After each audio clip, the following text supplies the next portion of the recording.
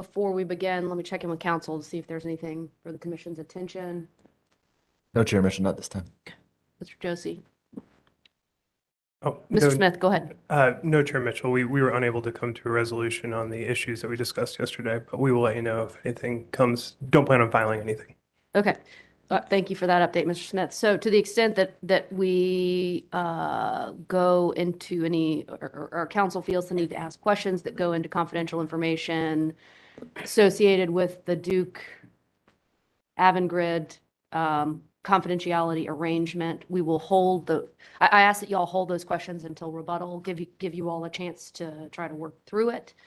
If you're unable to work through it, somebody needs to apprise the commission of that so that we can just be careful to avoid any questions on confidential information going forward. Any questions? No, Mr. Smith? that works for me. Thank you. Okay. Understood. And to be clear, we believe further conversations are needed. And at this point, we have obviously a different perspective. We hope we can find an amicable solution that resolves it, and we'll continue to work on that offline. All right. Well, you've got some time before rebuttal, so. All right. Before we begin, the commission is going to take judicial notice of the full and complete attachment N1 to the joint open access transmission tariff of Duke Energy Carolinas LLC, Duke Energy Florida LLC, and Duke Energy Progress LLC on file with the Federal Energy Regulatory Commission as of today, which is September 21st, 2022.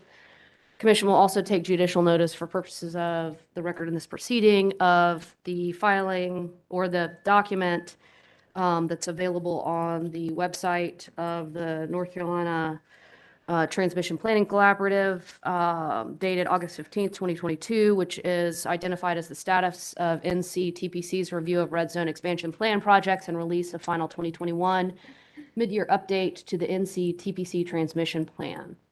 All right, with that, Ms. Farver, Mr. Roberts, good morning. Just a quick reminder, y'all are under oath, and we are here today to finish up questions from the commissioners and then take questions from council on those commissioner questions. Let me check in with colleagues to see, commissioners, any questions since we left the hearing room yesterday? Okay. I have some questions I would like to ask you all. And I will do my best to just get through them efficiently. All right, let's see. Mr. Roberts, you have testified extensively at this point on the procedures of the NCTPC. And I know that you are intimately involved with the NCTPC and that you are more than familiar with the procedures that body employs. Walk me through, though, at a high level, just the process that the body goes through each year, I believe, in ultimately approving or voting on the transmission plan for that year. So can you start at the very beginning and just walk through the annual process? Yeah, so there's usually a scope document that gets put in place as to what's going to be covered in the annual transmission plan. And then early in the year, there's the chance for tag stakeholders.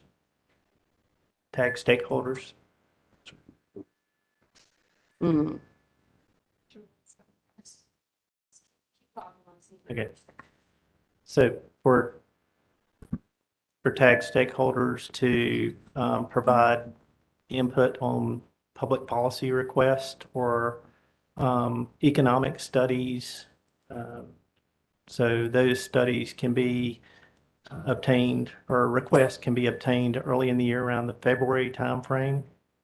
If those requests are provided, then additional scope has to be developed around those studies. Then as we go on through the year, we have quarterly transmission advisory group meetings to update the stakeholders on what's going on with the with respect to the studies, study scope, et cetera. As documents are drafted, they're posted on the NCTPC site for review, and the NCTPC will receive feedback on that. Throughout that time frame, you're having OSC meetings and PWG meetings to conduct business, make sure that we're progressing with respect to our schedule, which was usually established at the end of the prior year. Make sure we're progressing according to that schedule. And then mid-year, there's the mid-year update to the prior year's plan that was approved by the OSC. And that's where we were seeking to include the RZEP projects. And, one of the things I'll state is the reason we weren't requesting additional studies associated with the RZEP projects is that our conclusion was that the studies had already been done with respect to the generator interconnection request, those system impact studies. And so that was the basis for providing the mapping and reviewing that with the TAG group on June 27th with respect to the mid-year update. And as you know, with the commission order associated with not including the RZEP projects in the baseline, in addition to some of the TAG stakeholder responses that we received, we agreed to remove those RZEP projects from the mid-year update. And so just continuing on with the rest of the year, we conducted the supplemental studies associated with the RZEP projects to provide further basis for the need for those projects. Through this proceeding, we're requesting acknowledgement from this commission that these RZEP projects are needed and used and useful, have more benefits than just connecting renewables associated with executing the carbon plan. We'll have another stakeholder meeting in October to review those supplemental studies. The annual reliability study will continue to be done, and that should be finished up in that October timeframe as well. I don't know that we'll be able to provide that overview in the October TAG meeting, but we'll provide an overview toward the end of the year with respect to TAG, or post it on our NCTPC site through a report associated with that annual reliability study. And then the OSC will vote on that pending feedback from TAG stakeholders. And usually that gets posted as a final report in the January timeframe the following year. Okay. Thank you for that, Mr. Roberts. For now, I do have some questions for you on the RZEP, but for now, let's just focus on process so that I make sure I understand completely what the process is that the NCT PC employs. So you during the year. So your testimony began that there's typically a scope document, and so my assumption, and you disabuse me of this assumption if it's incorrect. My assumption is that you all begin with the most recently approved local transmission plan, and you identify actions or work that needs to be done during the year on that plan. Is that correct? Right. Usually in the annual local transmission plan, the changes are primarily associated with transmission upgrades associated with interconnection agreements that had already been signed, planned generator retirements, additional resources, additional points of delivery load that's been incorporated into the model. All of that studied in the base reliability case. Okay, and so the base reliability case is studied. That's an annual study that the group performs. Okay, and is that the October study, or do you all study before October? Yeah, so once again, that's progressed throughout the year. And usually the final study results come out in the October timeframe. Understood. So so as I understand your testimony, the study and the analysis of these different drivers of transmission needs, from interconnection requests to planned generation retirement to anticipated load changes or perhaps generator addition. Those things are assessed throughout the year, and then you'll have the results of the final study sometime in October. Yeah, and usually the draft report will be posted in the November timeframe. on the Okay. NCTPC side. Okay. And the, um, sort of setting aside for a minute the opportunity of the tag to comment on the drivers of transmission needs or the study process during the course of the year, is it the LSEs who bring who sort of bring the inputs to the or bring the data to the group to be studied in each year? Yeah, for the local transmission plan, the annual reliability study, that's correct. Okay. And then who actually performs the study? So the planning working group Okay. actually performs the study. And I recall, and again, please tell me if I've heard you wrong. I recall earlier in this hearing, you testified that the study that the planning collaborative does, or the PWG does, is different from the study that's conducted for generator interconnects, and that they really there should be some work done to try to make those studies more similar. That's how I heard your testimony, but did I hear you right, or is that? So for the reliability study, since they're to the point, the interconnection, resource interconnections are to the point of having an interconnection agreement, those additions are studied as if the generator exists in the base model. And if it's a public policy request or economic study, those are looked at in a different manner. But to answer your question more succinctly, yes, the studies need to look at these public policy requests as more like a generator interconnection study.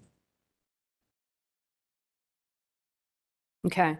And talk for a minute about what that means specifically. Right. So specifically, that means looking at max gen scenarios in local areas, i.e. making sure that the existing generation in a certain area where you're looking at making assumptions of new generation being added, can still maintain its firm deliverability to serve load.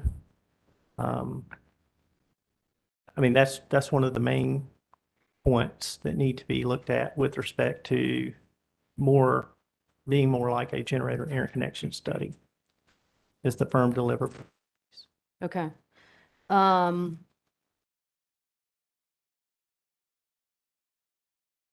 Okay. And- So then sometime in October or November, you all have the final results of the study the study or studies that have been ongoing throughout the year.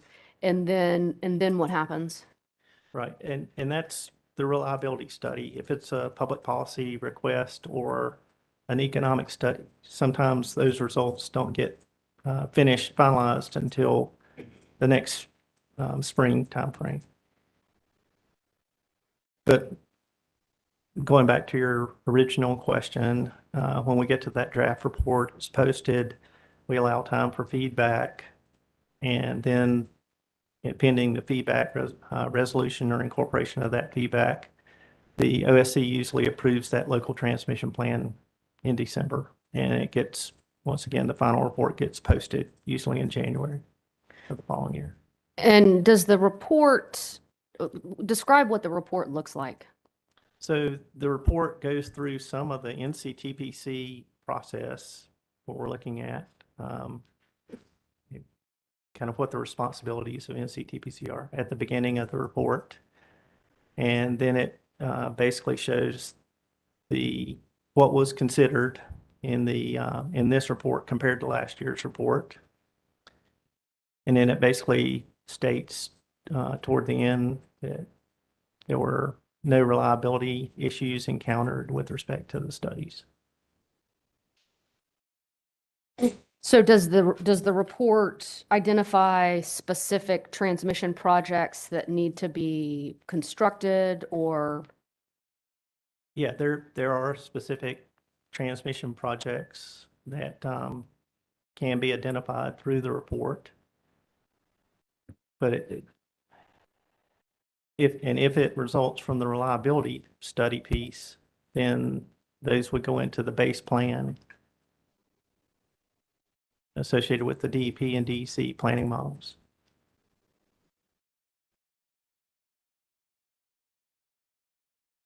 Okay, so the reliability, projects that meet a reliability need go into the base plan. Okay, and help me understand specifically what the base plan is. Right. So when I was referring to the base plan, I was referring to DEC and DEP's base transmission planning study models. And are those, I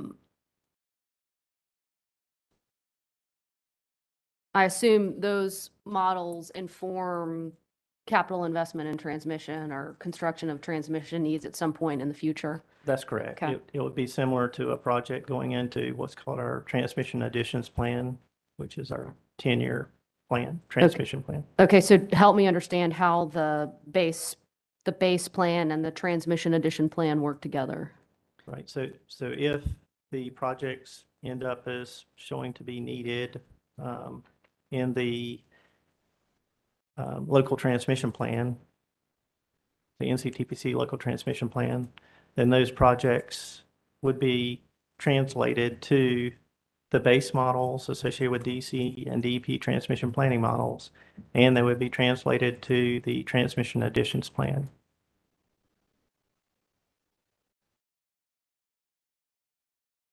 So just so I'm make sure I'm clear here, so the base plan is a planning document and is the transmission addition plan more of an execution Yeah. document? It's Okay. more of a projects related Okay. document. Okay.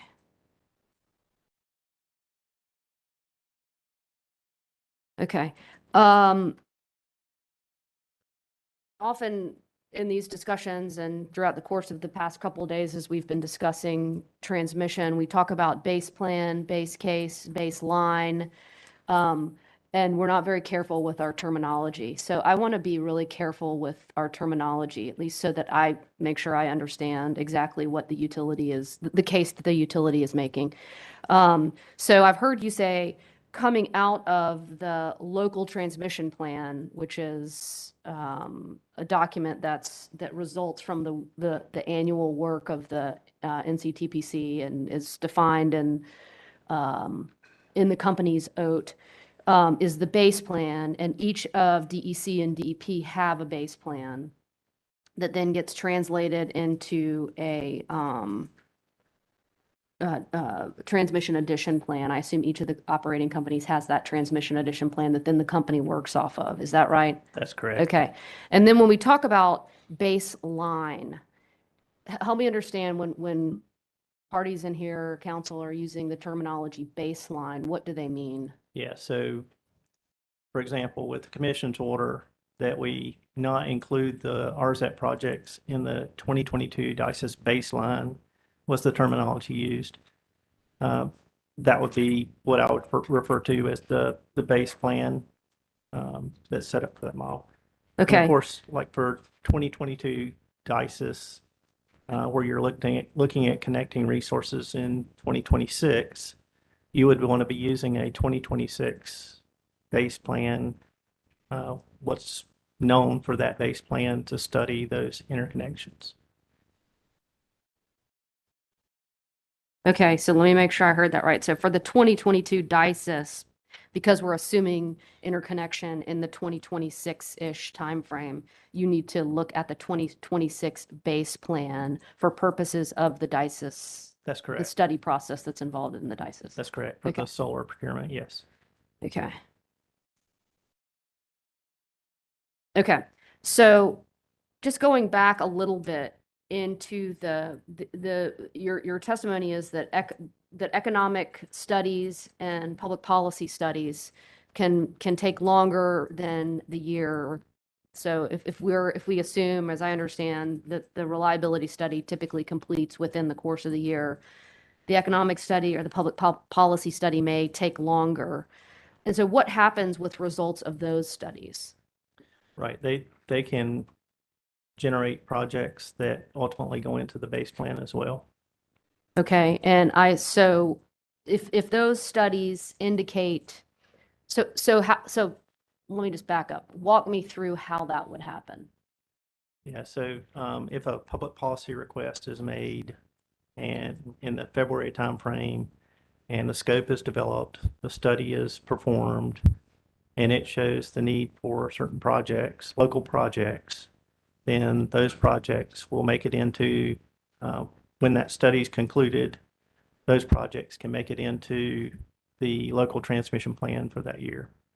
Okay, and to make it into the local transmission plan, I assume that they have to go through the same process. They get commented on by the tag and then ultimately have to be voted on by the OSC. Is that correct? That's correct. Okay. And then assuming let's assume that the OSC votes to approve the projects that are identified out of an economic study or a public policy study. Then would those projects, assuming that there's a project for the DEP, for DEP or for DEC, would those projects then be incorporated into the base plan?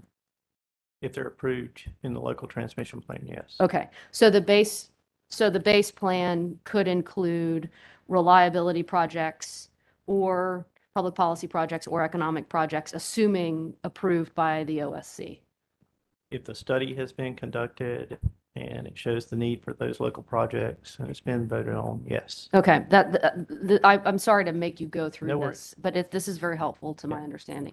And I will just add that with respect to the RZEP projects, the conclusion that the companies had was that there were sufficient studies that were already done.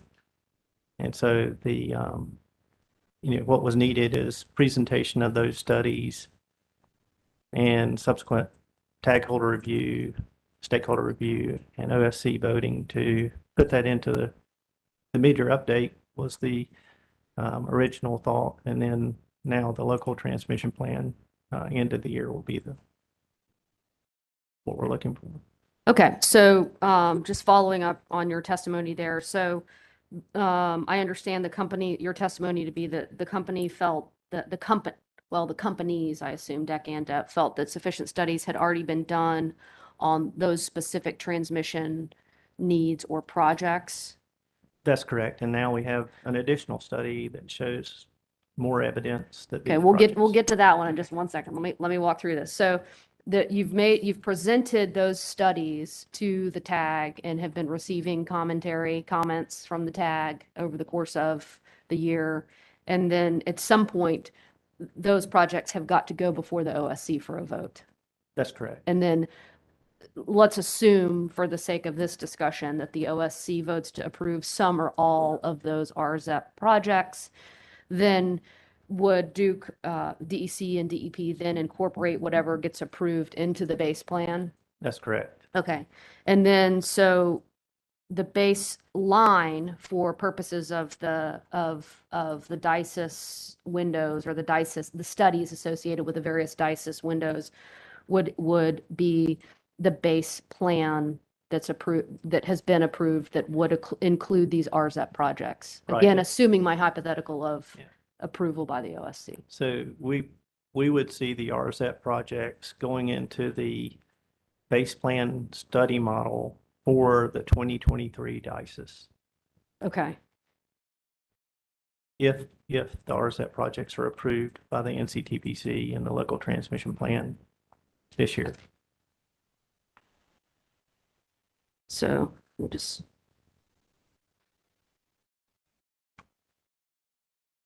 And remind me, Ms. Farber, you might know this, when does the 2023 DICES window open? It opens January 1st of 2023, but Okay. it closes June 29th. It's Okay. a 6-month window.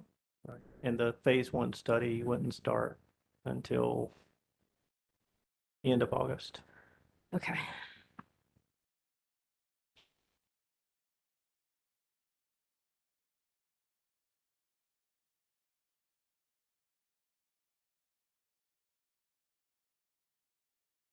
Okay.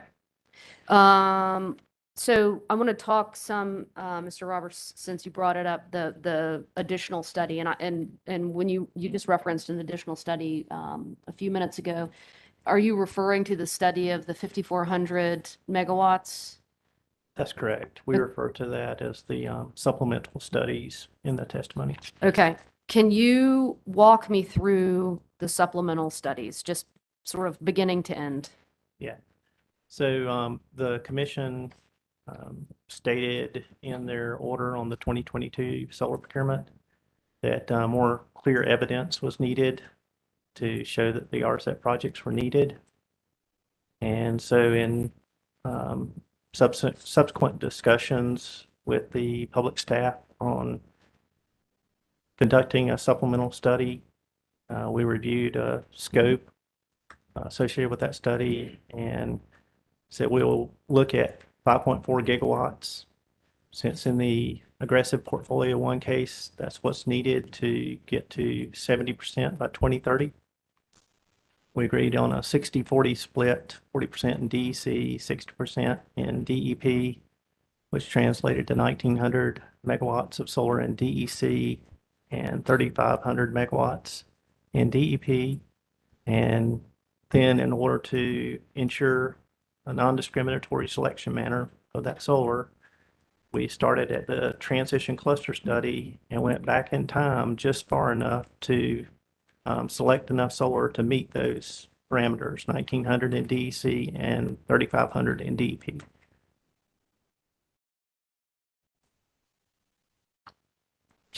Okay. Help me understand what the study demonstrated. Yeah, so we performed a study of that amount of solar connecting in DEC and DEP based on that non-discriminatory selection of solar. And we performed really a cluster type study. So similar to the transitional cluster study, we looked at just like a generator interconnection study, with a cluster generator interconnection study would be performed with that 5.4 gigawatts.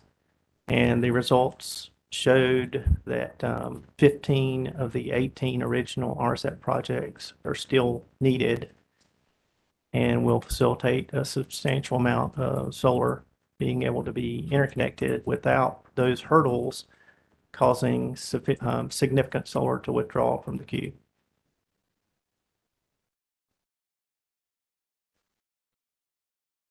Okay. I'm going to ask a little bit out of sequence here, but just so I don't forget to ask it. You said the study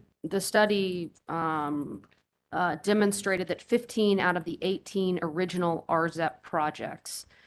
So the projects that make up the RZEP have evolved over time to a limited extent. That's my understanding, at least. Where can I find in what you all have put in the record the current list of RZEP projects? Yeah, so there's more in the rebuttal testimony. Okay. But the final list based on public staff testimony, where we are requesting acknowledgement from the commission, is found in the rebuttal testimony in a table. No, it's, yeah. So the original list is provided in the mapping of Exhibit 1 and Exhibit 2, but the final list that we're requesting based on public staff testimony, direct testimony, is found in I believe it's Exhibit 3, subject to check, in the rebuttal testimony. In the rebuttal testimony of this panel? Chair Mitchell, it is Exhibit 3 to the rebuttal testimony of this panel, has the up-to-date list. Okay. Yes. And your testimony is that's with the public staff's, that's based on either discussion or testimony in this proceeding with public staff, the final list. The final list is a result of the public staff's direct testimony, Okay. and we'll discuss that more in rebuttal. Okay.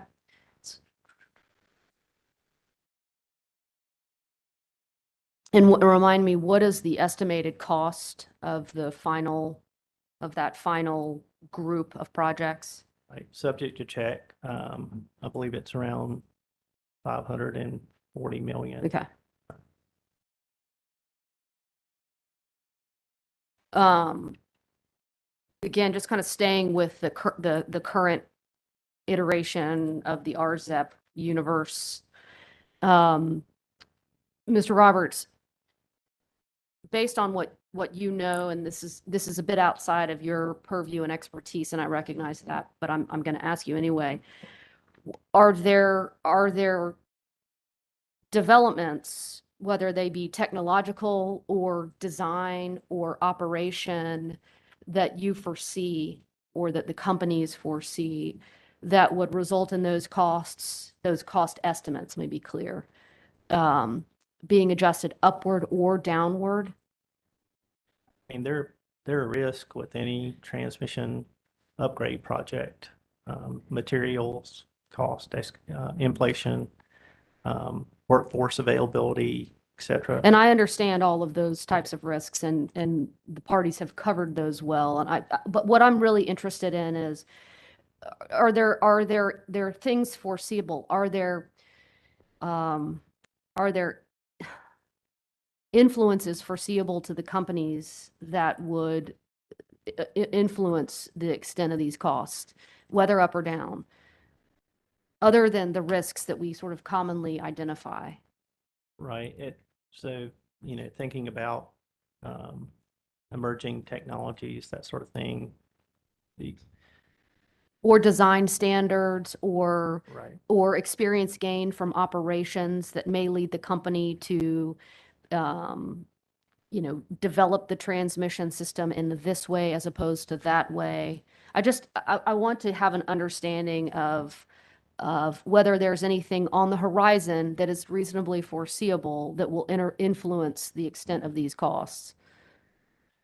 Not that I'm aware of. I mean, Okay. these are really old assets that, a lot of these are really old assets that, need replacing from that perspective. And, one of the benefits is being able to connect more larger solar, facilities. And there's lower line losses with respect to increased conductor sizes, et cetera. Some of these benefits, other benefits are described in the testimony.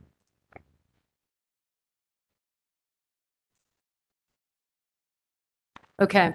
Let's see. Going back now, I'm taking you back to your testimony about that was a little bit of a digression, so thank you for answering that question. But the supplemental studies that you all performed on the 5,400 megawatts, and do I understand your testimony correctly to be that the type of studies that you all performed on these, and well, let me back up. Were you studying interconnection requests for 1,900 megawatts in DEC and 3,500 megawatts in DEP? Or were you studying, what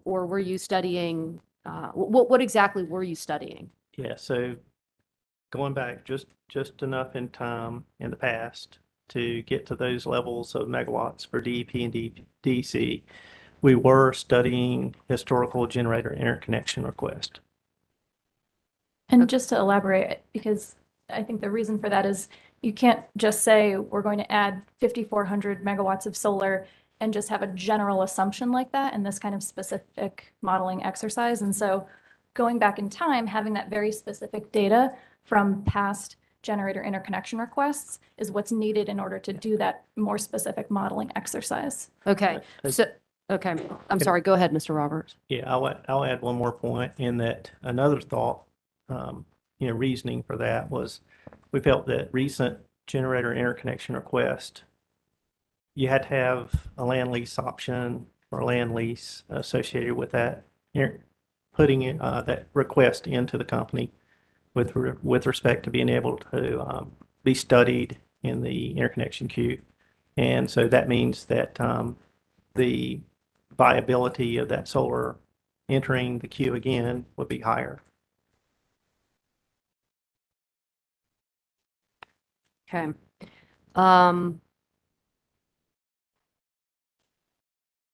Okay, so the determination that 15 of the 18 original RZEP projects were needed.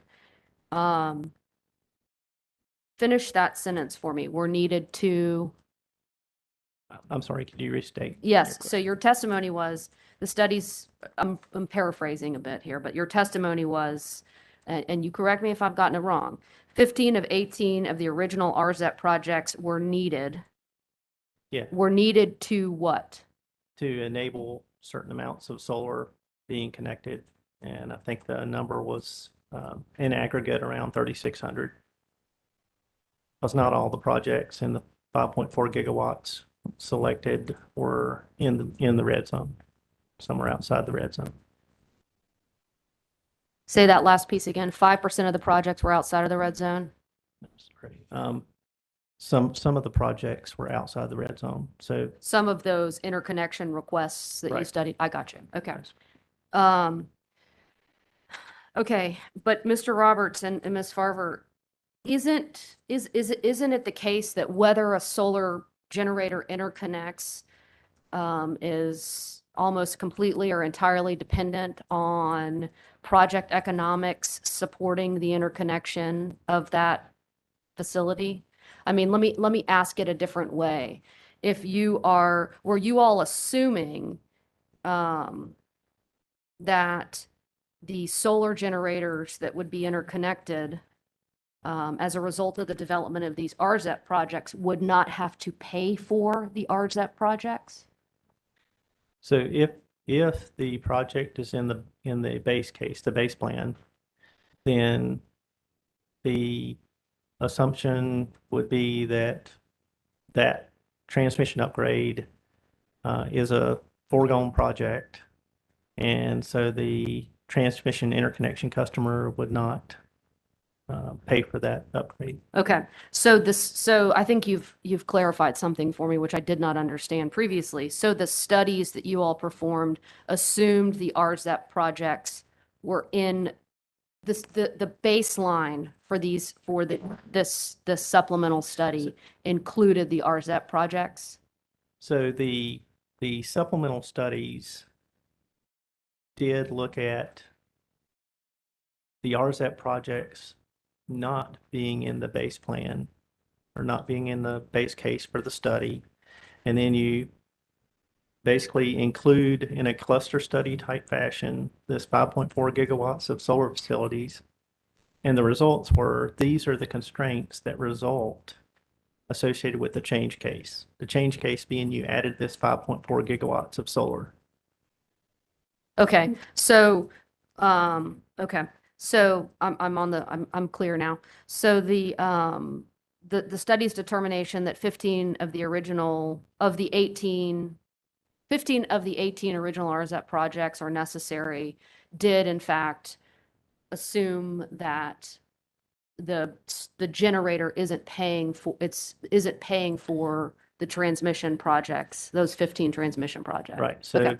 I'll let Ms. Well, Barber speak. I don't think that these studies assumed anything about who pays for them. It was trying to identify what those necessary upgrades would be Okay. to accommodate these projects.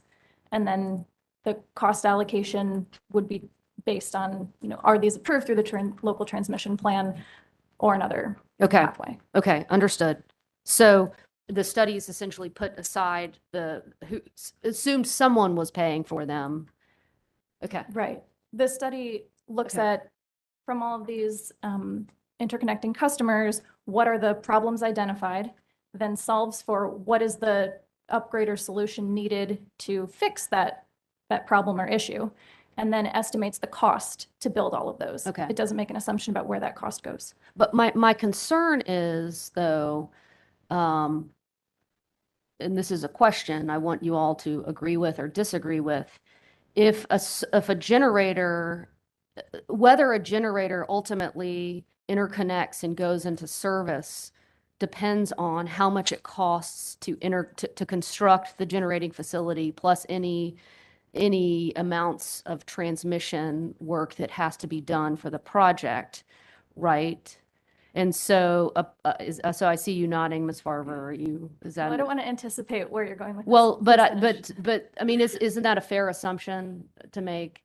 And so if you are removing, so any conclusion about how much solar these projects facilitate really has to be predicated on how much cost those solar generating facilities can bear. Is that correct? I'd put it slightly differently. Okay. So now that we have 951, we recognize that there is a need for a lot of solar in our future. And we just haven't seen as many applications and opportunities, or I should say requests and opportunities in non-red zone areas.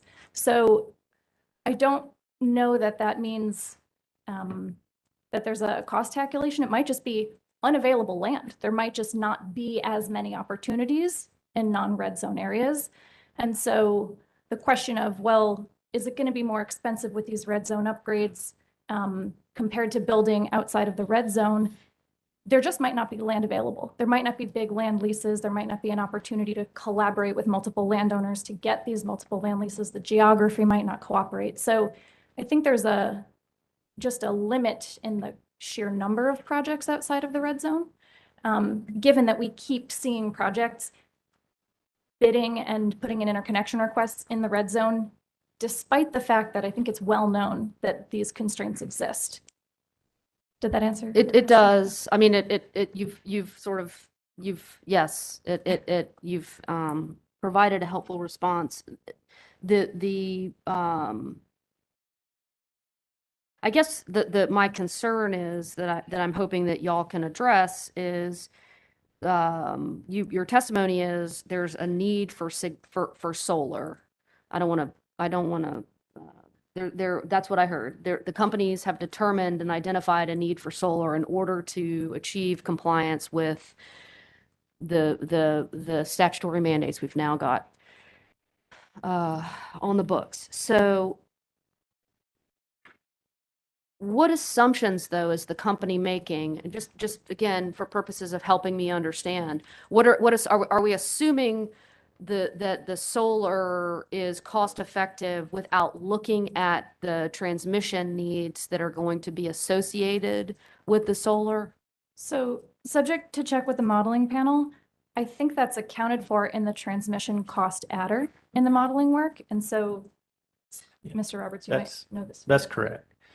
Yeah, Okay. so in the, I believe it's table E44, base transmission cost proxies, upgrade proxies. For solar, there's some basically stratification upon periods of years. And with those numbers, we actually included the cost of the red zone projects in that baseline number. So the red zone costs are accounted for in the transmission adder in the modeling work. That's correct. Okay. And Mr. Roberts, you mentioned table E44 That's correct. in the modeling panel's direct testimony. That's table E44 in the carbon The carbon plan, I'm sorry. Yeah. Yeah, okay. Appendix C of the carbon plan. I was wondering if I know Mr. Snyder has put a lot in the record. I was thinking 44 tables, that would be, I wouldn't put it past him, but that would be impressive. Okay. Okay. All right. So make sure I'm understanding this then correctly. So the modeling that the companies have conducted in support of the portfolios that have been constructed for purposes of this exercise or for this proceeding takes into account transmission work that's going to have to accompany solar generation going forward. That's And- correct. And costs associated with the red zone are included in that transmission cost adder. That's correct. And the model is still selecting And the- solar with those costs considered. Okay. Okay.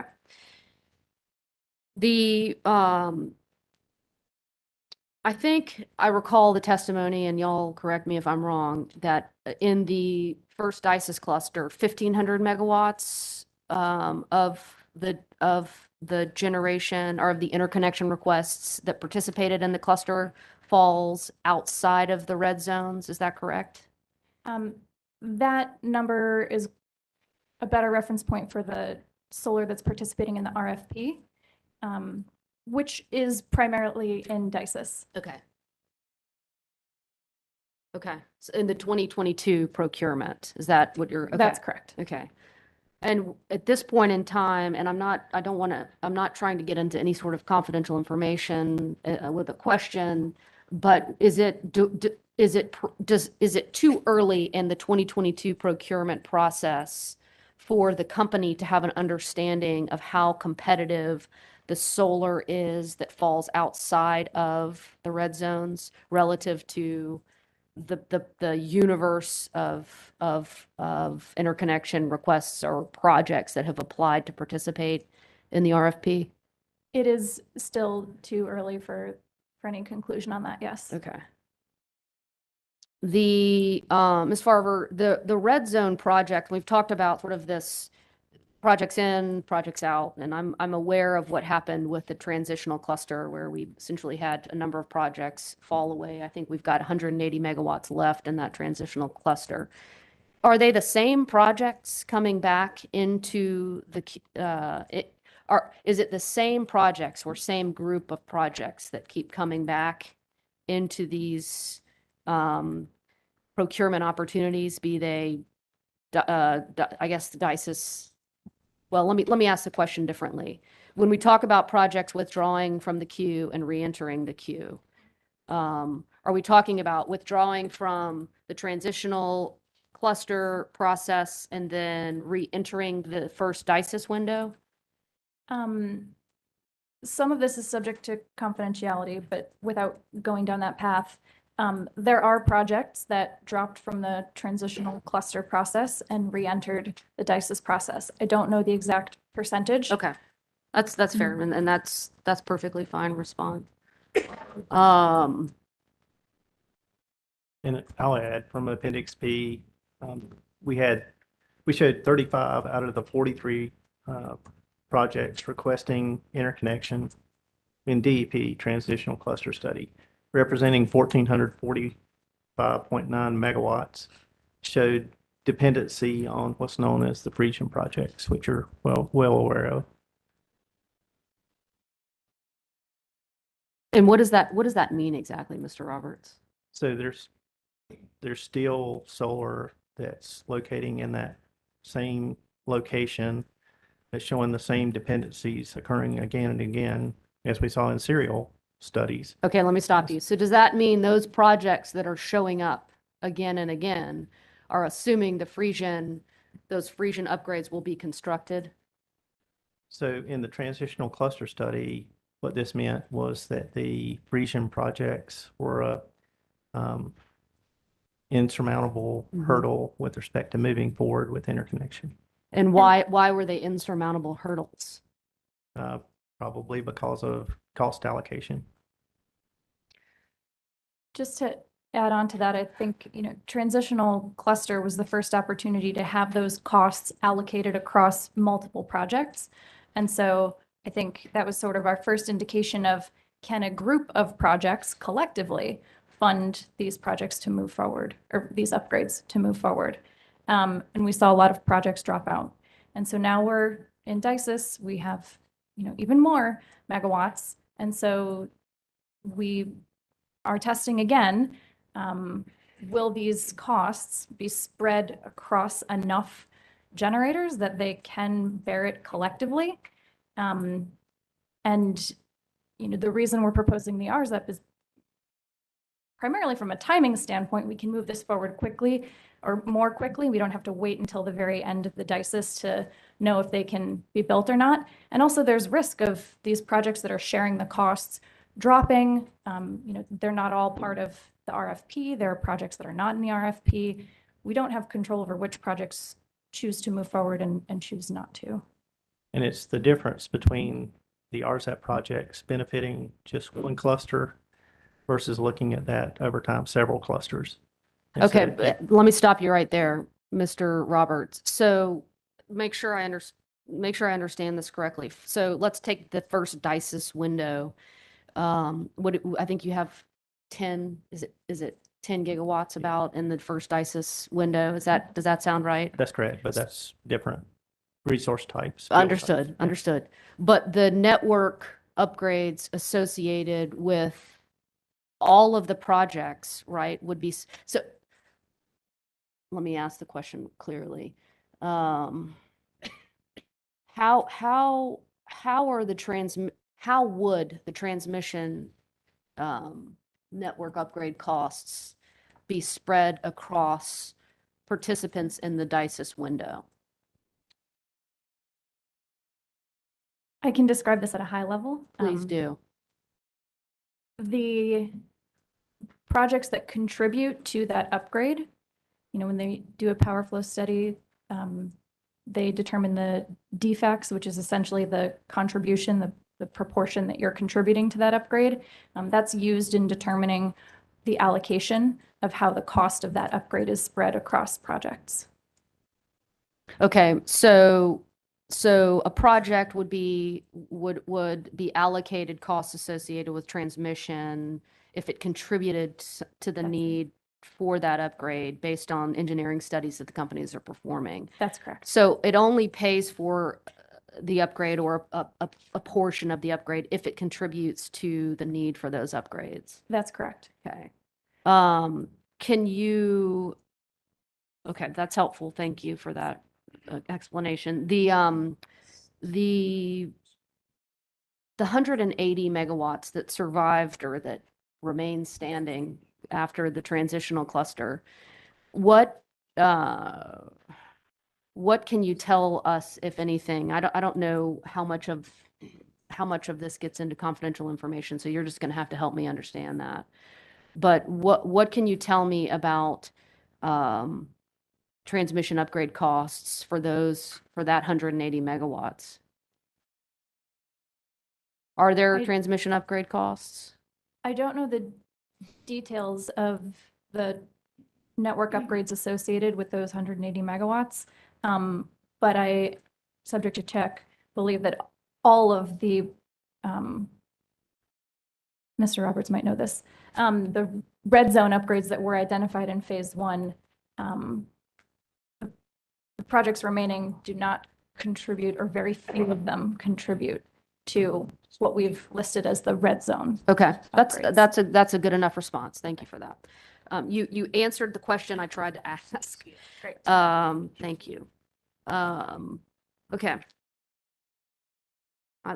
Y'all just bear with me. I'm sorry, I'm taking so long here. Okay. Gotcha. I got it. Let me get through this so I don't.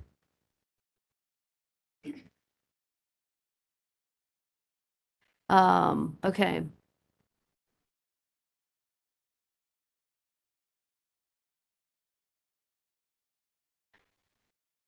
I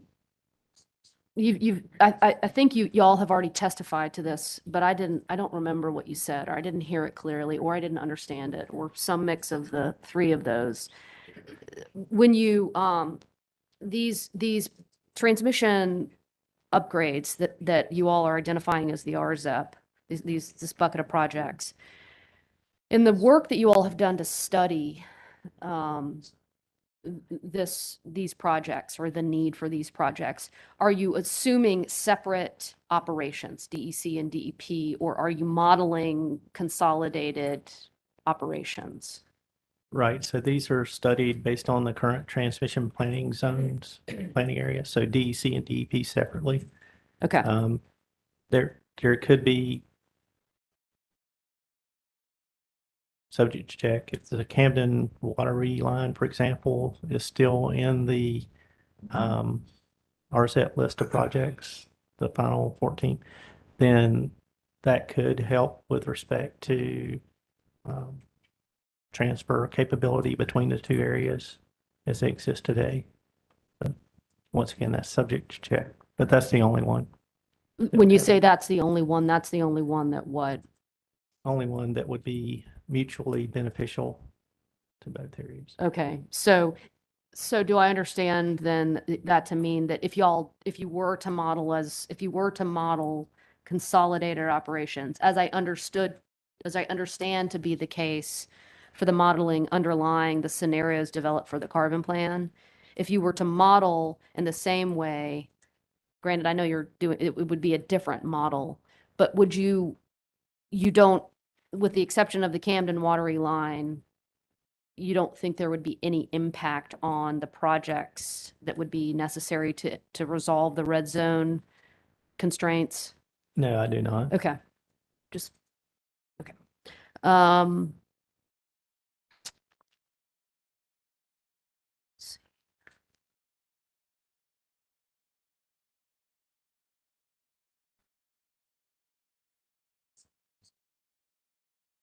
The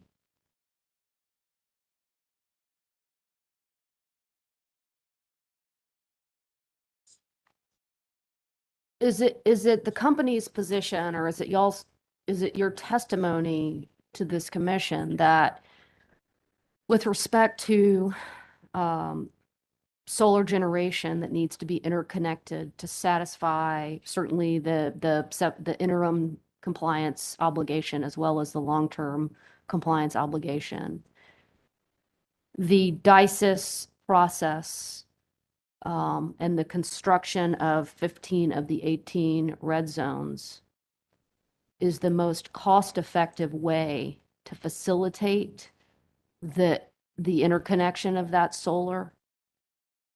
Yes, If the, is it, let me ask that question a different way. Is the DICES process in combination with the construction let me ask it this way. Is the DICES process in combination with the inclusion of the 15 RZEP projects that Mr. Roberts has testified to in the baseline for DICES 2023, assuming solar is interconnected following the results of that second DICES window, will that be the most cost-effective solar that can be interconnected? Let me ask the question a different way, because this is not, I'm not asking my question clearly. Ultimately, it's the commission's obligation to ensure that the companies embark on the least cost path to compliance with the statutory emissions reduction goals. Is the company's proposal for inclusion of certain of the red zone projects in the baseline going to allow the company to meet that goal or meet that obligation, that least cost obligation with respect to the solar that's interconnected? yes, and I think the modeling work supports that because since these RZEP costs are assumed in the transmission adder in the modeling and assumed in that price of solar, and solar is being selected as a solution in the model, that indicates that even with the red zone costs associated with the solar, they are still part of the least cost solution. Okay. Okay, I'm gonna just, I'll surrender at this point. Any additional questions? Okay, let me let Mr. Clapfelter go and then you go. Okay. I want to follow up one point that you discussed with Chair Mitchell. It concerns the supplemental study. If you want to have it there in front of you, it's Exhibit 3, I think your council identified. As I read the supplemental study, and I'm going to use DEC because I think the answers will be the same for DEP to the questions I'm going to ask. For purposes of the study, you were trying to see what would be required to interconnect the 1,937 megawatts of additional solar in DEC using the project selection criteria that you've already described for That's to correct. compose that. So the study identifies 4 red zone projects. As you told me yesterday, they're all in South Carolina that would be required. But it also identifies 24 other transmission upgrades that would be required in order to reliably interconnect that 1,937 megawatts. Am I That's- reading the study correctly? That's correct. So when you did the transmission adder calculation for purposes of modeling the selection of solar resources, what happened to the costs associated with those 24 additional transmission upgrade projects? Were those included in the calculation of the adder? Yeah, so some of those projects are connected to 44, so Right. you can manage those. Those would be probably assigned to the interconnecting a generator. Right. Because you only allowed one per 44 kV. That's right. Or they would probably submit or request to lower their amount that they wanted to connect. The other ones, part of that 1937 was outside the red zone. And just because it's outside the red zone, it may still incur upgrades. So some of these upgrades would be associated with that. Some of these could be associated with projects that are inside the red zone. And what we've identified with these 4 projects, the Clinton, the Lee Piedmont, and the Newberry, are common constraints that show up time and time again with projects requesting to be interconnected inside of the DC area in South Carolina. And these projects typically, even though they keep requesting interconnection in that area because of land favorability, these projects usually don't allow moving forward. If you just look at it on one isolated cluster study basis, like the transitional cluster study, that's probably going to be your result. If you look at it over several clusters, several procurements, then these projects are going to enable a lot of solar moving forward. And so, yes, these other projects, some of these may have to be funded through crediting policy by the projects. But we see that as being feasible with respect to moving forward with the amount of solar to the carbon plan showing we had to connect, not just through 2030, but beyond. And there will probably be more iterations associated with this, with more projects, new red zones that come up as we add the amount of solar that we're looking at adding to meet these carbon reduction objectives. Right. I appreciate the answer. I understand it, but let me go back and just sort of be sure I get my question clear. Okay.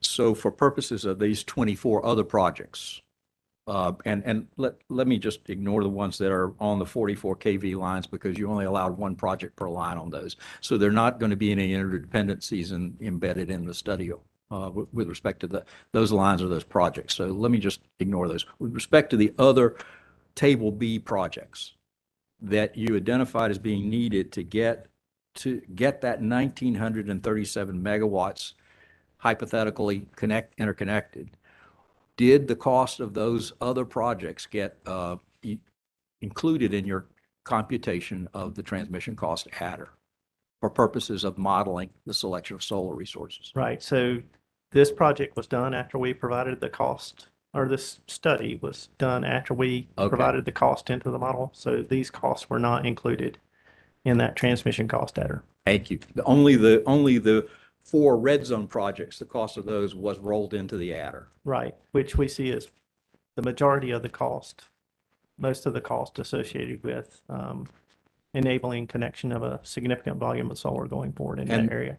And the same would be true, excuse me for not letting you finish, but the same would be true with respect to DEP. What you just told me Yes. is exactly the same for DEP, except you've got the 3 red zone projects that you said you might be able to delay, but the Table C projects that would be required to connect the 3,500 plus megawatts in DEP, those costs were developed in the supplemental study after you had already set the transmission adder for modeling purposes. That's correct. Okay, thank you. That's the follow-up question I wanted to ask. Thanks. So I'd like to provide a hypothetical, and it really gets to the siting question that the commission's been concerned about in the past. And let's assume, for purposes of this hypothetical, that there have not been historical generator interconnection requests in this red zone area. If DEC or DEP were choosing the sites for the additions of large amounts of solar, let's say 3,600 megawatts or 5,400 megawatts on the DEC and DEP systems, would the red zone, the RZEP zone area, would the companies have chosen that site or that area to build this amount of solar?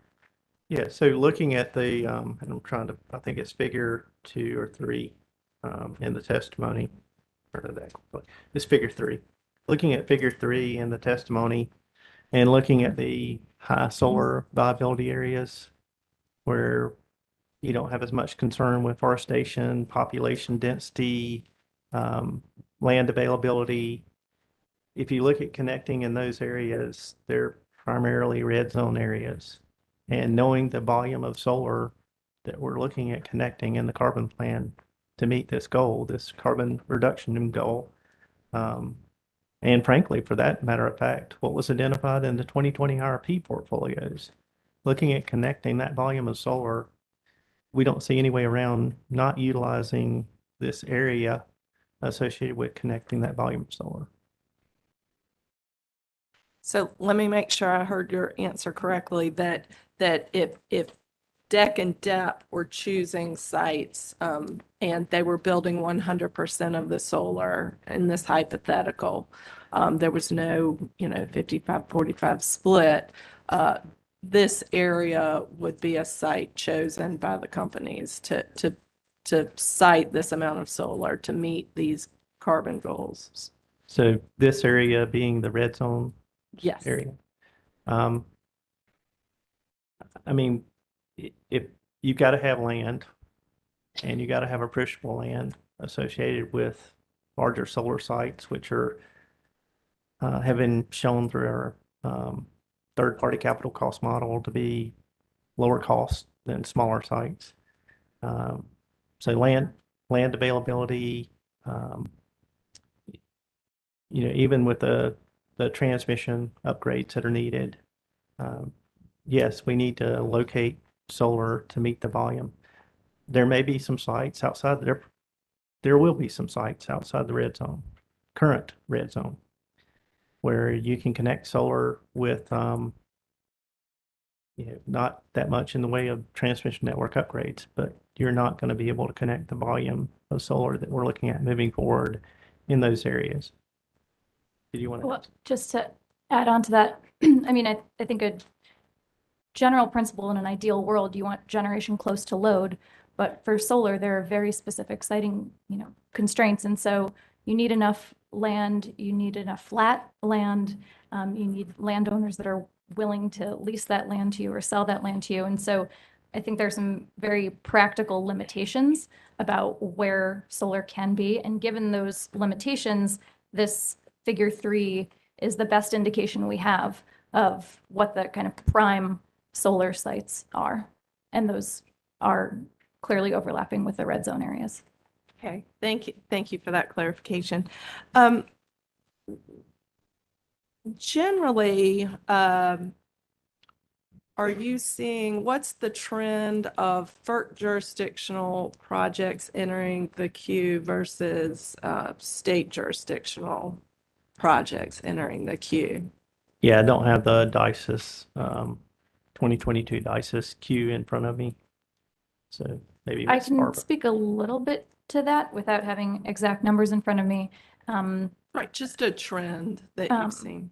Well, because our 2022 solar RFP has both a PPA track and utility ownership track, we designed the rules of the RFP so that if you were PPA track or if you were bidding a project both PPA and utility ownership track, you should enter in the state queue.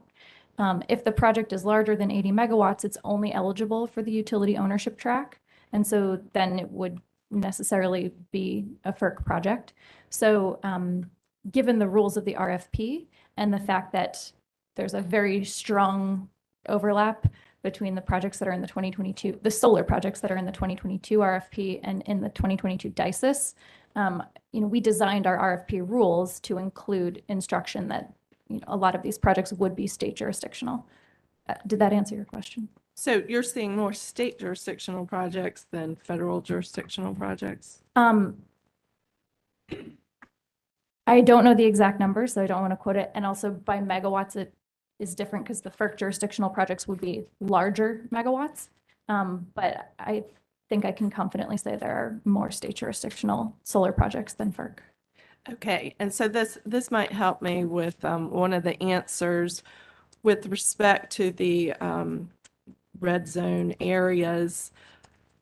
Mr. Roberts, you testified about insurmountable hurdles based on cost allocation. So with FERC jurisdictional projects, there's a crediting policy. So really it's a timing issue. But That's correct. so to get some clarification around that, even with the crediting policy, cost allocation, the FERC jurisdictional projects, are you saying that it's still an insurmountable hurdle, or is it only with respect to state jurisdictional projects where there is not this crediting policy?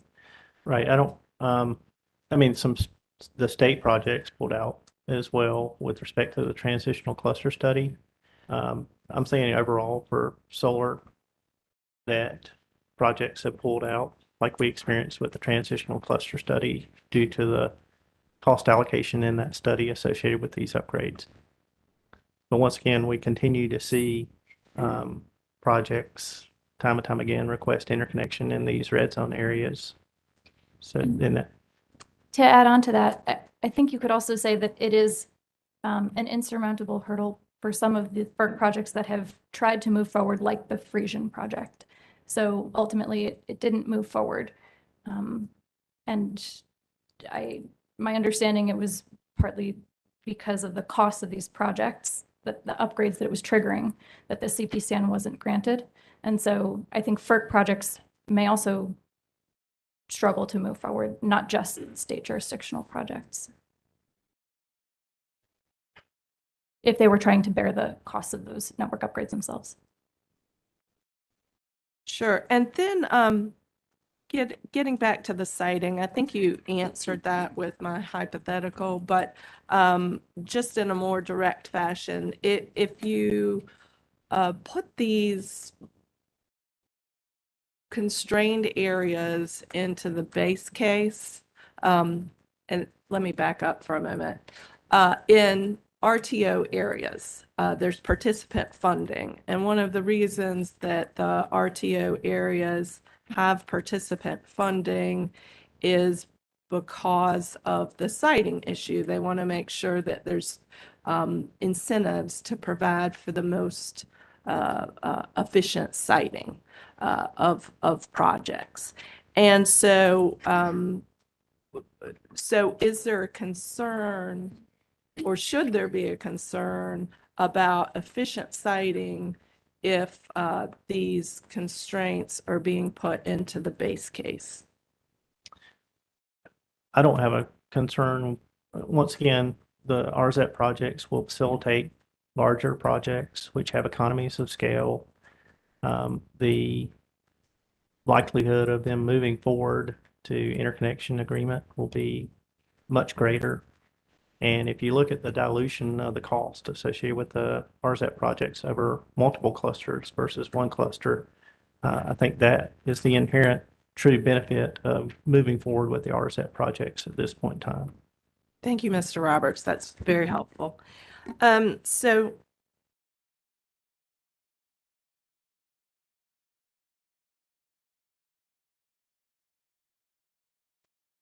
So moving to Chair Mitchell's initial questions about explaining the process with respect to the NCTCP, have there been economic projects placed in the base plan in the past? Like I said, I have a limited history with NCTPC. I'm not familiar with any recent economic projects that have gone into the base plan. And have there been in the past any public policy projects placed into the base plan? Yeah, my understanding is through the 2015 mid-year update, there were projects, public policy projects included associated with the Western Area Modernization Law.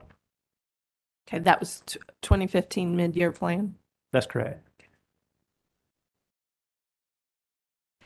And I think this question's been asked, but I'm going to ask it one more time. So how are the RZEP projects characterized? Are they public policy, economic, or reliability projects? Right. So currently we are looking at those as public policy projects, but they could just as easily be categorized as generation addition projects if this carbon plan's approved. Or whatever carbon plan is approved is going to have a lot of solar in it. Okay, thank you for that. I don't have anything further. All right, I actually have one more, just following up on that last point. So in the document from the NC TPC's review of red zone, the red zone expansion projects, it's dated August 15th, 2022. There is, and I'm just gonna, I know you don't have it in front of you, so I understand that. The document says or provides that the NC TPC local planning process provides several avenues for consideration of new transmission projects driven by different needs. The first is reliability projects needed to satisfy NERC criteria and maintain reliability. The second is projects needed to integrate new generation resources and/or loads. And then there is a reference to the OAT, attachment N1, section 4.1, 532, and 536. In reviewing those sections of the OAT, I wasn't sure exactly how those sections of the OAT informed this sort of avenue for consideration or category of projects, to use Commissioner Duffley's words. And then, so I want to ask you about that.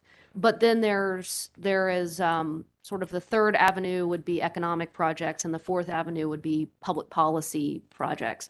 So this second project, the second category or avenue, projects needed to integrate new generation resources or loads. Is it your testimony that these RZEP projects fall into that category or would pursue that avenue for purposes of the planning process? Yeah, with a carbon plan that's approved, 2020 RP that's approved, it shows the approval of that resource plan requires this amount of solar that needs to be connected moving forward. You could look at these as generation additions.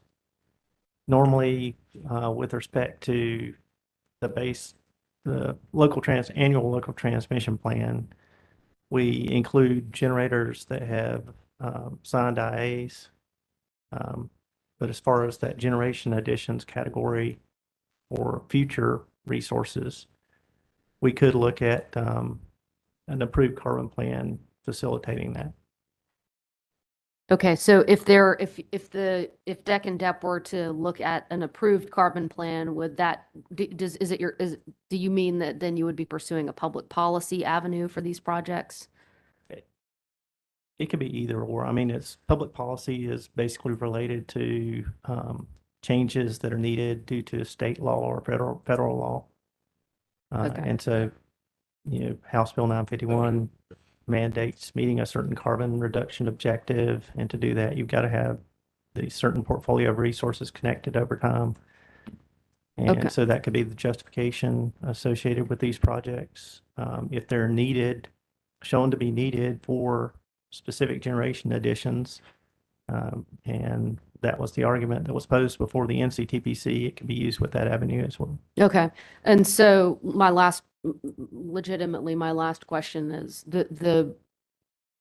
does classifying or categorizing the RZEP projects as projects needed to integrate new generation resources or public policy projects have an impact on the way that the companies would move through the local planning process or the the case it would have to make to ultimately to the OSC to get approval? With the case with the RZEP projects, once again, usually with like a public policy request, the request is made, you perform the study, you do a scoping document, you perform the study associated with that scoping document, and the local projects identified are the result. In this case, the studies have already been done and the projects have already been identified. And so there's really no new study that we deem needs to be done. Okay. And so those supplemental studies, those past generator interconnection studies are showing these red zone projects are needed to facilitate the generation additions of solar. Okay. I think there could also be a timing difference. Mr. Roberts, correct me if I'm wrong, but the public policy pathway, since we are prepared with that evidence, I think the public policy pathway could be something that would be ready by the end of this year. If these costs were being borne by generators, they would need a signed interconnection agreement before it came to the NCTPC. And the signed interconnection agreements from the 2022 DICES won't be until early 2024. So it would just further delay being able to move the red zone projects forward. Okay. Okay. All right.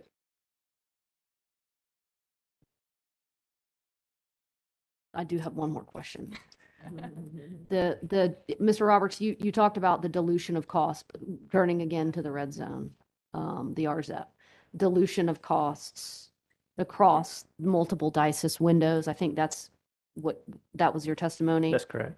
How do ratepayers benefit from dilution of costs across multiple DICES windows? Right. So one of the things that's been looked at by the public staff and by this commission is levelized cost of transmission associated with connecting resources. And so in the denominator of that is a megawatt hour number. So if you increase that megawatt hour number and hold the top number, the dollars for the transmission, about the same, then that's going to continue to lower your levelized cost of transmission for that amount of megawatt hours from those resources. So that's how it would dilute over time. The more those red zone projects were utilized by solar, more and more solar, the more it would dilute that levelized cost of transmission. And I believe there's some LBNL thresholds associated with that. And that sort of gets at the question of once these projects are approved, the study looked at a certain number of megawatts that it would help enable to interconnect, that there can be many more additional projects. We can't put an exact number to just how many more megawatts would be enabled because it's so dependent on the specific location and the megawatts of each individual project. So we know that it can enable more megawatts, and that's getting to that point of the dilution. It's spreading the cost across more projects than just what was studied. But we don't have a specific number to ascribe to that because we're not sure where those projects will be specifically located or exactly the size of them, and that's all part of the calculus. All right, with that, we will take our morning break. So let's go off the record. We will be back on the record at 11:15.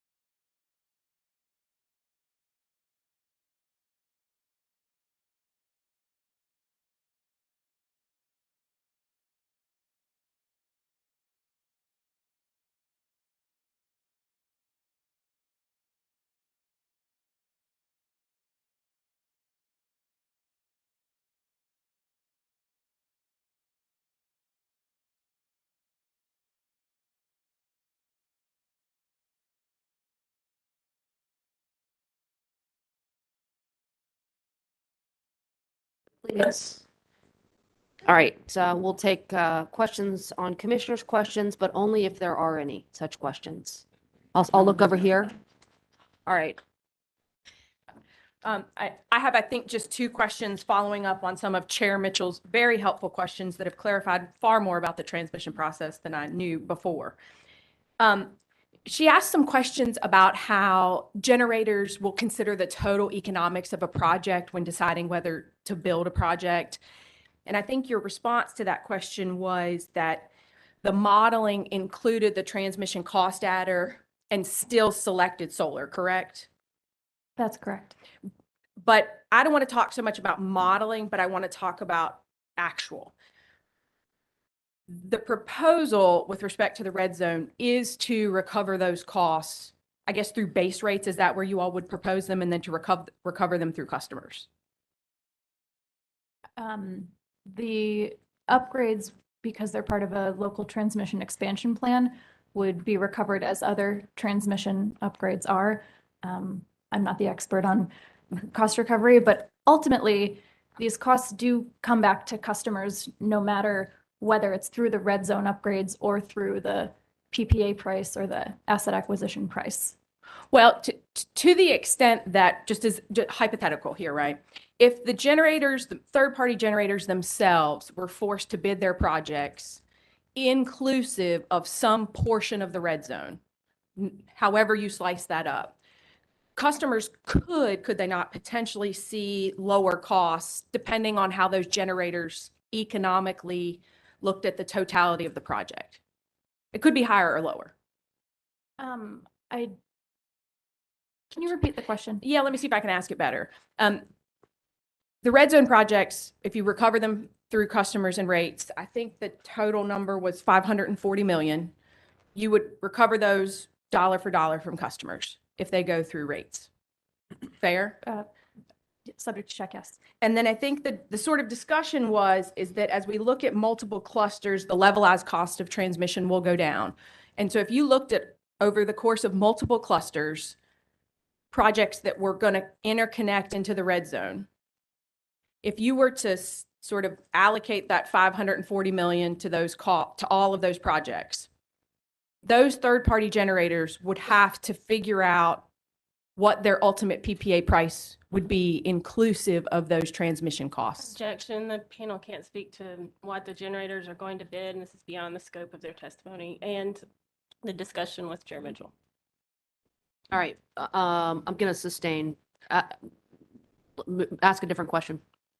That's okay. Those are all the questions that I have.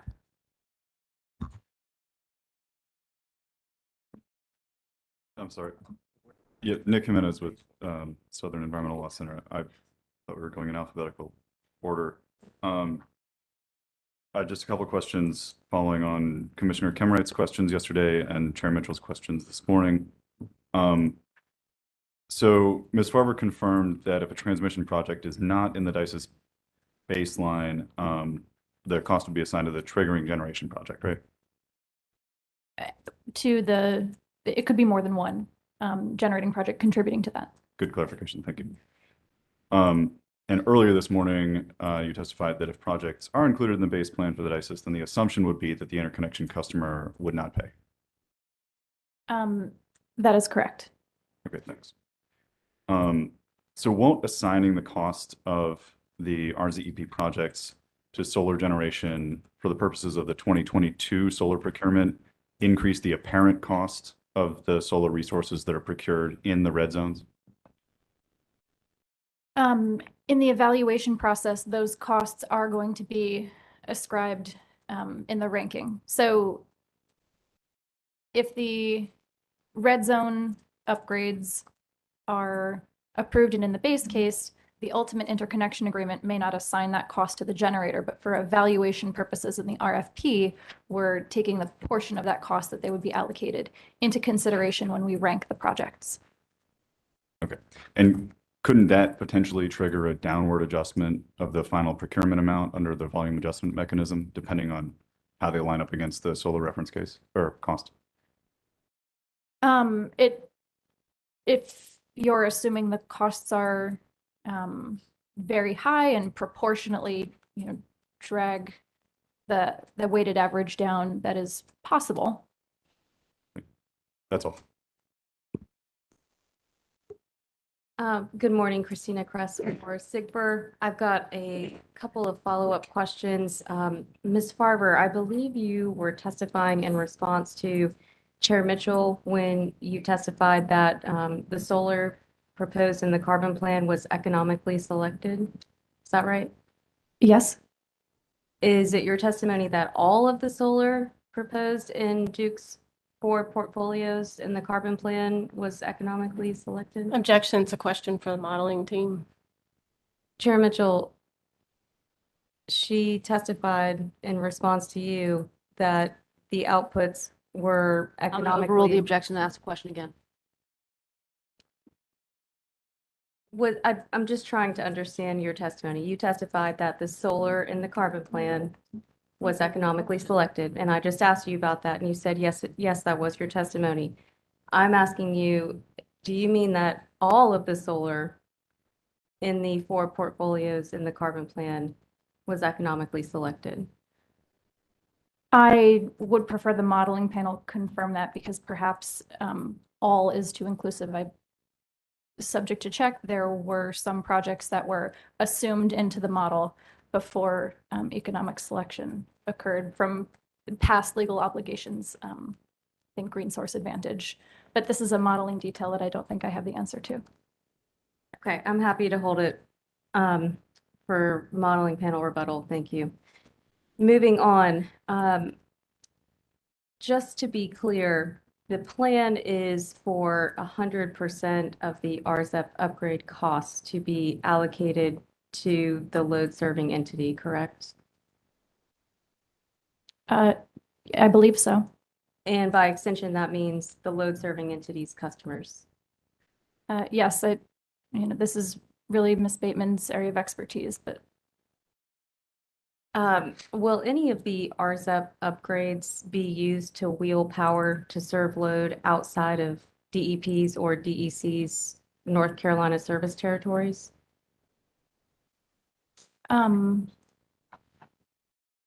That's not planned. It's not planned, perhaps. Is it possible that it will occur? There could be exports that impact power flows on any portion of the transmission system. Is it possible that the RZEP upgrades could be used to wheel power to serve load outside of North Carolina? Like I said, there's for exports, any portion of the transmission system could be used to facilitate that export. Can you help us understand why costs will not be allocated to the solar developer or a group of solar developers whose projects are seeking interconnection and whose projects will be facilitated by the RZEP upgrades? Could you repeat the question? Sure. Can you help us understand why the cost of the RZEP upgrades will not be allocated to the developer or group of developers whose projects will be more easily facilitated through these RZEP upgrades?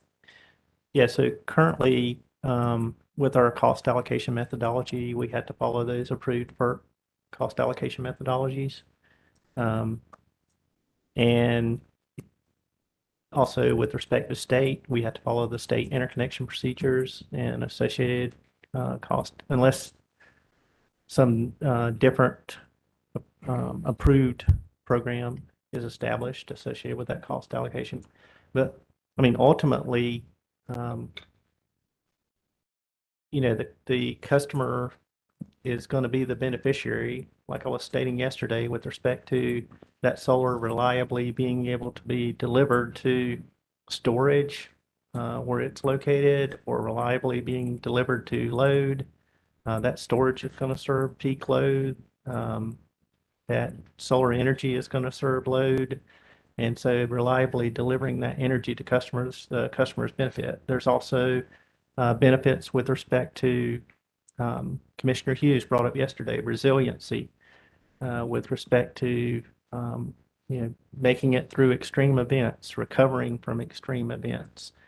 There's also benefits with respect to lowering line losses. There's multiple benefits to these projects that I tried to quantify somewhat in the testimony. So for the state jurisdictional projects, this commission could direct that a different cost allocation methodology be used. Is that correct?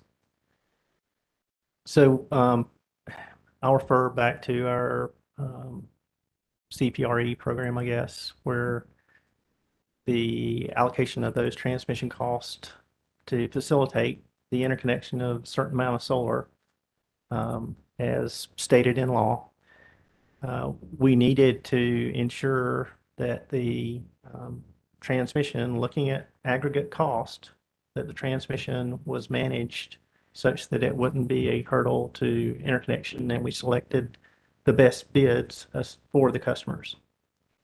Okay, so I was really just looking for a yes or a no there, if you could. Could you repeat your question? For state jurisdictional projects, could this commission direct that a different cost allocation methodology be used for these network upgrade costs? So they could stipulate and order something similar to our CPRE program.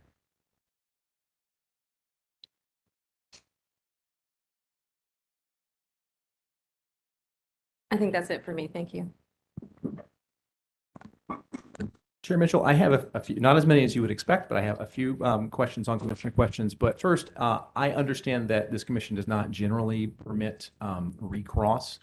But when Duke's counsel did redirect of Mr. Roberts yesterday, he changed one of the answers that he had provided to me on cross-examination without really any explanation. So I would request the opportunity to very briefly follow up on that. Let's do this. Let's stay with questions on commission's questions for now. All right. I can come back to it on rebuttal. That's also fine. Right. And I would ask this. When we recess, why don't you confer with Duke's counsel? Let's look at the transcript, look at the film, and let's figure out what's going on. You all work it out. And then if you need to bring it back, we'll deal with it on rebuttal. You'll have an opportunity to do it then. Okay, thank you. Thanks. All right. Well, let's first then, I will follow up on generally Chair Mitchell's and other commissioners' questions on cost allocation. Mr. Roberts, if I can paraphrase a lot of what's been discussed here, you tell me if you agree with this, that you've testified or agreed that if the entire cost of the red zone upgrades was allocated in an interconnection study to a smaller subset of projects, less than the approximately 5,400 megawatts that those upgrades would facilitate, it would distort sort of the apparent price of those upgrades with respect to those projects. Would you agree with that? Yeah. Yes. Okay. And you're aware that the public staff has expressed concerns that the red zone upgrades will be constructed but not be fully utilized? Yes. Okay. So if for purposes of RFP evaluation, and Ms. Roberts, this may be a question for you. If for purposes of evaluating projects in an RFP, the full costs of the red zone upgrades are allocated to a smaller set of projects as we discussed, wouldn't it be possible that those projects would not get selected in the RFP because of those additional costs? Yes, it's all relative to the other projects they're being compared against. Understood. Thank you. But would you agree that that would increase the likelihood that the red zone upgrades would actually be underutilized? Well, I think the point is that the red zone upgrades are not just for one procurement cycle, and this is really a longer term approach and a longer view of what our goals are. And so to look at just one specific procurement cycle is taking too narrow a view of what the red zone projects are enabling. Okay. Well, do you agree that that distorting effect of allocating the cost of the red zone upgrades to a smaller set of projects than they would ultimately facilitate could result in those upgrades being underutilized?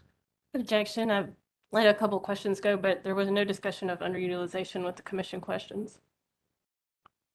We're discussing that there have been a number of questions on cost allocation and the impacts of the cost allocation, what would happen if the full cost of the upgrades were assigned to a smaller subset of projects. This is my last question on this topic, so I just want to play that out, if I may. All right, I'll overrule the objection. Okay, I'll try to ask it again. Again. So Ms. Farber, would you agree, though, that the allocation of the full cost of the red zone upgrades to a smaller subset of projects would increase the likelihood that those red zone upgrades would be underutilized? I don't think I would agree that it's necessarily increasing the likelihood of them to be underutilized. For this 2022 procurement cycle, it may make those few projects that are incurring red zone upgrades look less competitive. And so to the extent that they're less competitive, they may not be selected or would be less likely to be selected in this particular RFP cycle. But we haven't designed the evaluation methods and criteria for future procurement cycles. And I just want to clarify one more thing. You said that a few moments ago that the company in the RFP planned to allocate a portion of the costs of the red zone upgrades to projects in the evaluation stage. Can you clarify whether the company plans to allocate the full cost of the red zone upgrades to projects in the RFP or only a portion of them?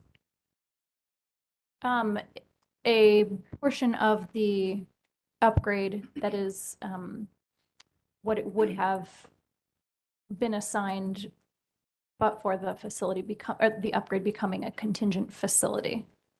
So if it's allocated in phase 2 across multiple projects, it will receive a portion of that allocation, and that is the number that would be used in the evaluation for the 2022 RFP. Okay, I think I understand. I just want to try to clarify. So if hypothetically the full costs were, say, $500 million, full cost of the red zone upgrades, what you're saying is the full $500 million will be allocated to projects in the first ISIS cluster? Not quite. So not every project is going to hit every single red zone upgrade. And so when we're going through the DISIS process, a project may contribute to 2 or 3, it will any number. It's dependent on the project, obviously. And so to the extent that it contributes to those particular upgrades, it would be assigned a portion of that cost commensurate with the other projects that are contributing to the upgrade. So for projects that are in the 2022 RFP, the portion of the pieces of the RZEP that it contributes to would be assigned in the evaluation process, even if the red zone projects have been approved and will end up becoming contingent facilities in the ultimate interconnection agreement. Would it be possible for the company to, in the 2022 RFP and DISIS to, for evaluation purposes, only allocate a portion of the full cost of the red zone upgrades to projects in 2022 and allocate the remainder to future projects? I think that is an interesting question to explore for a 2023 RFP where we're still designing the rules. I don't know that we have that flexibility in our 2022 RFP rules at this point in time, but I'd like to check with council. I might not be the expert on all of the RFP. I would like to recheck the RFP details to make sure that we don't have that flexibility, but I don't think that's allowed for in the 2022 RFP. Okay. Would you agree that the 2022 RFP doesn't exactly say in any detail how upgrade costs are going to be allocated for purposes of evaluating projects? I'd like to check the RFP rules. I believe this is part of the quantitative evaluation that the IE and the evaluation team have worked out together. And has been established. I don't know if it's explicitly written in the RFP rules. Okay, thank you, Ms. Farber. All right, I've got a few questions that I think these are following up on questions that Commissioner Clodfelter and Commissioner Duffley asked yesterday that I'm hopeful will clarify a couple of things. Commissioner Duffley asked about, this is for Mr. Roberts, I believe. Commissioner Duffley asked about the net benefit analysis that the company had conducted of the red zone upgrades. Do you recall that? Yes. Okay. Mr. Roberts, would you agree that the company has actually filed some information about cost benefit analysis of at least some of the red zone upgrades in the commission docket related to the multi-year rate plan application? Yes, that's my understanding. And they used we used a reliability-based model. There's two different models associated with the industry-wide tool that's utilized for cost benefit analysis for projects. One is a reliability-based model. One is a asset replacement model. And we referenced the asset replacement model, and that's what we utilized in my testimony. Okay, thank you. And so at least some of that information was made available to the commission in connection with the July 25th, 2022 technical conference. Is that right? That's my understanding. Okay, thank you. And this is a follow-up on Commissioner Clodfelter's questions about the TPC process and how it relates to South Carolina. So we don't need to get the oat out unless you want to, but would you agree, Mr. Roberts, that in the attachment N1 to the oat, it basically states that the NCTPC process, even though it's called the NCTPC process, actually handles local transmission planning for Duke's entire transmission system in North and South Carolina? That's correct. It does cover our North Carolina, North Carolina and South Carolina areas. Okay, and it acknowledges the resource planning authority of both this commission and the South Carolina PSC in the oat, doesn't it? That's correct. Okay, and Mr. Roberts, would you agree that are you familiar with the South Carolina Regional Transmission Planning process? Yes, that would be analogous to CERTEP. Okay, so the South Carolina Regional Transmission process is a similar organization that Dominion Energy South Carolina and Santee Cooper participate in, right? That's correct. It's their regional transmission planning group. Okay, but Duke doesn't participate in that, right? We have, I mean, if you're talking about any kind of interregional, CERTEP and SCRTP can participate. Yeah. Okay, understood. So both the NCTPC and the SCRTP all participate in the SERTP, the Southeast Regional Transmission Planning process? So that's not quite correct. So NCTPC is a local transmission planning group, and outputs from that group do flow into the CERTEP model.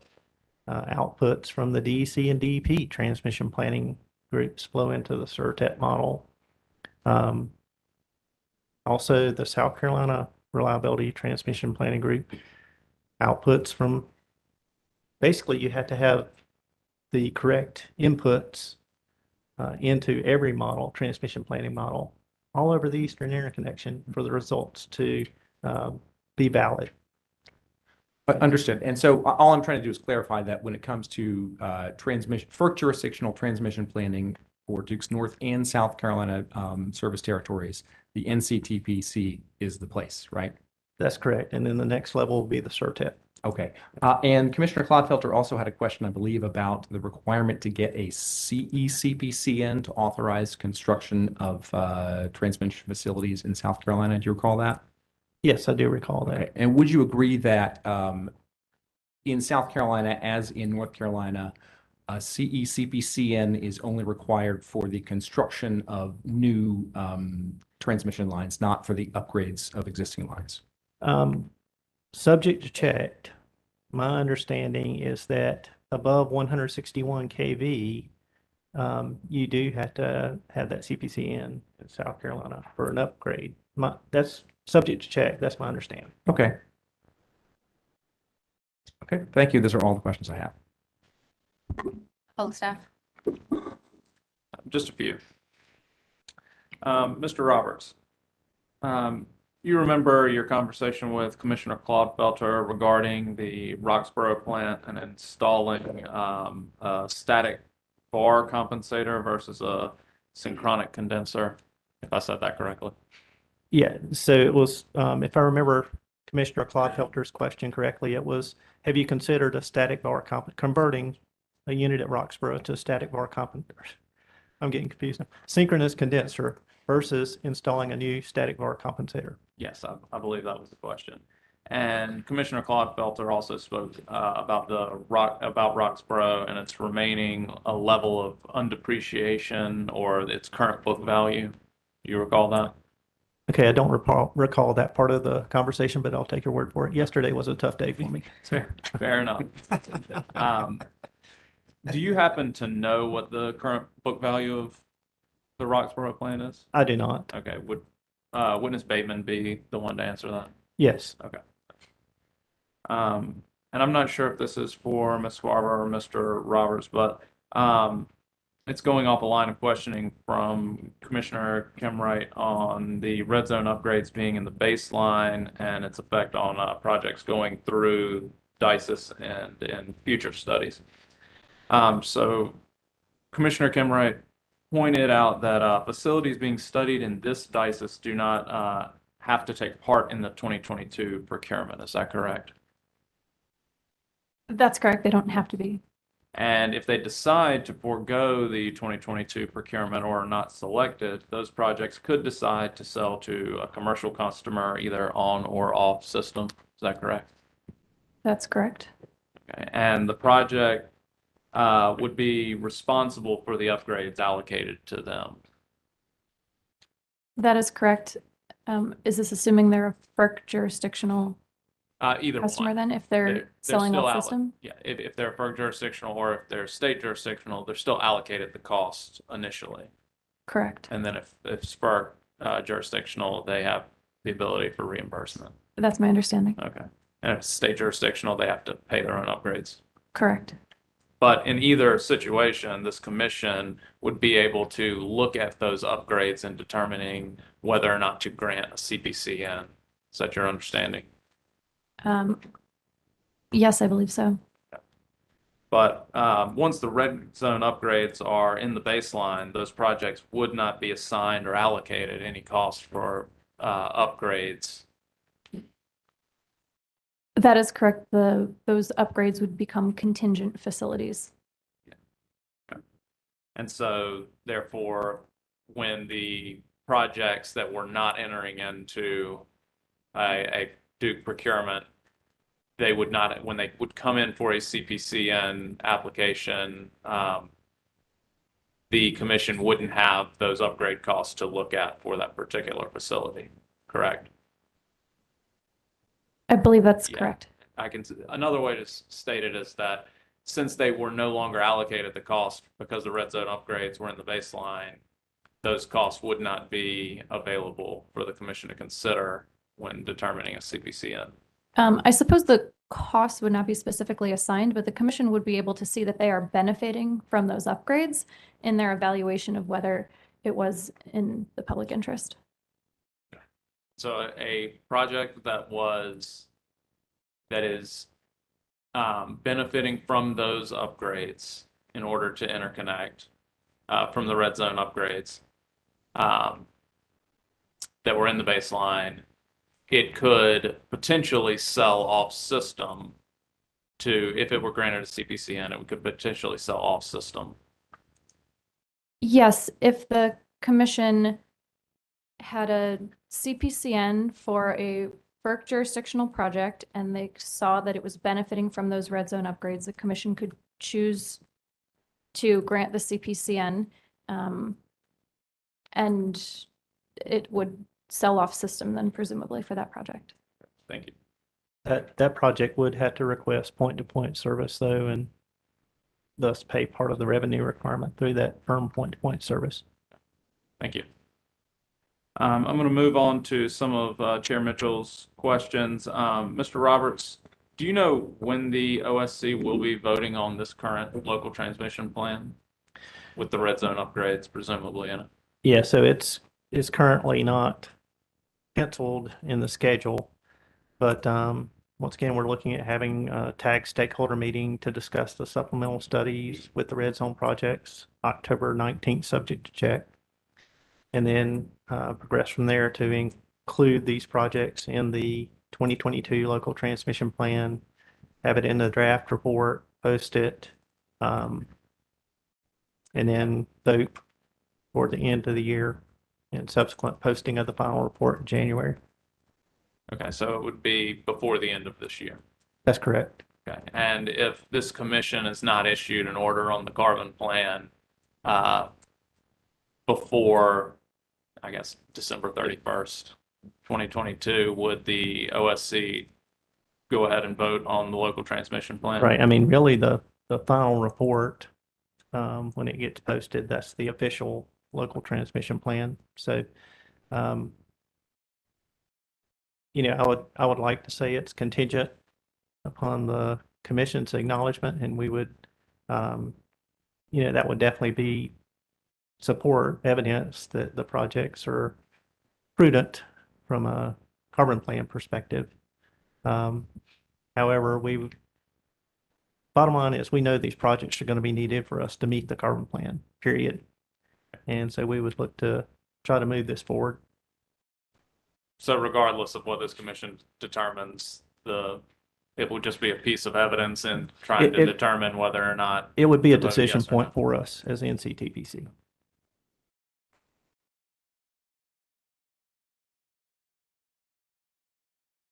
And you, Mr. Roberts, you spoke about the current list of red zone expansion plan projects being in your rebuttal testimony at transmission panel exhibit 3. Is that correct? That's correct. And I don't want to go into rebuttal testimony, but just for clarifying purposes, the public staff disagrees with 3 of the projects that Duke currently includes in that plan as shown on exhibit 3, correct? So out of the 15 that the supplemental study supported, out of the 15 of the 18 original projects that the supplemental study supported, an additional 3 were, it was recommended by the public staff to delay. And they said in their direct testimony that you can provide information in your rebuttal testimony if you want to try to persuade otherwise. But that was the Camden DuPont line, the Irwin Fayetteville 115 line, which it was one of the original Frisian upgrades, and the Rockingham West End West line. I believe that's the other one.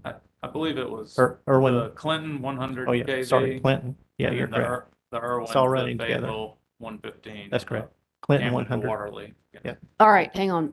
For purposes of clarity in the record, you guys were y'all were talking over each other. So let's make sure, let's identify the lines and identify them clearly. I can state the 3. Okay. So it's the Irwin Fayetteville 115 kV line, the Clinton 100 kV line, and the Camden DuPont 115 kV line.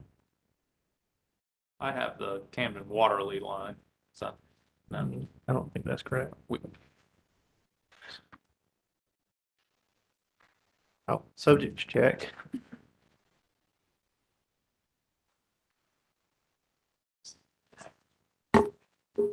We can have Mr. Metz confirm which line it is on his during his. All right, that sounds like a good plan. Okay, and you've both stated in response to several questions that there were 181 megawatts left in the transition cluster study. Subject to check. Okay. Are you talking about the transition cluster, or are you talking about the tranche 3 resource solicitation cluster? The transitional cluster. Okay, and the transition cluster study phase 2 report came out on August 28th, 2022. Subject to check. Subject to check. Okay, and in those reports, which I don't have copies of at this moment, but had pulled up on DEP and DEC's respective Oasis sites, it appears that there are 150 megawatts of solar in that report in DEP and 176.5 megawatts of standalone solar in DEC. Coming out of that report, have any of those projects dropped out? Subject to check. I believe so, but I'll have to check. Okay. And then there were another 181 megawatts in tranche 3. I would Or- like to check that number. Was it 118 maybe? I'm sorry, do you mean the number of projects that signed a excuse me. PPA in tranche 3? Just how many were awarded bids? And Oh, how many I megawatts were awarded bids? believe it's 155 Okay. megawatts. That's right. Thank you. And one last question, Ms. Farber, are you aware that Frisian has submitted an application for CPCN before the commission as a state jurisdictional project? I knew that they submitted a CPCN. I don't know the details.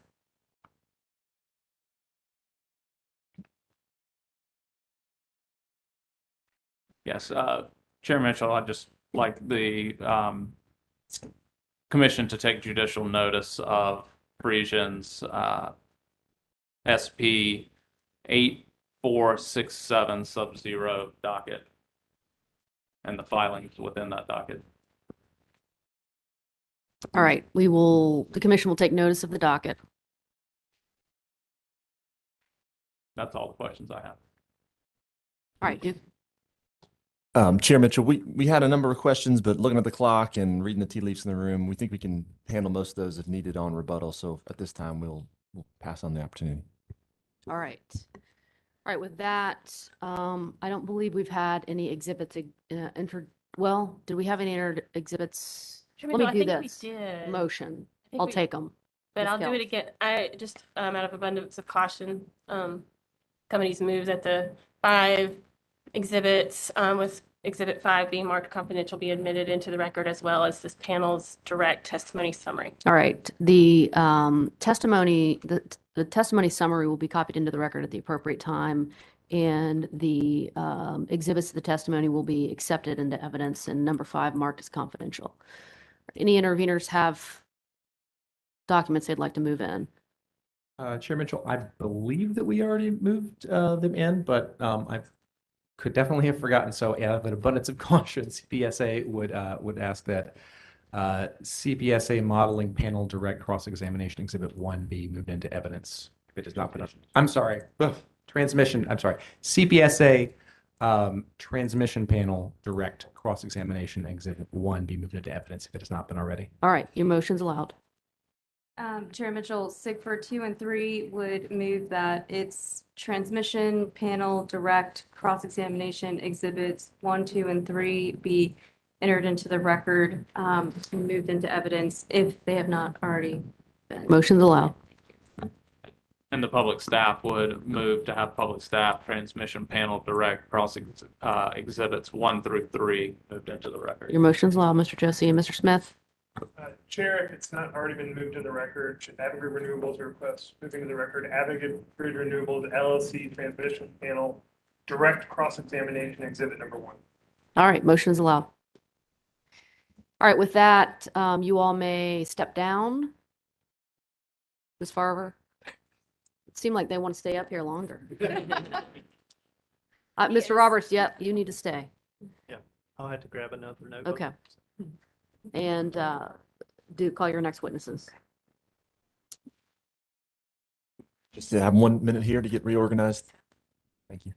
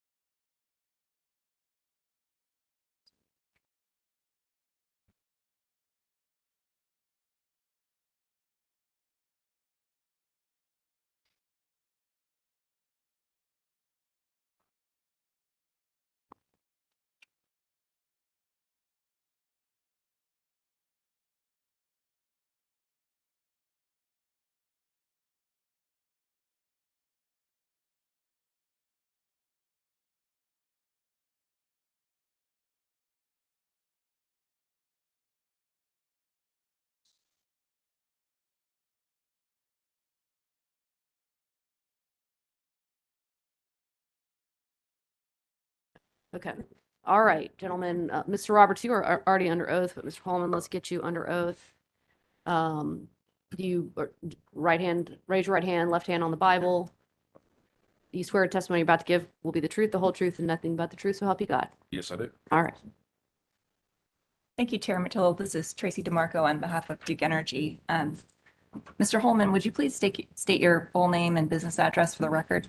Yes, I will. My name is John Samuel Holman III. I go by Sam. My business address is 526 South Church Street, Charlotte, North Carolina. And by whom are you employed and in what capacity? I'm employed by Duke Energy Corporation. I'm Vice President of Transmission System Planning and Operations. And can you please briefly describe your role and responsibilities at Duke Energy? Sure. The teams I lead manage the real-time operations in our energy control centers. They also manage and direct the support functions, system operations, engineering system operations training. They also lead the operational technology support functions. They lead the transmission planning functions, and they lead the compliance functions associated with operations and planning NERC standards. They also support the open access transmission tariff functions within Duke Energy. Thank you, Mr. Holman. And do you have any other additional industry experience that's relevant to your testimony today? I've had the opportunity to serve as a member and subsequently chair and vice chair of the CERC Operating Committee. I've had the opportunity to serve as a member and subsequently chair and vice chair and chair of the NERC Operating Committee. I've had the opportunity to serve in the NERC Event Analysis Subcommittee as a member and subsequently as chair. I currently serve as the chair of the Industry Advisory Group for EPRI's Operation and Planning Group. Thank you, Mr. Holman. Turning briefly to Mr. Roberts, and just for the record, can we please confirm, Mr. Roberts, that you are the same Mr. Roberts who was just testifying as part of the transmission panel? Yes, I am. Thank you. And Mr. Holman, did you cause to be pre-filed in this docket direct testimony consisting of 90 pages and one exhibit? Yes, I did. And do you have any changes to your direct testimony or exhibits at this time? We do have one change. Page 4 of the reliability panel testimony, line 2. The change is from 2007, 2007 to 2017, 2017. And do you have any other changes to your testimony? No, I do not. If I were to ask you the same questions today that appear in your pre-filed direct testimony, would your answers be the same? That is correct. And your testimony and exhibits did not include any confidential information, correct? No, they didn't. All right, Chair Mitchell, I would ask that the reliability panel's direct testimony be entered into the record as if orally given from the stand. All right, motion's allowed. And I would ask that the reliability panel's one exhibit be marked for identification as the next hearing exhibit. All right, your motion will be allowed. All right, the panel is now available for questions from the parties. Mr. Marco, does this did this panel prepare a summary of its testimony? Yes, I'm sorry, if that could be marked as well. All right, well, what we will do is we will copy the summary, the testimony summary into the record as if given orally from the stand at this moment. All right. With that, are the witnesses available for cross-examination? They are, thank you. Okay. All right, who's up first? I would request 5 minutes of time, but we don't have any questions from this panel. All right, thank you, Mr. Smith. CCBA also requested time, but we're going to reserve our questions for rebuttal because they're more properly directed at the topics in rebuttal. All right, thank you, Ms. Burns. I get the coveted spot right before lunch once again. Good afternoon, gentlemen. Christina Kress for SIGBUR. I am going to save most of my questions for rebuttal, but I do have a few to ask you today. You testified on page 23, and I'll give you a second to get there.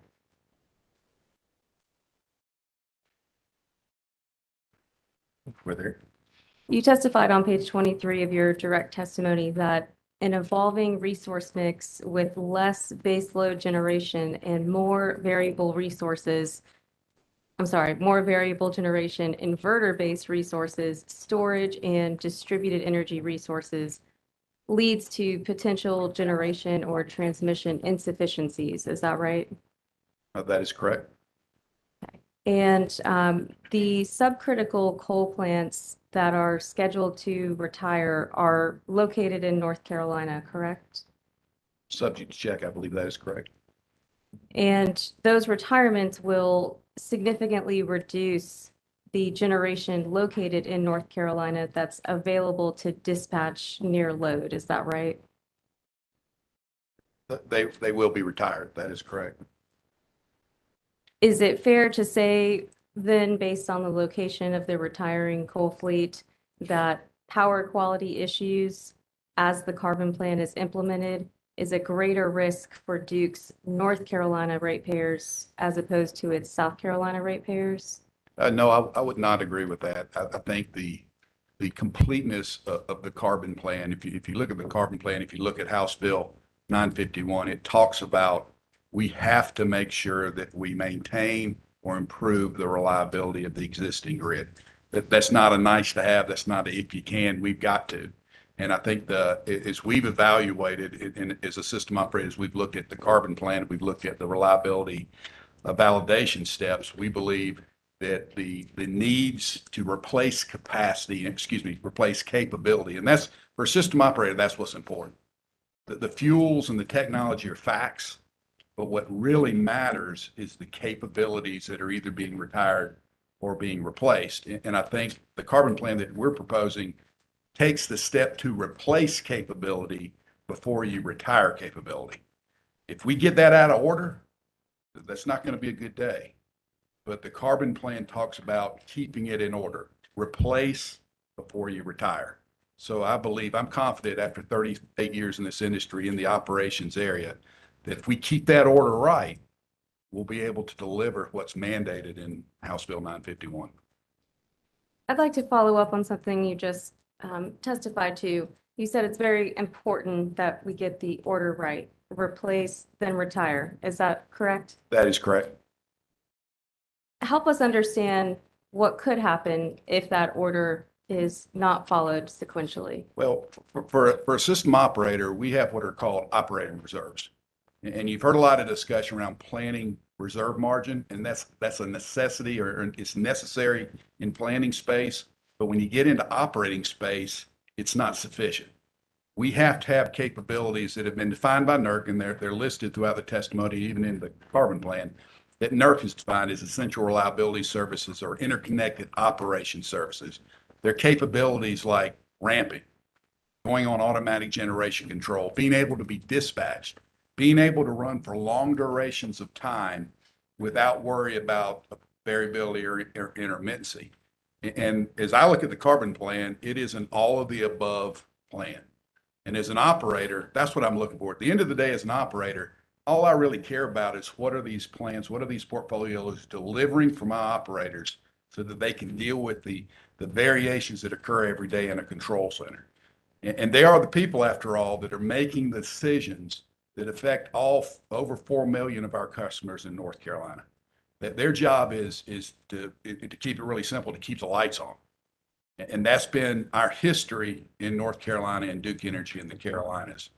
And so those are the capabilities we've got to replace before we retire them. And I think as operators, we're obligated under the NERC reliability standards. NERC's the North American Electric Reliability Corporation, the ERO, the Electric Reliability Organization established by FERC to ensure reliability across the broader North American grid. Thank you for that. And if these capabilities are not replaced before they are retired, help us understand what the risks are. Are there risks of blackouts, brownouts? Can you speak to that a little bit? I would ask my colleague, Mr. Roberts, to join in as well. He's got, between the two of us, we've got going on 70 years of experience in this space. I kind of am a little bit embarrassed to say that. I guess I'm getting old, but what happens is operators, and we reference this in the testimony, operators use what's called an operational toolbox. That's kind of a figure of speech, but it's an operational toolbox. And what you want to do is give your operators as many tools in that toolbox as you can. Regulating reserve, contingency reserve, AGC capable resources. AGC's automatic generation control. You can put it under the control of a computer that drives the dispatch of it. Regulating reserves is being able to respond to the changing load demands of our customers, which change. We monitor it every 4 seconds, but it's really changing all the time. Operating reserves, which are reserves, that's kind of the general term. It covers everything from load forecast error to forced outage rate to changes in weather patterns. So you want to equip your operators with as many operating reserves as you can. Because at the very bottom of that toolbox are operating reserve, are tools that directly impact our customers. They're tools like public appeal. They're tools like controlled load shed. There's tools like under frequency load shed. There's tools like under frequency generation protection. When you get down to those, you want to provide your operators with enough tools to stay away from those. Now, if we have to use them, we will. We're trained on to use them. We go through drills where we train our operators in simulation to be able to use it. But in my 38 years with the company in operations, we've been able to not have to use those customer impacting tools. Mr. Roberts? Yeah, I would just refer back to your power quality question. We are going, as we make this generation transition, we are going to have to change some of our processes. One of them that's already, we're updating, enhancing, is associated with inverter-based resource commissioning. And so with that, we're going to ensure, you've heard of the Odessa event in Texas, and there's been some events in California where you've had multiple inverter-based resources trip due to a state or a power system fluctuation fault. One of the things we're enhancing with that process is not just upfront checking to make sure the inverter-based settings are correct and that they're designed and implemented correctly, but also ongoing performance and monitoring. What happened during this fault scenario? So there's a lot of due diligence going forward that we're going to need to proactively put in place, similar to the RZEP projects, but proactively put in place to ensure that power quality is maintained. We have facility connection requirements such that every facility that connects to our system, new resource that connects to our system, has to meet certain requirements in order to ensure that power quality. And I would add, I mean, as you look at the carbon plan, and several witnesses, Witness Bowman, Witness Snyder, spoke to the four pillars, and its reliability, its affordability, its executability, and ultimately its carbon reduction. And so these tools, these assets that we're talking about that come together, the inverter-based resources, the gas resources, the nuclear resources, the pump storage, and the hydro facilities that we currently have, they work together. It's kind of a training mission or message we always send to our operators. Don't put all your eggs in one basket. You're sitting there on the console. You don't want all of your plans for the day to depend on one particular type of resource or one particular tool. You want a diverse portfolio so that you can have a diverse and deep set of tools to deal with the challenges you face every day. We need solar. We need storage. We've got over several years, 4,000 megawatts of solar currently on the system that we're learning and growing and getting better at managing every day. We've got a small amount of battery storage, but we've got over 2,400 megawatts of pump storage that we have industry leading experience there. It's longer duration, tremendously flexible. That's the type of tools that we have in our toolbox currently. And in order for us to comply with the mandate on adequacy and reliability in House Bill 951, we're going to have to make sure that toolbox for our operators stays deep and diverse. Thank you for that. Mr. Roberts actually brought something up that prompted me to introduce an exhibit I wasn't planning to exhibit or to introduce, but thank you. I, at this time, will request actually that the chair allow to be marked for identification as SIGFR 2 and 3 Reliability Panel Direct Cross-Examination Exhibit number 1, which is the 2022 NERC Summer Reliability Assessment.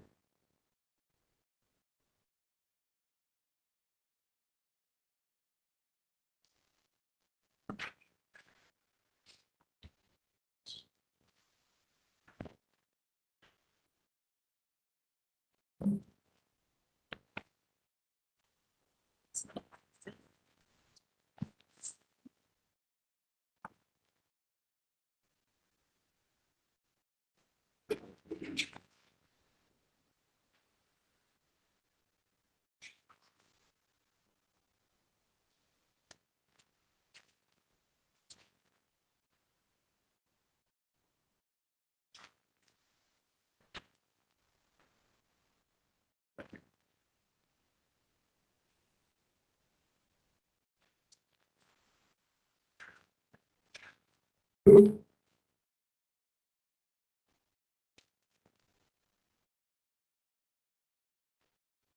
was thinking it was already in the record, but we have a different document in the record. All right.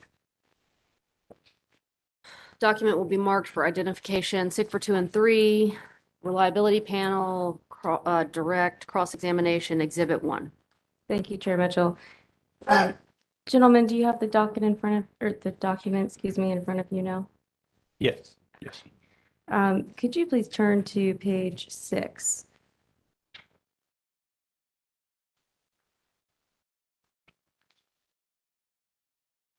And Mr. Roberts, I'll ask you to look at the last bullet point listed under other reliability issues for summer. Yes. Can you speak to whether, well, first I'll have you read this into the record, please. Unexpected tripping of solar photovoltaic resources during grid disturbances continues to be a reliability concern. Is that the correct bullet? That's correct. In May and June 2021, the Texas Interconnection experienced widespread solar PV loss events like those previously observed in California area. Similarly, 4 additional solar PV loss events occurred between June and August 2021 in California.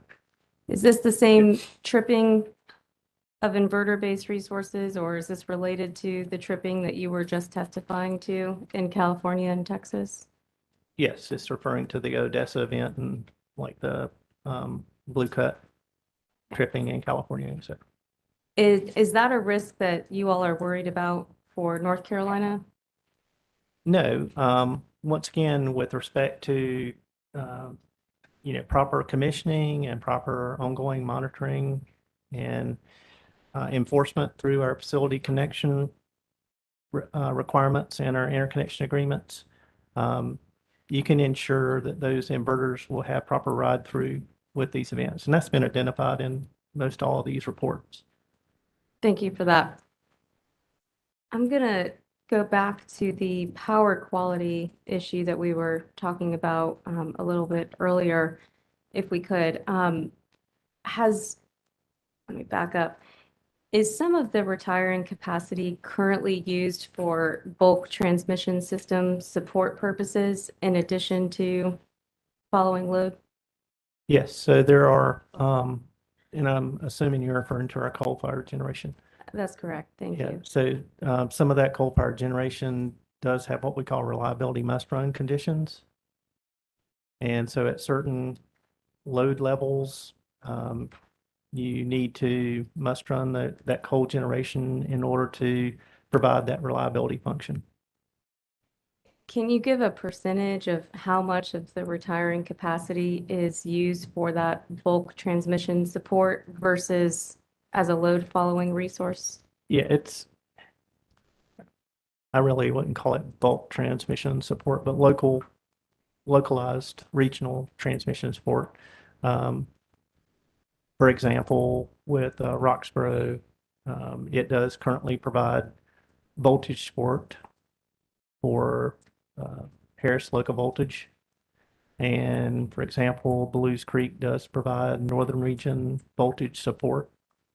As we discussed yesterday with Commissioner Clodfelter, the McGuire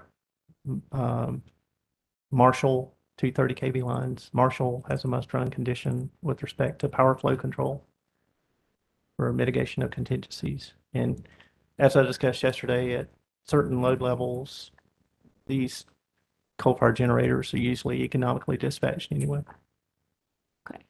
Has Duke studied how much new replacement capacity will be needed in North Carolina to account for the retiring capacity that's currently used for bulk transmission system support?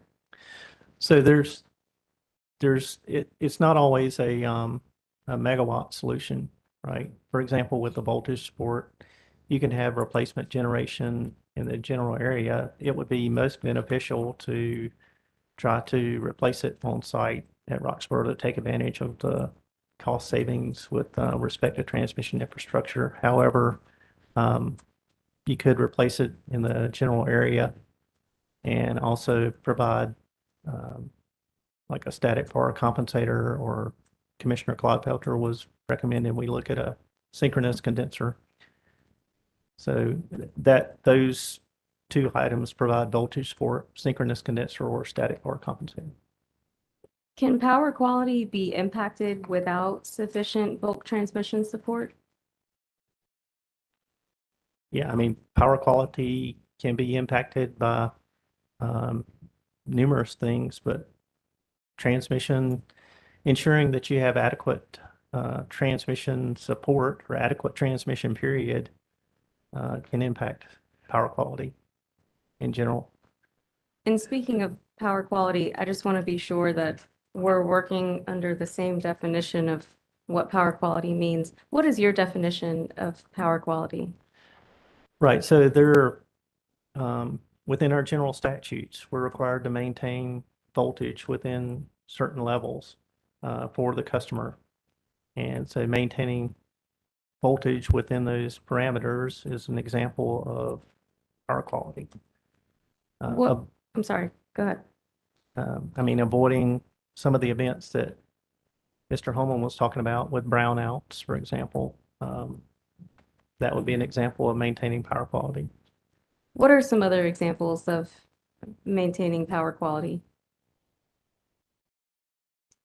I mean, it's all about meeting the NERC standards, which are the minimum requirements for maintaining bulk electric system reliability, and avoiding those voltage disturbances and avoiding brownouts, that sort of thing. So I'm sorry. Yeah, I would just offer a little bit here. So you hear a lot of times people like Mr. Roberts and myself talk about reliability, security, and things like that. And sometimes you may wonder, what does that mean? So just it's from an operator's perspective, reliability is operating the system within its limits. And the system's made up of thousands of components. And so if you're operating reliably, you're keeping all those devices within their limits. And that's a challenge, and there are NERC standards that drive us to do that. Security is pre-positioning the system so that when an unforeseen or an unpredictable event happens, sometimes called a contingency, the system lands reliably. So that's kind of a broad general definition of quality.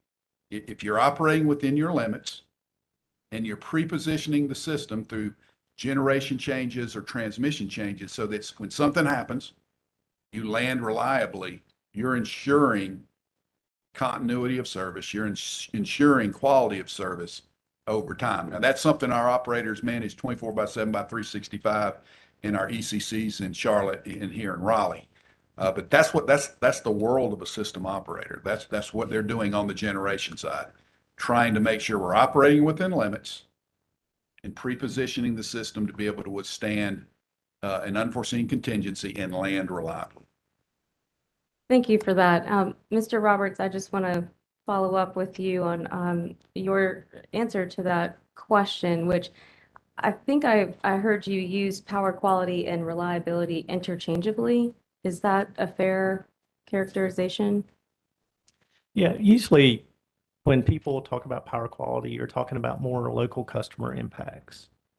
And so to the extent of what it takes to provide that local customer quality of service, power quality, that's usually what I get back to. When I hear about reliability, I'm thinking about bulk electric system reliability, such as Mr. Holman was referring to.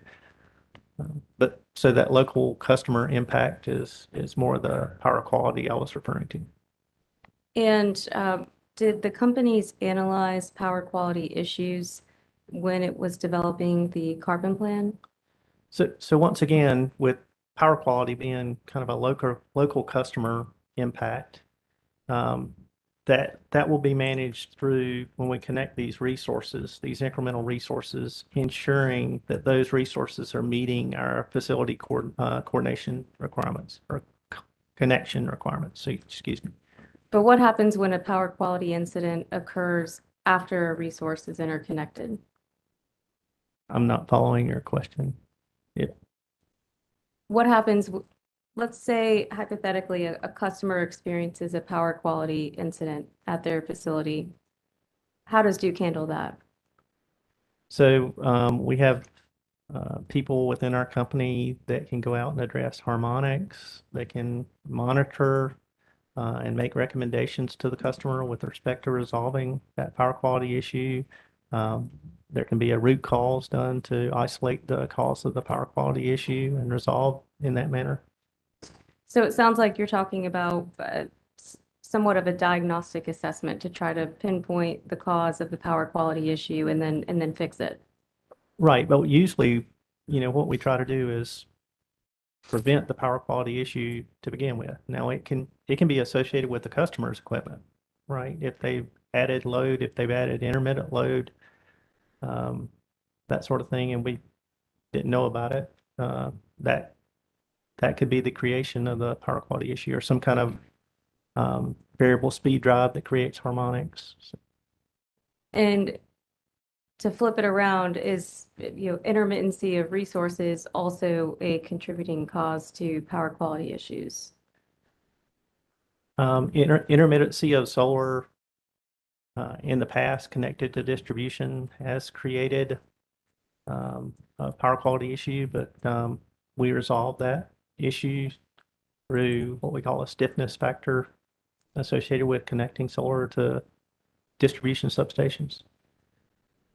So once again, we like to do that proactively versus reactively. What was the issue that it caused that you were referencing in your answer to the last question? Subject to check, I think the intermittency associated with the solar, because of the magnitude of the solar connected to that T to D sub, was creating an issue where it was interfering with the customer's processes, and so it had to be resolved. And when you say customers' processes, am I correct to assume you're talking about an industrial customer? Subject to check, I believe it was an industrial customer. Are industrial customers, in your experience, more susceptible to power quality issues than other classes of customers? So I'm not a industrial power quality expert. I know that when I was in charge of training for system operators, our system operators would have large account managers come over and talk about these things can interrupt these large industrial customers, and here's the impact. And so this is what we're doing to try to prevent those from happening. Is it fair to say that industrial customers are more sensitive to deviations in power quality? I mean, industrial customers probably see a larger impact from an economic perspective. Because it interferes with their processes like you were just testifying about. Is that fair? That's fair. So going back to whether power quality was considered in the carbon plan when the company was performing its reliability analysis. And I understand, Mr. Roberts, from your testimony that power quality was not considered in the carbon plan. Is that correct? Right. We believe it's addressed from a local perspective and with those facility connection requirements that I was discussing. Can you help us understand why localized data can't be aggregated and then reported on, say, in the next 2024 carbon plan filing? Localized data in what regards? With respect to power quality incidents. I mean, I'm sure we collect power quality data associated with various customers. So is there any reason why that data can't be aggregated and then reported to the commission in the 2024 carbon plan filing? Objection. Chair Mitchell, she's asking him to testify to something that he's indicated he's not familiar with. Chair Mitchell, he just testified that he is sure that the company collects data regarding power quality incidents. And my question was, could that data be provided to the commission in the 2024 carbon plan filing? So I'm not really sure what the basis of Mr. So Marco's objection I'll is. answer the question. So All right, let me rule on the objection first, please, sir. I'll overrule the objection and he can answer to the best of his knowledge and ability. so with my knowledge, I don't know what data could be reported or aggregated. But, Go ahead and finish. I didn't. no, go ahead. So as I look at the carbon plan, if you look at, I mean, it was 12 or 25 or 27, 28 years, it's over 200,000 hours. And I think Witness Snyder talked about innumerable combinations and perturbations. You've got to get the foundation right in order to get the power quality right. Mr. Roberts is correct. Power quality at the customer level is generally driven by the local situation plus the local contingencies that have happened. If we're gonna get that right in the long run, we've got to get the foundation right. We've got to have this transformation of the grid done correctly. And I think Mr. Roberts and I agree that the portfolios in the carbon plan give the operators the tools, the capabilities to do that over time. And why it's so important, you know, we're talking about the most critical of the critical infrastructures in North America. It's vitally important for our 4.5 million customers in North Carolina. They depend on it every day of every week. And our operators take that really seriously, whether there are balancing operators or our transmission operators, or even with customers, individual customers, our operators in our distribution control centers. So, but I guess my point would be, if we don't get the foundation right, if we don't get the base of the pyramid stable and strong in this significant transformation of the most critical infrastructures, you know, we're going to have problems. But I believe that our portfolios and the carbon plan provide that foundation. Thank you for that. And before I start a new line of questioning, I just want to check in with Chair Mitchell, and I'm looking at the time and asking if you want me to proceed. Plow ahead. Okay, thank you. I want to talk a little bit about the metrics used for the reliability analysis in the carbon plan. Can you speak, as the panel, can you speak to those metrics? Yes, we may have to defer to the modeling group on if you want really specifics on the data analytics. Tell me what you can speak to. With respect to, I know that the modeling group with respect to reliability, as you heard, Witness Snyder looked at 4 steps. Encompass with resource selection, encompass with production cost modeling, the battery CT optimization, and then the reliability verification. Were there any specific tools used to create a baseline, not to use that word again, but to create a baseline for the reliability of the grid as we sit here today? So I mean, we address resource adequacy and in the 2020 IRP, and we address looking at each one of these carbon plan models, and that's basically looking at the reliability of those portfolios. If we looked at today, from our system operations perspective, what we have is history up to this point. And we know we've been able to serve our customers reliably through extreme weather events, through quickly recovering from hurricanes, those types of events. So our current day system operations experience would tell us that our portfolio and system is very reliable. Does the company currently track MAFI, Momentary Average Interruption Frequency Index? So I'm not familiar with all the reliability metrics. I know a little bit about, we track SAIDI, we track FOAMI. So there's metrics that we report to this commission with respect to interruptions.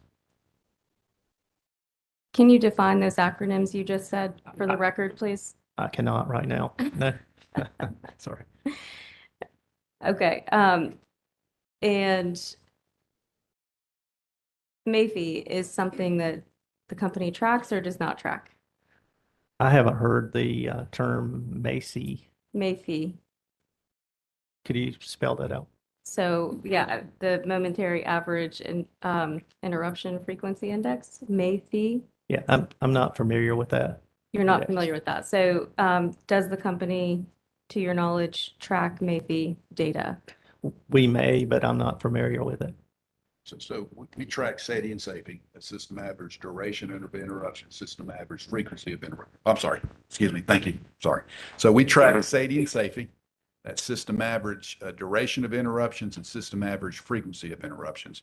And I don't know if that lines up with what you were talking about, but it is outage duration, outage frequency oriented.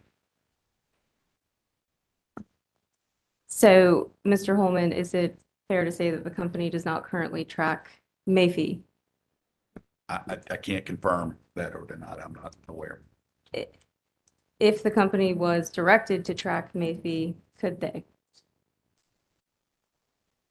I mean, if we were directed by this commission to track it, we would probably have to quantify it and track it.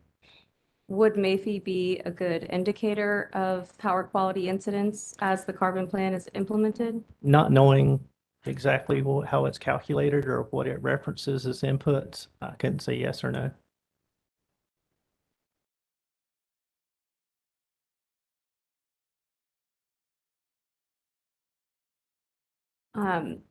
On pages 83 to 84 of your direct testimony,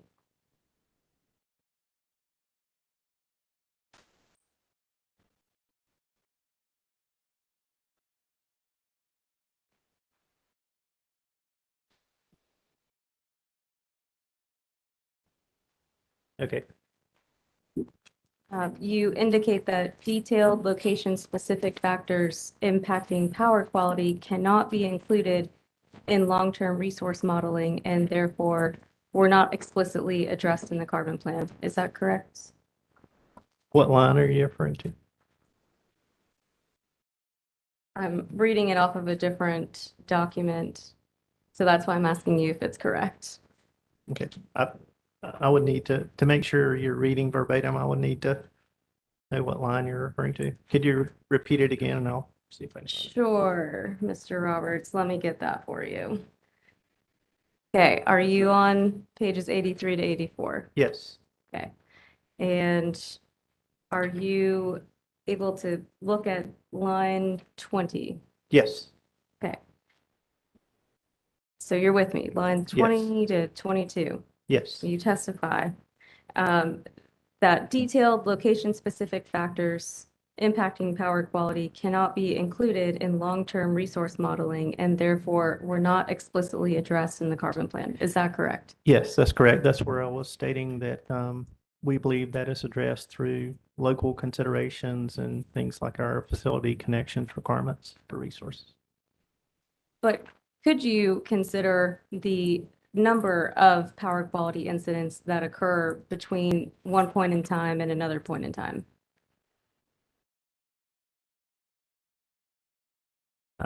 I'm sure over time you could probably look if it was well defined and said, I don't know that we don't track it already, but anyway, you could look at trends.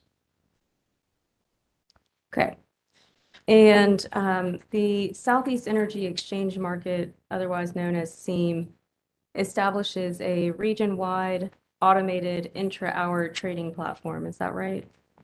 That's correct. It's just an extension of our current hourly bilateral trading. And the goal of SEAM is to utilize unused transmission capacity. Is that correct? Is to use as available non-firm transmission capability, yes.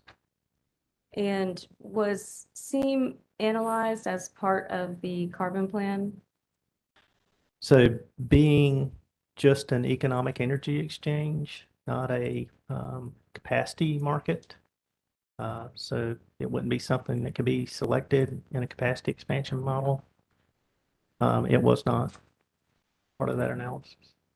And so witness Roberts testified on the transmission panel extensively about various transmission upgrades and how they are categorized and how they are characterized. And I'm asking if SEAM and the ability to exchange transmission capacity was evaluated as part of the carbon plan transmission planning. Yeah, SEAM doesn't exchange transmission capacity, just economic energy.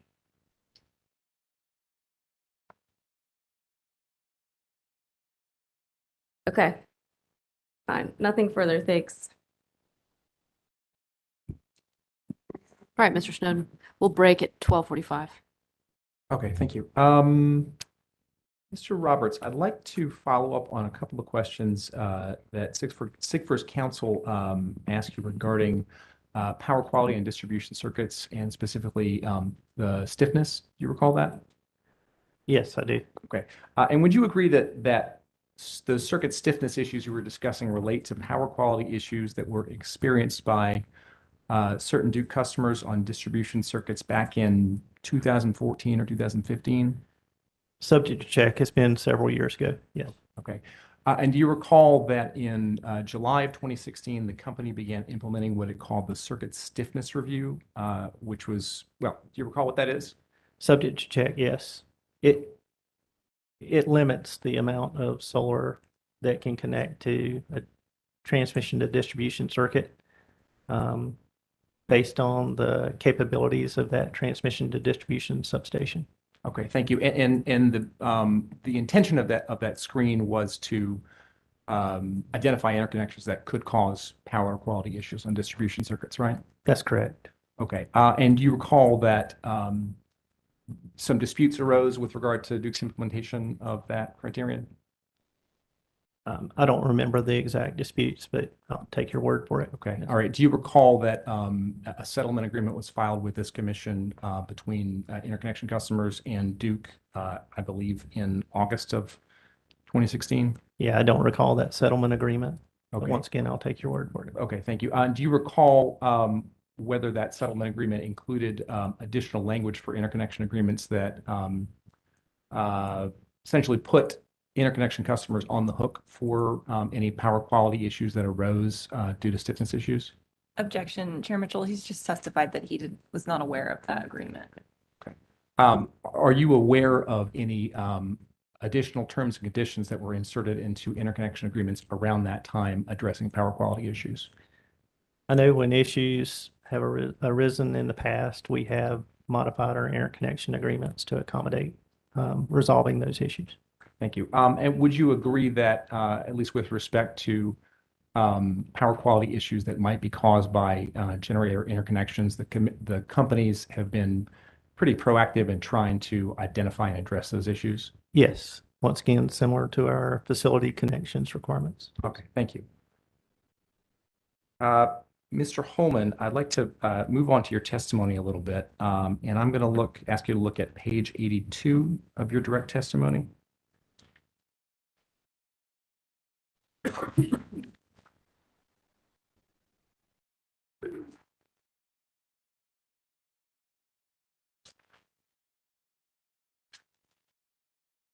I'm there.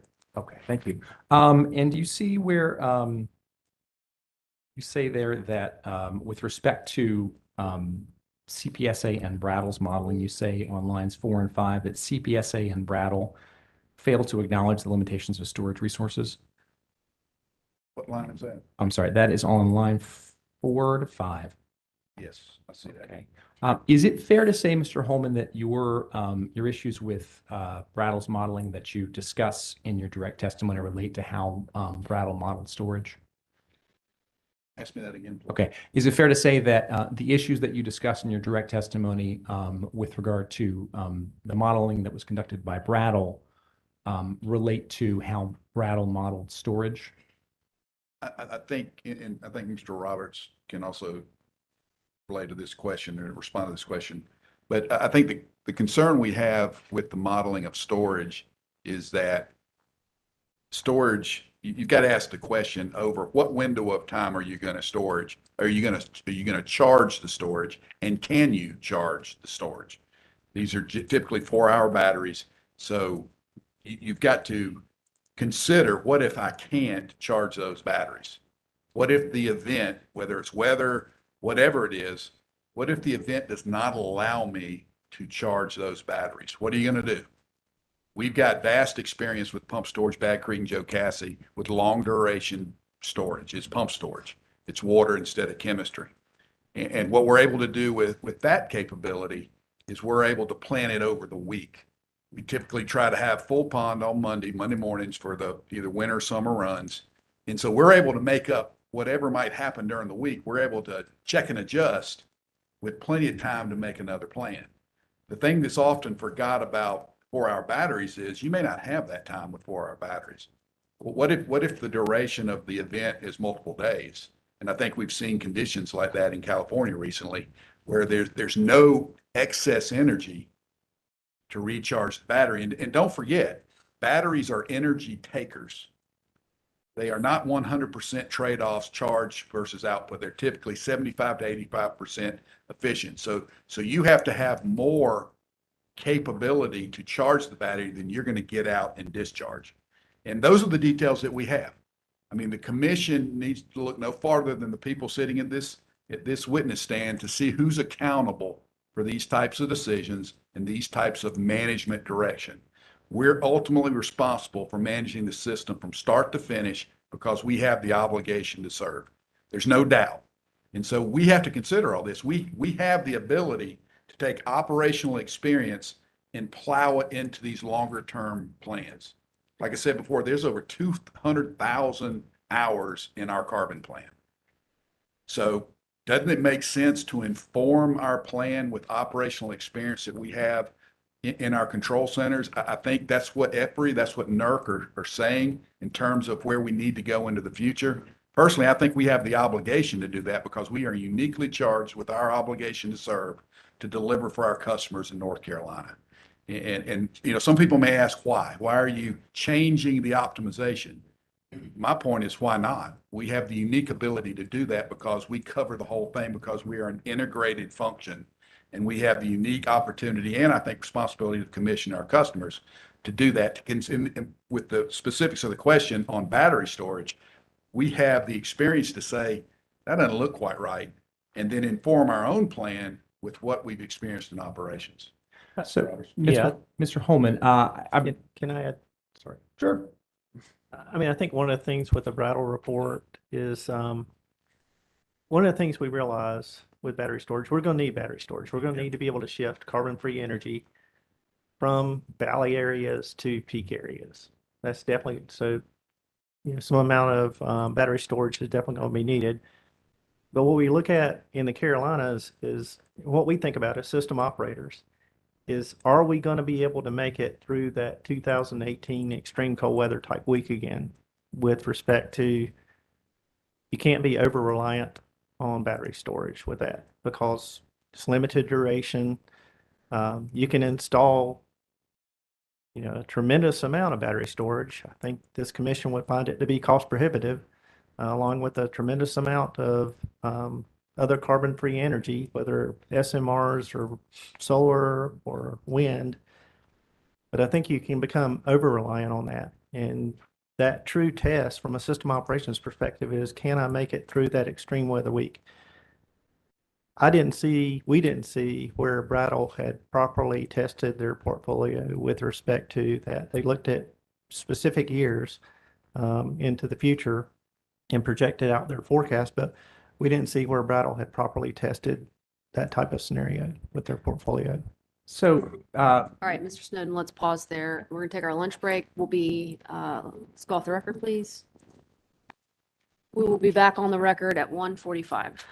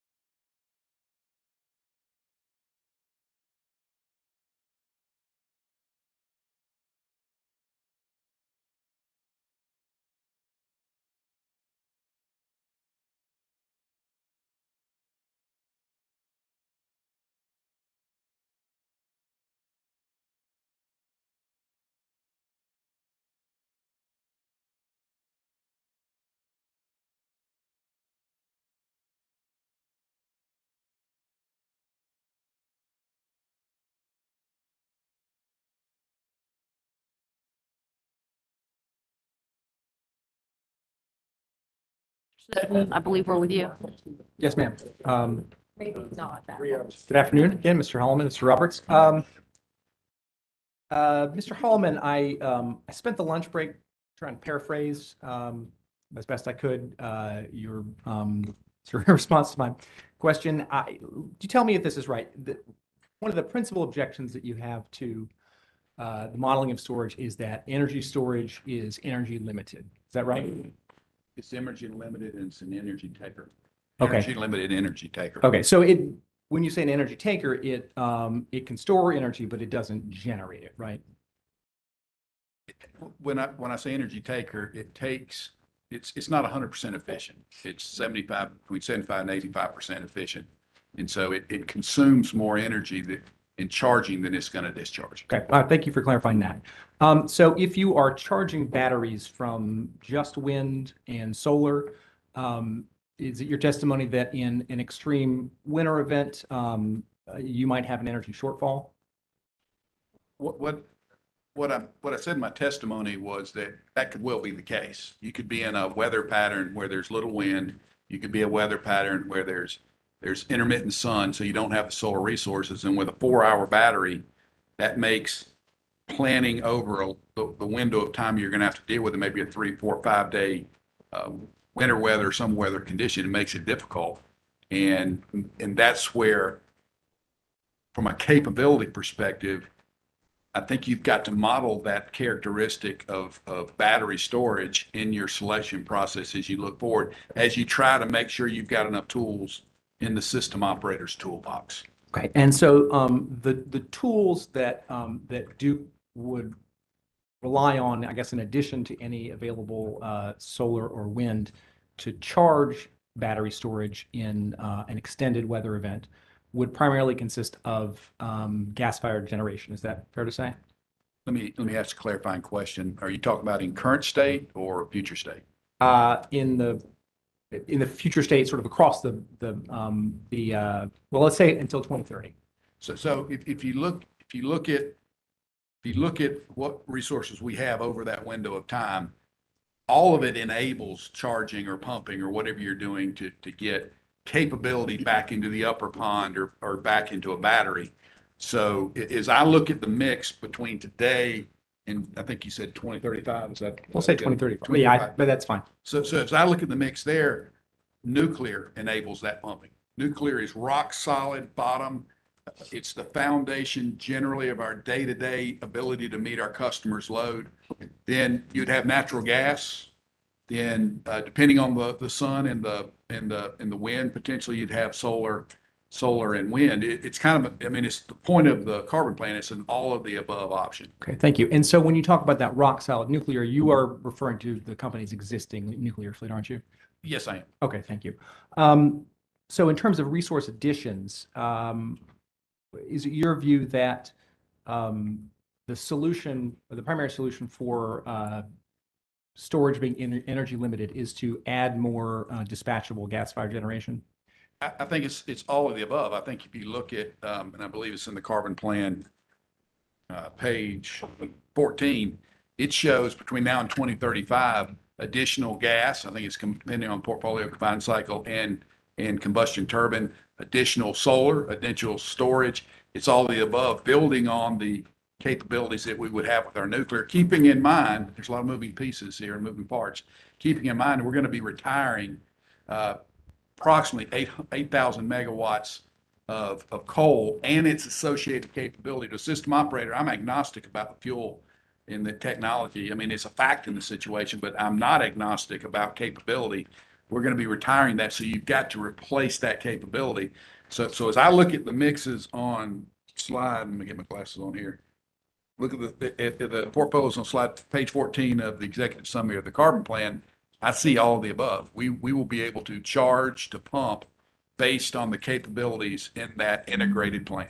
Yeah, okay. So, and I would add, Ben, we have to go back to House Bill 951, and I'll read verbatim.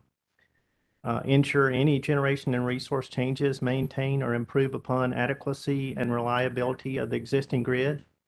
And then later in section 4 below that was section 3, the commission shall not exceed the date specified to achieve the authorized carbon reduction goals by more than 2 years, except in the event necessary to maintain the adequacy and reliability of the existing grid. So what we're trying to do with each of these portfolios is ensure that it can maintain or improve reliability. And so one of the things you have to consider with that is where your energy is going to come from to charge those 4-hour duration batteries. Understood. Thank you. And we will stipulate that the statute does require to maintain the reliability of the grid. I guess what I am trying to identify here is what, with respect to CPSA's portfolios, why you believe they have less of capability than Duke's portfolios. So I believe what I stated, I was going to say morning, but it was after, I believe it was afternoon. Earlier in testimony, is that we had a concern that the Brattle portfolios, there was no information indicating that they tested these portfolios against an extreme cold weather duration event similar to 2018. Did Duke test these portfolios against an extreme weather event? So we subsequently did run the Brattle portfolio through the reliability validation model. And I can let the modeling group speak to the results of that. Is that reflected in your testimony anywhere? No, it's not. Okay, when was that modeling done? It was after, it was during the, I think it was actually after the rebuttal testimonies were submitted. I think. Okay, so that hasn't, subject to check. that hasn't been, to your knowledge, that has not been included in any testimony provided in this case. That's correct. Okay, thank you. Now, you mentioned extreme weather events. What, and maybe you've already answered this question, Mr. Holman, but what resources that are not currently on Duke's system would the company be seeking to add to its portfolio through 2035 that it would foresee using to charge batteries during extreme weather events? So as I look at the portfolios that Duke has offered, I see new gas. And new gas, again, it's a fact, it's gas, but it's the capabilities, it's the opportunities to run long duration, it's the opportunities to dispatch, bring it online, offline, the ability to load follow. It's known, predictable, dependable capability that we've used in the past and we use effectively now, not just in the past. I would say that. Okay, and would you agree that CPSA's proposed portfolios add either exactly the same amount of gas that Duke has proposed or just slightly less in terms of CTs over the planning period? Subject to check. Okay. So presumably those portfolios would have very similar capabilities to Duke's portfolios to maintain system reliability during those long duration weather events. I don't know that I'd fully agree with that. I think one of the other things is I screened the proposals, Brattle being one of them, and I looked at what we did in the carbon plan. We explicitly talk about the obligation of system operators to comply with NERC operating standards. And it drives a different look. It drives the look of number of hours you have undisturbed energy. It drives a look at, okay, how many starts are you having amongst the resources that you currently have? It's recognition, both in words and results, that our operators are going to be in a world where they have mandatory reliability standards they have today. And for balancing, and that's generally what we're talking about here, is the BAL standards within the NERC parameters, the balancing standards. And those will, I don't see those changing, but there will be others added on. Standards around energy adequacy, standards around cold weather prep. And because we have to, we're in the unique position of having to comply and deliver on our obligation to serve and be compliant right now.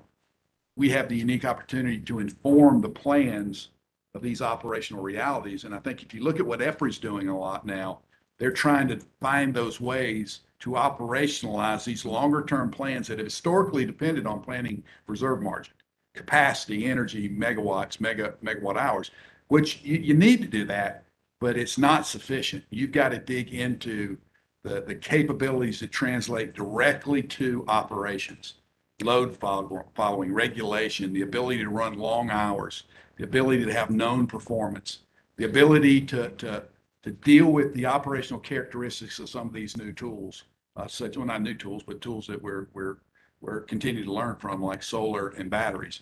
You need that dependable capability. Thank you, Mr. Holman. With respect to CPSA's portfolios, did you do that digging into those things that you said is necessary? It's subject to check, but I did look through there. I saw very little, if any, references to NERC or compliance. Okay. Did you investigate whether CPSA's portfolios would be consistent with the NERC BAL standards? As I look at it, I look at the results and I look at consideration for operating reserves and the tools that our operators need, and I did not see it. Okay. Did you look at the level of operating reserves that would be available in the CPSA's proposed portfolios? I did not see any reference to operating reserves. Okay, but you didn't consider that question. You just didn't see a reference there. Ask me that again, I'm sorry. What I think I heard you say is that you didn't see any reference to operating reserves in CPSA's portfolios, not that you independently looked at that issue. Well, in preparation for our time here, I looked at all the plans that came in from the interveners, and I saw little, if any, reference to compliance, to NERC, to the burdens of operators and operating reserves.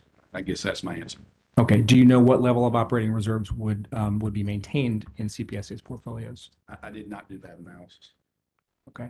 I would defer that question to the modeling team. Okay. So let me ask you this. Did you identify any point during the planning period where you would anticipate reliability issues would arise if one of CPSA's proposed portfolios were to be executed on? Ask me that again, I'm sorry. Did you identify any particular point or year over the course of the planning period where you would expect reliability issues to arise if one of CPSA's portfolios were to be implemented? So our challenge is, or not our challenge, this near-term opportunity or near-term window when we're going to be retiring 8,000 megawatts of coal between now and 2035 is a very important window. And that's what I talked about earlier. The ability to add capability before you retire capability. And that's why some of the changes, especially in the near-term requests that we're making of the commission, are so important. We've got to get ahead of this. We've got to make sure that we've added it before we retire it. And I think as I look at the plans, I look at the Duke carbon plan, that clearly is a message there. It's clearly a part of the core component of our carbon plan. Well, Mr. Holman, I didn't ask anything about Duke's proposed execution plan. I did not see that. Okay. Okay. All right. Thank you very much. Those are all my questions.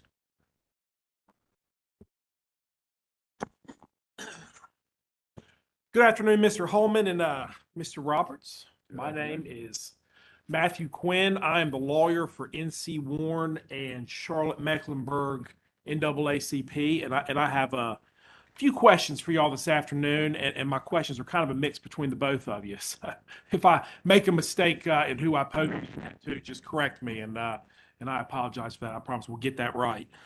Mr. Holman, I have some level of confidence, however, that my first question is going to go to you. In your direct testimony, you spent a great deal of time discussing the importance of meeting NERC's reliability standards. Is that, just to give us context, is that fair to say? I think generally that is correct. If you have a place you want to point me to, I'll be happy to turn to it. Well, I mean, we could start at page 10 of your direct testimony, but honestly, sir, I don't think that's necessary. It's a central theme. Okay. Yeah, it's a central, that's fair enough. So, in my understanding from sitting in the courtroom or the commission room this morning and listening to your biography is that you're responsible for compliance. You're responsible on behalf of Duke for compliance with NERC standards. Is that right? That is correct. As a NERC certified system operator, I'm obligated to comply with the standards. I don't do that work anymore, but the people on my team that are in the control centers 24/7 by 365, that is their obligation. Okay. And just, for the record, NERC stands for North American Electric Reliability Corporation. That's correct. Okay. And among other things, NERC is responsible for developing and enforcing reliability standards. Is that right? That is correct. Okay. and I think you used some language in your testimony that shouldn't be controversial, but I think you said something to the effect of compliance with NERC is not optional, it's mandatory. Is that fair to say? The standards are mandatory. That is correct. Okay. So NERC it's a pretty influential organization when it comes to the reliability of public utilities in our nation. I would say it's influential on the reliability of the electrical grid above 100 kV in North America. Okay, understood. I would like to use an exhibit that was previously marked and put into evidence. I don't expect, Mr. Holman, that you came into this commission room with every exhibit that's been marked. So I brought some extra copies for the witness if I may approach. Thank you.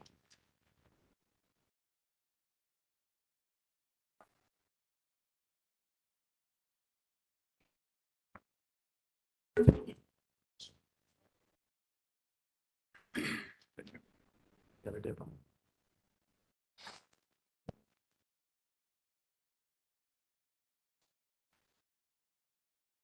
And this document was previously marked as NC Warren et al.'s Modeling and Near-Term Actions Panel Cross-Examination Exhibit number 8. And if the commission needs any extra copies, I certainly have some. Mr. Holman, were you aware of my discussion with Mr. Snyder on the modeling panel about this particular exhibit? I was listening. Yes, sir. Okay.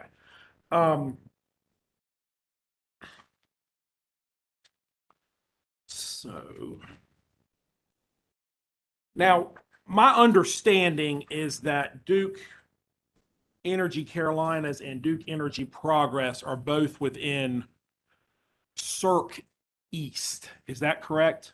That is correct. Okay. And with Mr. Snyder, I bungled the next question. I will try to do better this time.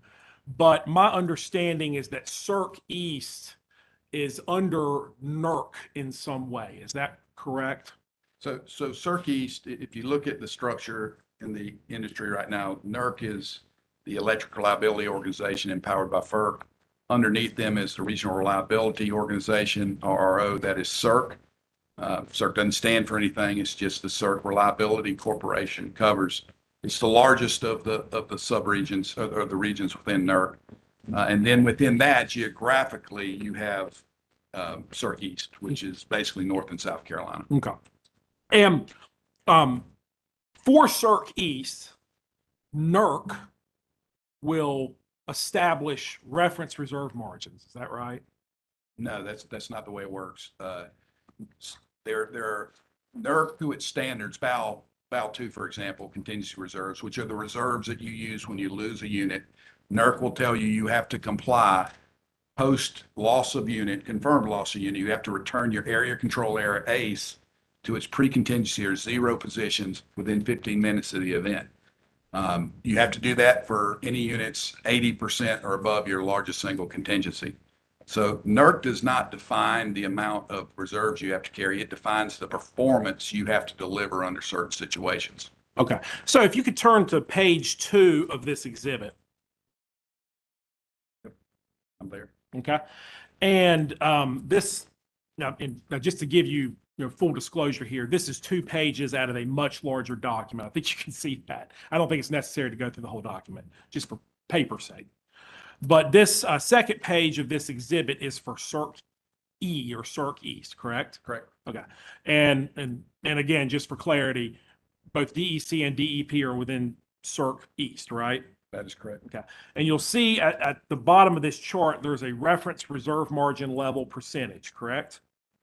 That is correct. Okay.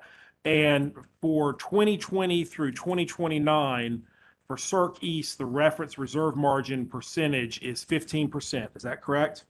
As I'm reading this document, that is correct. And does that sound right to you? Reading it, it's what it says, 15%. Okay. I mean, is that consistent with your understanding? I guess is what I meant to ask. It is the reference reserve margin per this sheet of paper. Now, my understanding, and tell me if I'm wrong, but if a utilities planning reserve margin meets CERC East's reference reserve margin, then NERC will assume that utility's planned resources are adequate to manage the risks of capacity deficiency. Is that correct? No, this is just the first part of that. This information on the 2019 long-term reliability assessment is what it says it is. It's a long-term assessment. It's looking at things from a very generalized perspective. If there was a really low number on there, I think we would have to explain that to NERC or CERC in this case. But what really counts for operating standards, operating mandatory standards, is what you have in the hour you're in or the day you're in. What do you have today? When it's 90 degrees in the Carolinas, really hot, you're already into September, you're already into outage season. What do you have today for your operating reserves? What do you have today for your contingency reserves? What do you have today for the reserves you're going to put on load following so you can keep track of the variations within your customer demand? And all three of those components factor in to balancing standard 1, balancing standard 2, and balancing standard 3, which has to do with frequency response. So this is a checkpoint for our regulators, whether it's CERC or NERC, to look at it and say, yeah, that's okay. They're near what they said they would like to be, the reference number, but this does not translate into real-time operations. There's too many variables, forced outages, load forecast error, to say that you're adequate based on this number. Okay, and is it fair to say that if the companies were operating at least at that 15% reference reserve margin level, that's going to be sufficient for NERC purposes? I don't know that I could say yes to that, because what the balancing standards say are you will perform to a certain characteristic. And the characteristics are more based on performance, not on a number that's on a long-term assessment. Okay. Remember, I'm an operator. I represent men and women that sit in a control center 24/7 by 365, making sure that we're reliable for our customers in North Carolina and South Carolina, here in the Carolinas. And this number here may give an operator some certainty that, hey, we've planned the system in the right way, but they go into real-time operation mode. They're going, okay, what do I have right now? We talked about earlier, the carbon plan has over 200,000 hours of numbers like this. To an operator, it's what's in front of me right now. What's online right now? What's offline right now? What's the load doing right now? What's the cloud cover right now?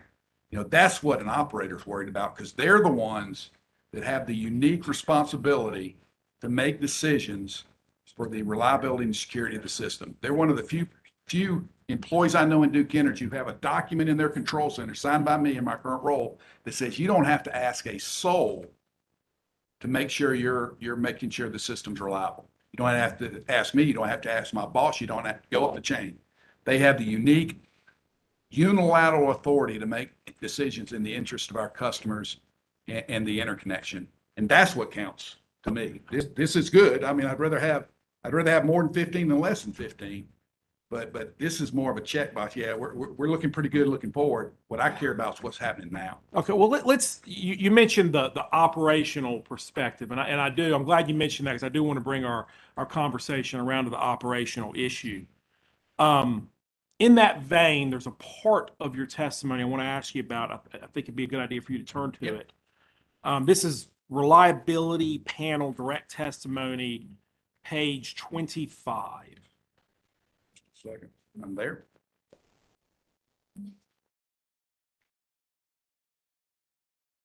And I want to talk about a sentence that appears between lines 3 and 7. Okay. I'm there. All right. Now this sentence, and just for the record, Mr. Holman, I'm going to read it. Just let me know if I read it incorrectly.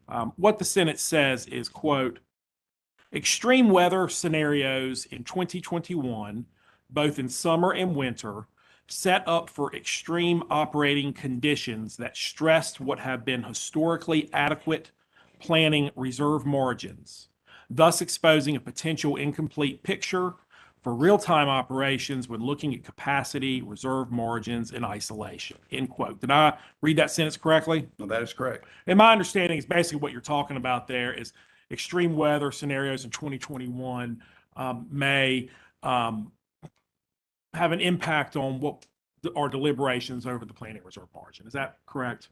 Yeah, I'll give you an example. So Well, I just, sorry, if that's correct, just let me know.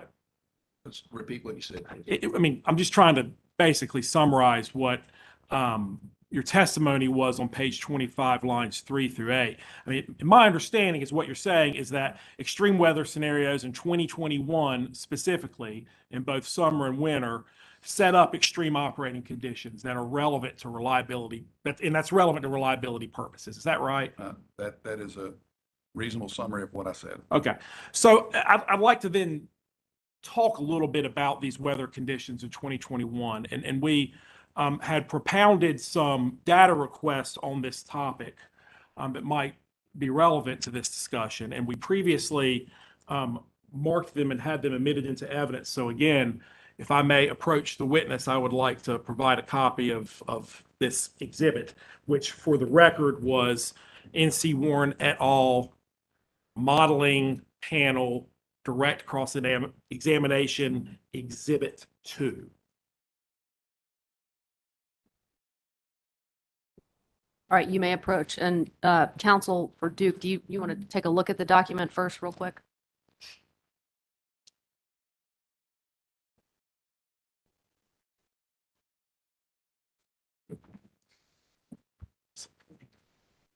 Thank you.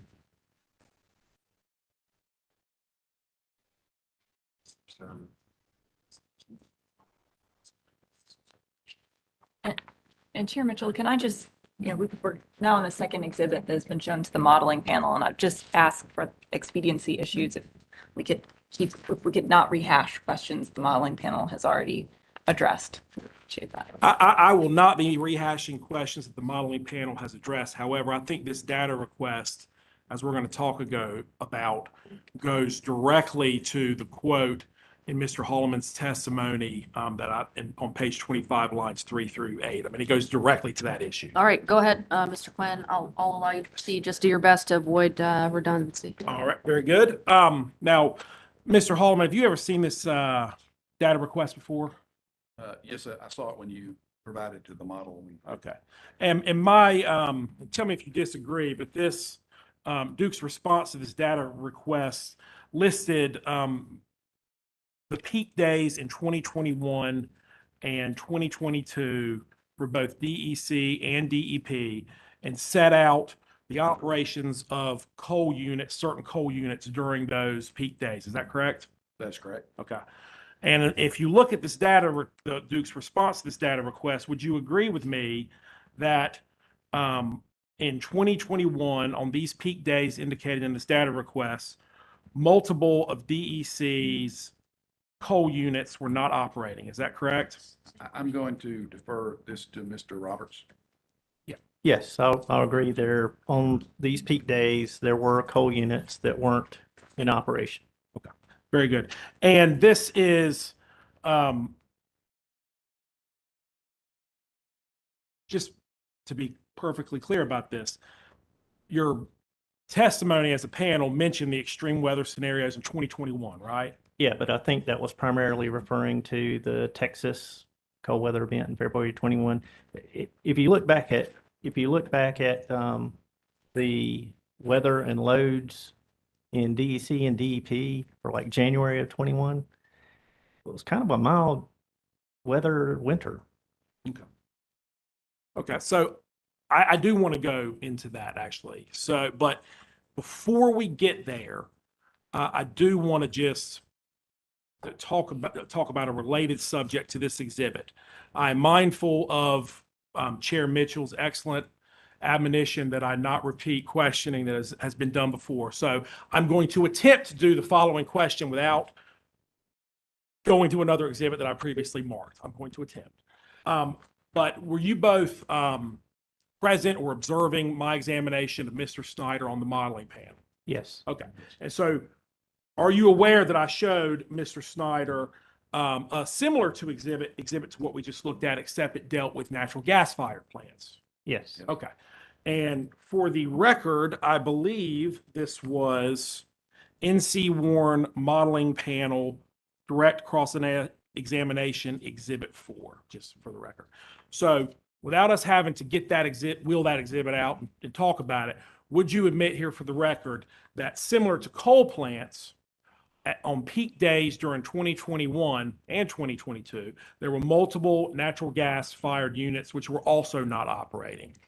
There were some gas units that were not operating. Okay. And that is true for both DEC and DEP, correct? Yes. Okay, Could I add one thing there?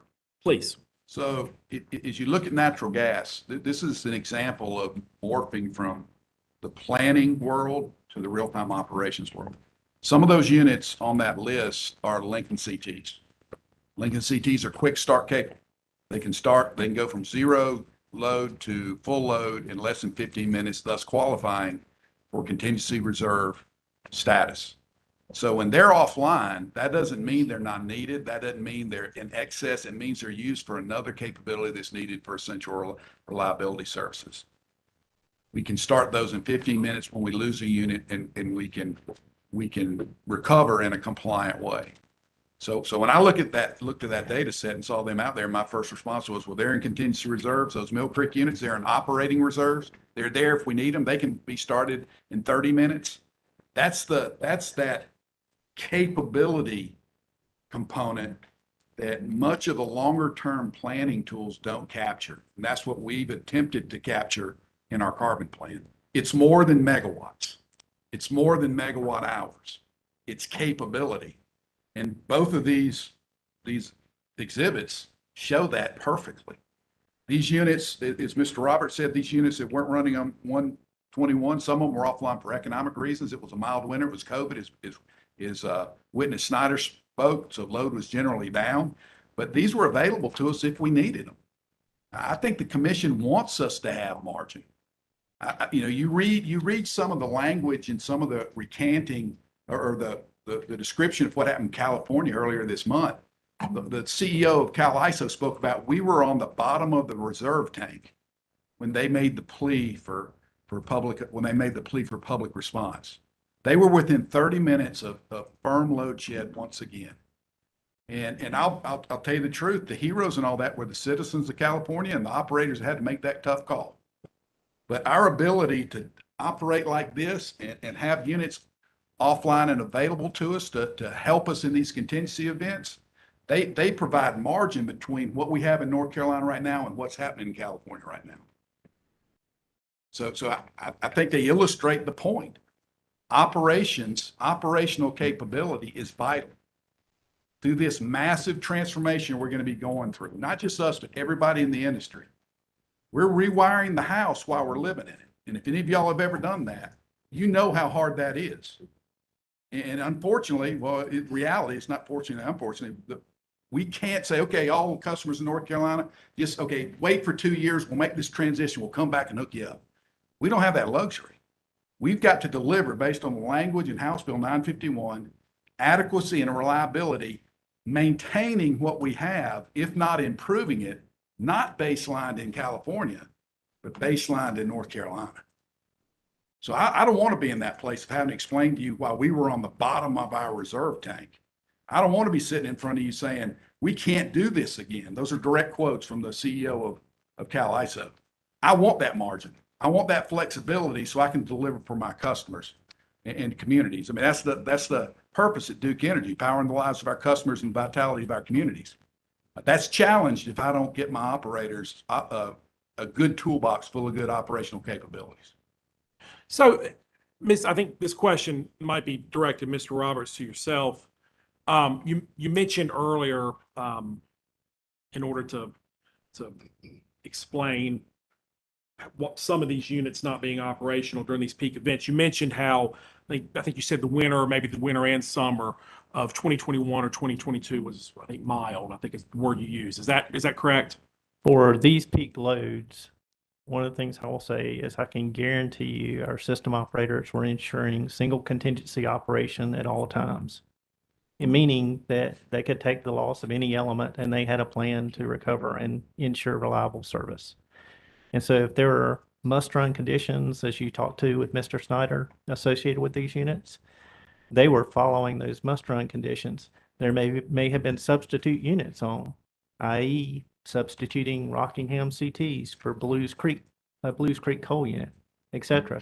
So I can guarantee you they were maintaining single contingency operation at all times. All right, so I'd like to identify an exhibit with the commission's permission as NC Warren et al. Reliability Panel Direct Cross-Examination Exhibit 1. Yeah, that'd be great.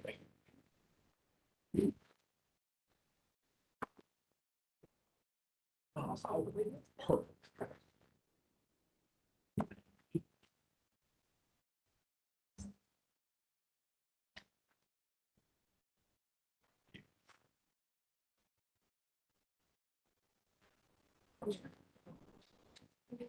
Thank you.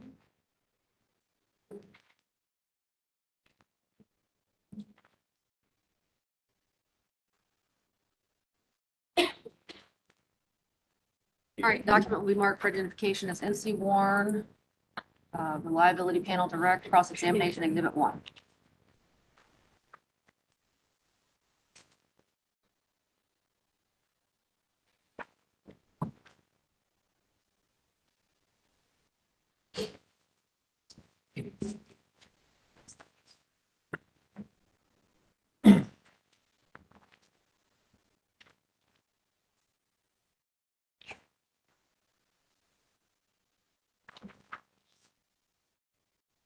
All right, so I'm going to have to do just a little explanation for why this document is set up the way it is. So you'll see on page 1, 2, 3, and 4, it's the public staff's fourth set of data requests, right? Yes. Okay. And then what I want to talk to you about is data request number 4-2. See 4-2? Yes. Okay. And it's a long paragraph. I think it'll be sufficient for me just to read the first sentence though. It says, quote, please identify the company's 10 highest winter daily loads for the period from December 1st, 2021 through March 31st, 2020. Did I read that correctly? Yes. Okay. Now, if you could flip to Duke's response. Last page. Second to last page. Now, and I see some confusion. I think I know why you're confused. Maybe.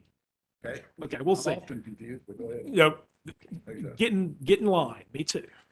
So for the second to last page has Duke's response to the public staff data request, and the text of the response mentions summer daily loads. You see that? I believe that was just a typographical mistake, which is not a criticism. All the documents I see on the data site and everywhere else, Duke's response to 4-2 gives this summer daily loads narrative. But then if you flip to the very last page of this exhibit, you'll see the spreadsheet, which corrects that error and clarifies what we're talking about. Are you with me so far? Yes. Okay. I know that was a long explanation. I did not know another way to do it. And I'm sorry about that long explanation. But you'll see at the top, the very last page of this exhibit, you'll see at the top, it has the same sentence we quoted before and data request, Duke's response to to public staff's data request 4-2, right? It's talking about the 10 highest winter daily loads, correct? Yes. Okay. Thank you for bearing with me through that. So in this, in Duke's response, what we see is it lists DEC's top 10 highest 2021, 2022 winter daily loads, and then DEP's top 10 highest 2021, 2022 winter loads. Is that correct? That's correct. Okay. Now, I want to now compare those to Duke's historical winter loads before 2022 and 2021. So in order to do that, if you could please, if you have it, hope you do, Carbon Plan Appendix F. Do you have that in front of you? I do not. Okay. I can provide a copy if it's needed. I think Mr. Holman has a copy. If y'all don't mind sharing.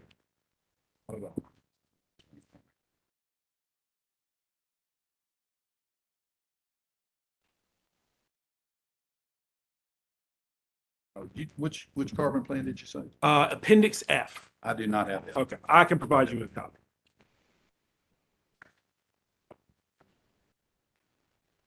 And I would like to go to page 18, which I'm going to now hand to you.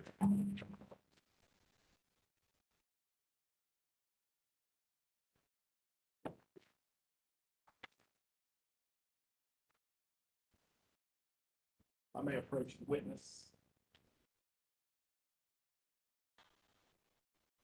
This is the entirety of Appendix F. This is the page on page 18. Thank you.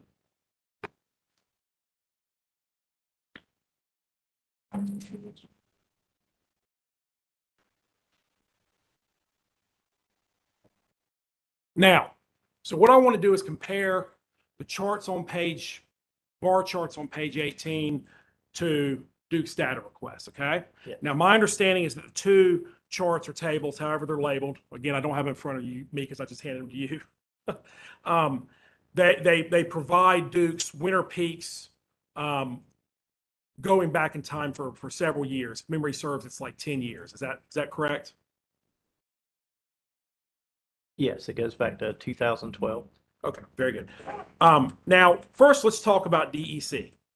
So if we look at Duke's response to the public staff's data request 4-2, the highest peak load event for the 2021-2022 winter is 16,282 megawatts. Is that correct? Yes, Okay. that's correct. Now I want to compare that to the table that you're looking at in the Appendix F, page 18, the table that deals with DEC. Okay. Duke DEC's peak load event for the 2021-2022 winter, it was higher than it was in 2012. Is that correct? That's correct. And it was higher than in 2013. Is that right? That's correct. Higher than 2020, right? That's correct. Or it's That's comparable at least. Comparable, yes. Okay. In my notes, I show it's higher, but again, I'm not looking at it. I know it's at least comparable. Hopefully didn't mess up that bad. And it's also higher than in 2021, correct? That's correct. Okay. And it's comparable, furthermore, is it not, to 2017 and 2019? That's correct. Okay. Now, similar questions, but for DEP. So if we look at the exhibit that's in front of you, this is NC Warren's Reliability Panel Cross Exhibit 1. It reflects that DEP's highest winter load event for 2021-2022 is 13,148. Is that right? That's correct. Now I want to compare that number to the second chart on Appendix F, page 18. Okay? Sorry, just for the record, I did yes. Yes. Okay. Okay. So for 2021-2022, we were higher than DEP's peak in 2012. Is that right? Correct. Also 2013, right? Correct. Also higher than 2020, right? Correct. Okay. And also higher than 2021, correct? Correct. Okay. And it's comparable to 2016 and 2019, correct?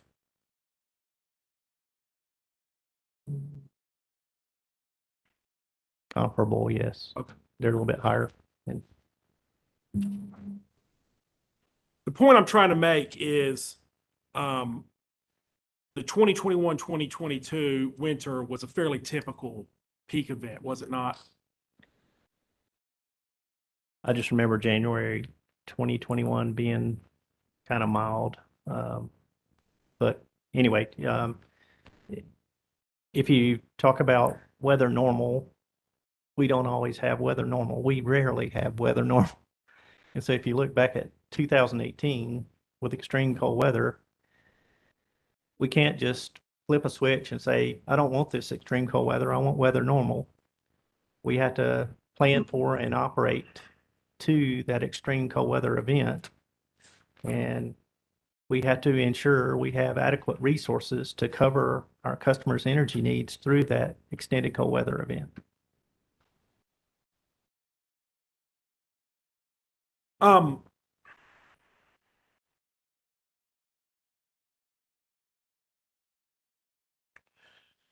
Mr. Holm, I think this next line of questions is going to go to you, I think. You understand that it's common for Duke to rely upon imported energy in order to meet winter peak, correct? As it's available. As it's available. And it's commonly available, right? For an operator, commonly doesn't have much meaning. I mean, if you need it and you don't have it, it's really not worth anything. For an operator, it is either is or is not. Give you an example. This week, 90-degree weather, September, outage season, we're running every available generator we have.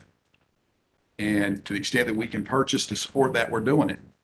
But it's, in the eyes of an operator, weather normal, average weather, that doesn't mean anything to them. They're dealing with what's in front of them in that window. What's the temperature? What's the load? What capabilities I have?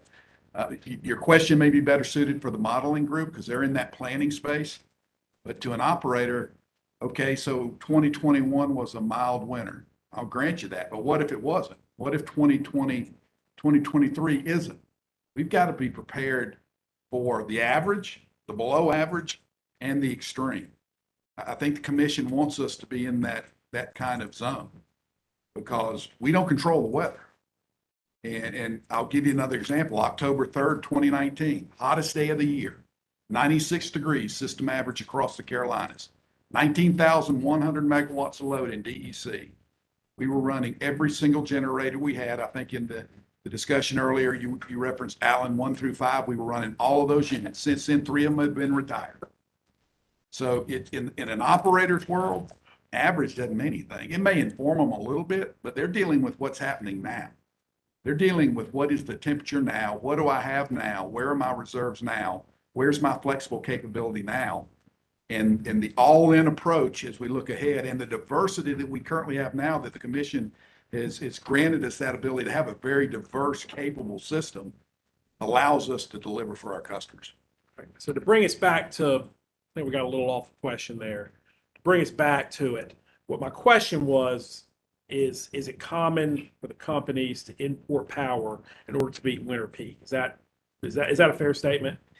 So back in January 7th of 2014, there wasn't anything to import. It was every BA for themselves with respect to serving that cold winter morning peak load. Mr. Roberts, you were on the transmission panel, correct? That's correct. How did you get so lucky as to go twice? Just lucky, I guess. Okay. Do you have your transmission panel testimony in front of you by chance? I do not. Okay. Then do you have it here with you in the commission room? Or if it helps, I could just approach the witness with a section of the transmission. Yeah, I have it here in the commission room. If this is relevant to reliability. It is absolutely relevant to the line of questioning that we're on right now.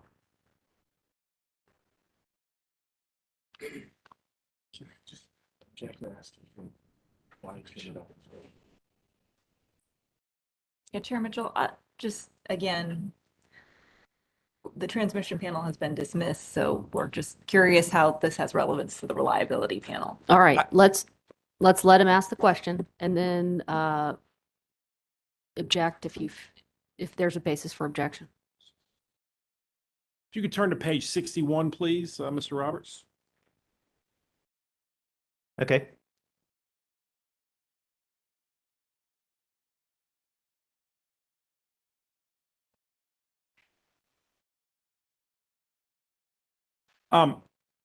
If you could please read lines 12 or the sentence that appears on lines 12 through 15. Okay. Yes, reiterating what companies communicated to the commission in the 2020 IRP technical conference.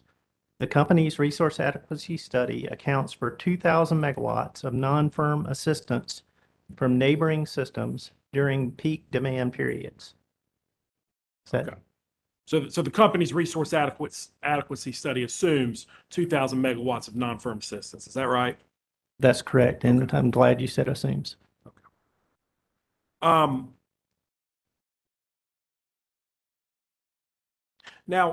again, I mentioned that this line of questioning would be to Mr. Holman. I didn't expect to get so off track. I apologize. But Mr. Holman, I believe you testified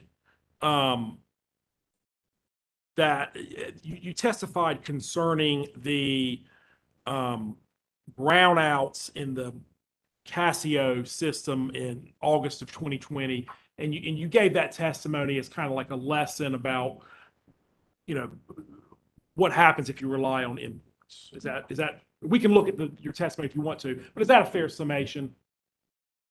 I would not say it was solely attributed to relying on imports. I think it was that they found themselves in a situation post-peak where they didn't have enough resources capability to meet the load. And when you're in that situation, I wouldn't say it's a brownout either. I think in an operator's world, it's controlled load shed. You don't want to get to uncontrolled loss of system. That's what happened in the blackout of 2003. The operators, when faced with this, have to make the tough decision that we're going to cut the energy off to some of our customers to protect the grid. In California, they're in the Western interconnection. Here in the Carolinas, we're in the Eastern interconnection.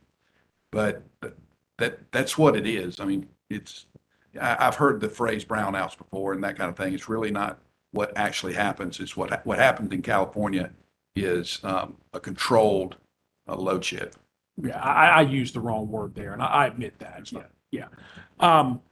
If you could turn, please, to your reliability testimony. This is on page 78.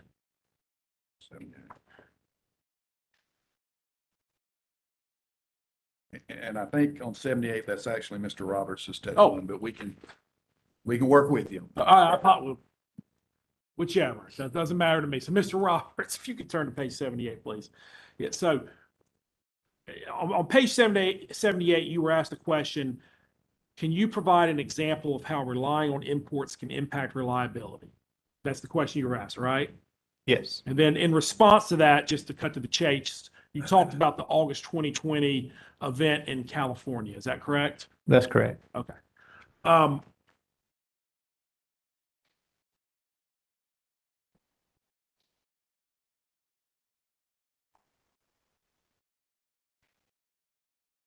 Have you ever, Mr. Roberts, reviewed the root cause analysis issued by Casio concerning this event in August of 2020? I have reviewed the root cause analysis generated by Cal ISO, yes. Okay. And would you recognize a copy of it if you saw it?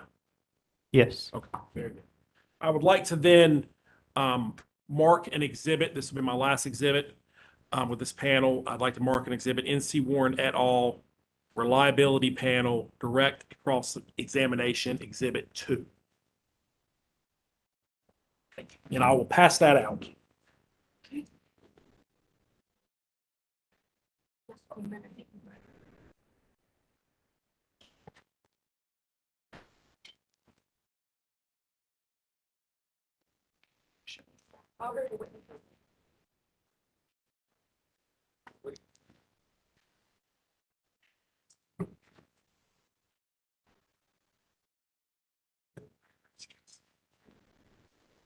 Okay, I've got it.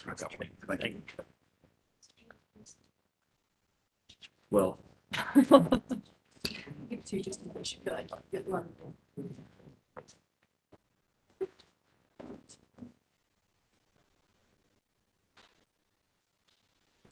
All right, document should be marked NC1 liability panel. Direct cross-examination exhibit.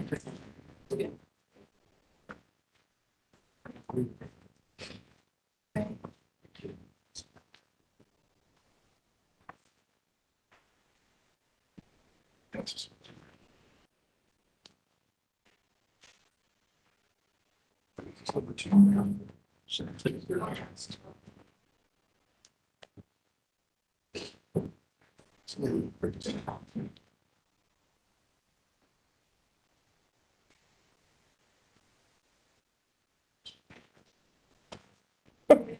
right. Okay, so Mr. Roberts, can you identify the attachments, the root cause analysis issue concerning the August 2020 event that you referred to in your direct testimony? I'm pardon, can you ask the question again? Sorry. I didn't Yes. catch all of it. Yeah, can you identify this exhibit 2 as the final root cause analysis concerning the August 2020 event in California, which you referenced in your direct testimony? Yes, this is the document. Okay, all right. So if you could please turn to page 3.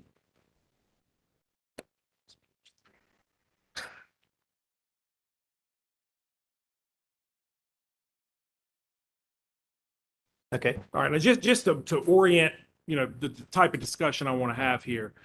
I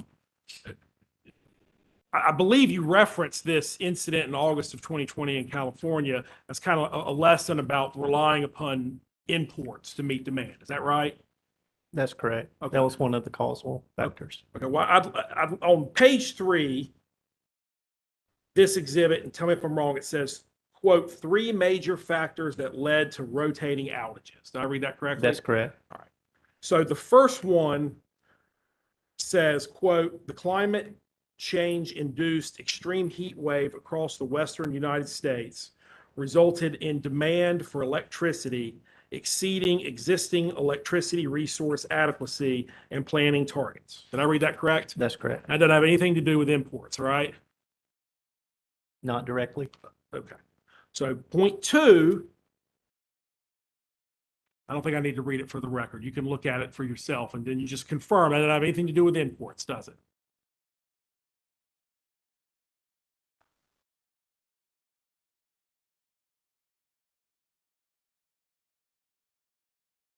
Well, one of the points that I would like to make in referring to this, even this point 2, is that it does say on page 6 that they had imports received in day-ahead market were between 40 to 50% higher than imports under resource adequacy obligations, which indicates that Cal ISO was relying on imports that did not have a contract-based obligation to offer into the market. In addition to the rule changes, the CPUC made to resource adequacy program with regard to imports for resource adequacy year 2021, the CPUC may consider additional changes to current import requirements. And you quoted that in your direct testimony. You quoted That's that. correct. And so I wanted to get to that. Okay. Okay, but you brought it up, so let's get to it now. Now, my understanding of that paragraph is it is encompassed within point 3 on page 5, right? This deals with the market practices issue, correct? It's the third bullet, and it's summary of performance of different types of resources. It's under that heading. I understand.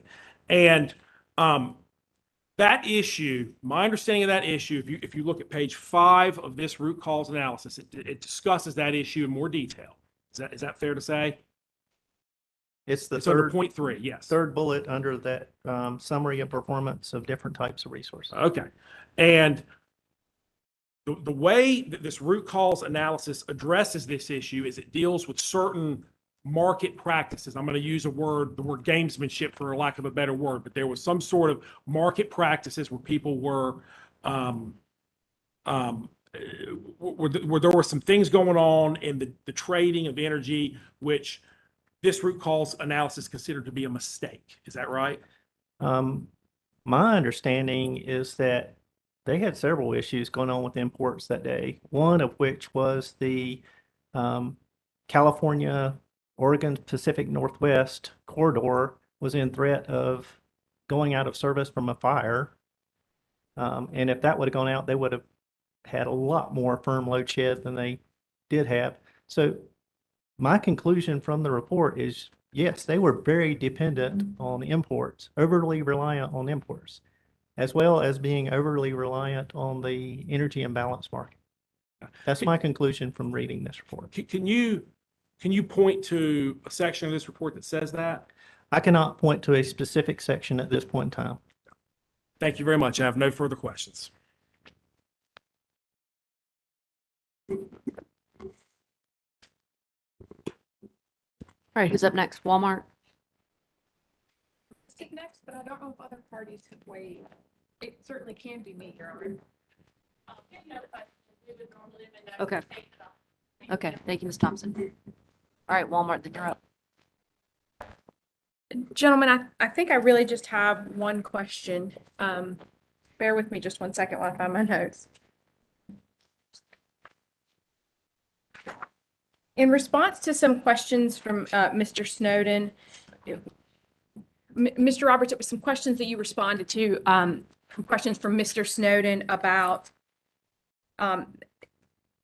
whether any of the intervenor portfolios, I think it was, had to do with whether or not they modeled extreme weather events.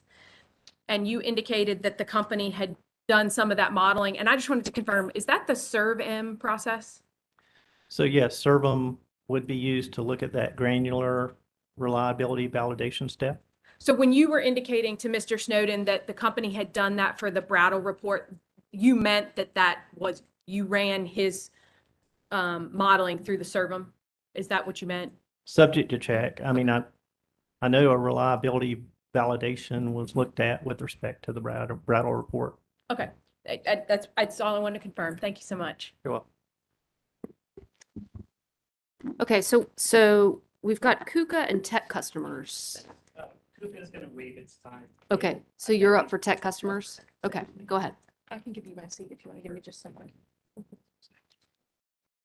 It'll take me just a second, but I'll get out of the way.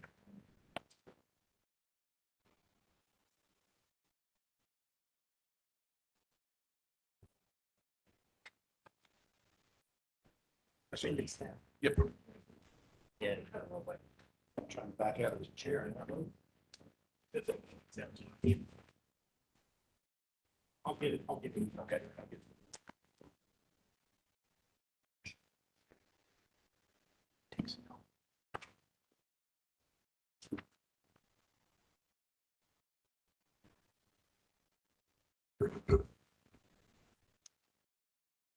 Good afternoon, gentlemen. Matt Tynan for Tech Customers.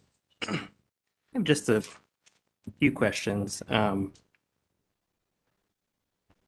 think most of them are for Mr. Holman.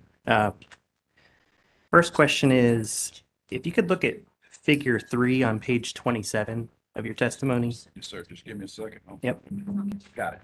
Got it. There's a figure 3 shows the nameplate or the performance of solar generation versus nameplate capacity. Is that right?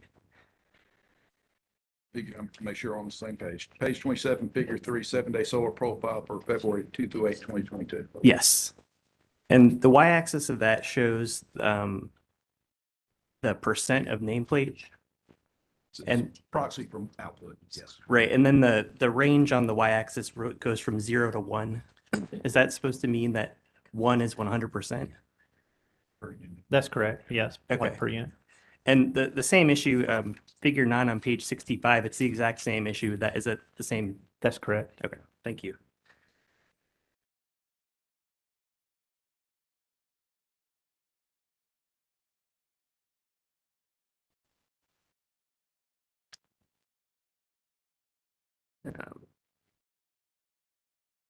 Mr. Holman, at page 21, lines 7 through 12 of your testimony, you say, for example, NERC's 2021 ERO Reliability Risk Priorities Report identifies bulk electric system risks that merit the highest attention and mitigation efforts from regulators and grid operators, and specifically highlights transitioning the power system to lower carbon sources of energy as one of the highest magnitude reliability risks. Is that right? Yes, sir. And when you say transitioning the power system to lower carbon sources of energy, you're including transitioning to more natural gas in that. Is that correct? I think it's the whole transformation, retirement of coal. Everybody's doing it. It's not something you're going to have any diversity of risk. Everybody's moving that direction. And I think that the context of what NERC is trying to say is what I said earlier. The reason it's so important is the consequence of what we're changing. And that is the most critical of the critical infrastructures in North America. Every other critical infrastructure depends on the electric grid. Every single one of them. It's why we pay so much attention to it. It's why we're so focused on it. It's why pace is so important. Pace in this transformation is going to be really important. We train our operators to do things methodically, to do things cautiously, to do things disciplined and deliberate. Why? Because what's at stake? For us in the Carolinas, it's the 4.5 million customers in North Carolina. So if we're asking our operators to do that, I think we need to plan that way as we move forward in this transformation. And as I read the NERC report, that's what I took it to be saying. That's why this is so important. And is it correct that one of the risks that NERC was identifying was the risk associated with transitioning to more reliance on natural gas generation to coordinate with the new mix involving renewable energy resources? So that's a component of it. I think NERC has brought that up in several forums. I would suggest that the Duke approach, the carbon plan approach for longer term gas procurement is better handled by the carbon plan. I would say this, we've got a lot of experience with natural gas, combined cycle and combustion turbine. We've gone through, as Mr. Roberts has said, very cold temperatures. We've learned from the 2014 and 2015 polar vortexes. We've learned from the Texas event on how to protect, winterize, be ready for cold weather with natural gas. And I think our natural gas fleet has performed really well. The experts in our procurement group have done a really good job. They're experts, national experts in the field. I trust them as we move forward to be able to manage that risk.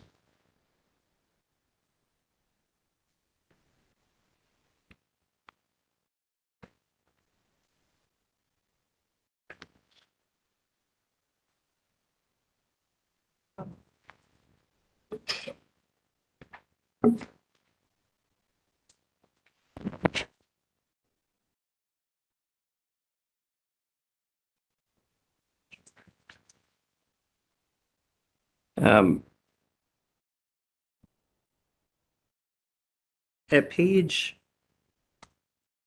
22 of your testimony, you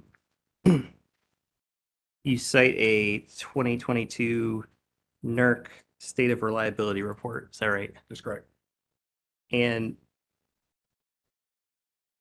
you cite that as supporting the idea that a changing resource mix driven by decarbonizing operating fleet has implications on other risk areas and amplifies those risks. Is that right? I think the point again is what are we changing? We're changing something of real significance, of real criticality. I mean, it's vitally important for us to decarbonize. I mean, I think that's part of the 4 pillars of our carbon plan: decarbonization, executability, affordability. But the one the other 3 hinge on is reliability. If we fail at that, then the other 3 will fail. And I think that's what NERC's trying to say here. This is significant change. We've gone decades. My career, 38 years, we went many years with effectively the same generation mix, effectively the same capabilities, proven, dependable, delivered for us. We're fixing to make a big change, the biggest in my career. And I think the point at NERC is we've got to do this with our eyes open. We've got to look at new planning techniques that operationalize the planning information. We can't afford for those planning activities to be experiments based on metrics that worked in the past. We've got to come up with new metrics as we move into the future. I think that's the core of what EPRI's trying to help us with. Now, Mr. Holman, you read the 2022 NERC State of Reliability Report, right? Got it right here. Isn't one of the risks that NERC identified in analyzing the February 2021 cold weather event that there were interdependencies between the electricity and natural gas industries that are a new reliability risk that have to be managed? So it is a risk. It's not new. In my career, we've discussed this many times at the NERC level and at the industry level. It's interoperability of gas and electricity that goes back to the early 2000s when there was the first really push to build out gas technology. We've learned from all of that. That's part of the benefit that Duke has of being a member of the industry, the operational planning industry. We have access to the discussions. We have access to the information. Many times we're part of the teams that do the analysis on these events, and we learn from them. Went all the way back to the pre-Texas event back in 2011. We've learned on how to winterize our resources. And keep in mind, it's just not a winter thing. It's a summer thing too. So coming out of 2014 polar vortex, really coming out of events prior to that, we started pre-seasonal validation checks. And they're challenge boards, really. You have to justify why you're ready for the upcoming season. There's risk with anything. There's risk with all of our assets. And so we try to manage that risk through diversity, through not putting all our eggs in one basket. But yeah, I would agree with your statement, but we understand that. And as a utility with the obligation to serve the state of North Carolina, we deal with it every year we come around to this time of year. In fact, we're going to have our pre-seasonal winter check in about 3 weeks. Page 28 of your testimony, starting at line 15, you refer to some statements that were made by the NERC president and CEO, James Robb. You see that? I got it. Yep. And there's a block quote from Mr. Robb that continues on to the next page. You see that? Yes. And what Mr. Robb was talking about in the comment in the block quote that you have there is the need for natural gas for a reliable transition. That's great. It gets us from here to there. Do you have a copy of Mr. Robb's testimony with you? I've read it. I don't Read have it. a copy of it, but I've read it.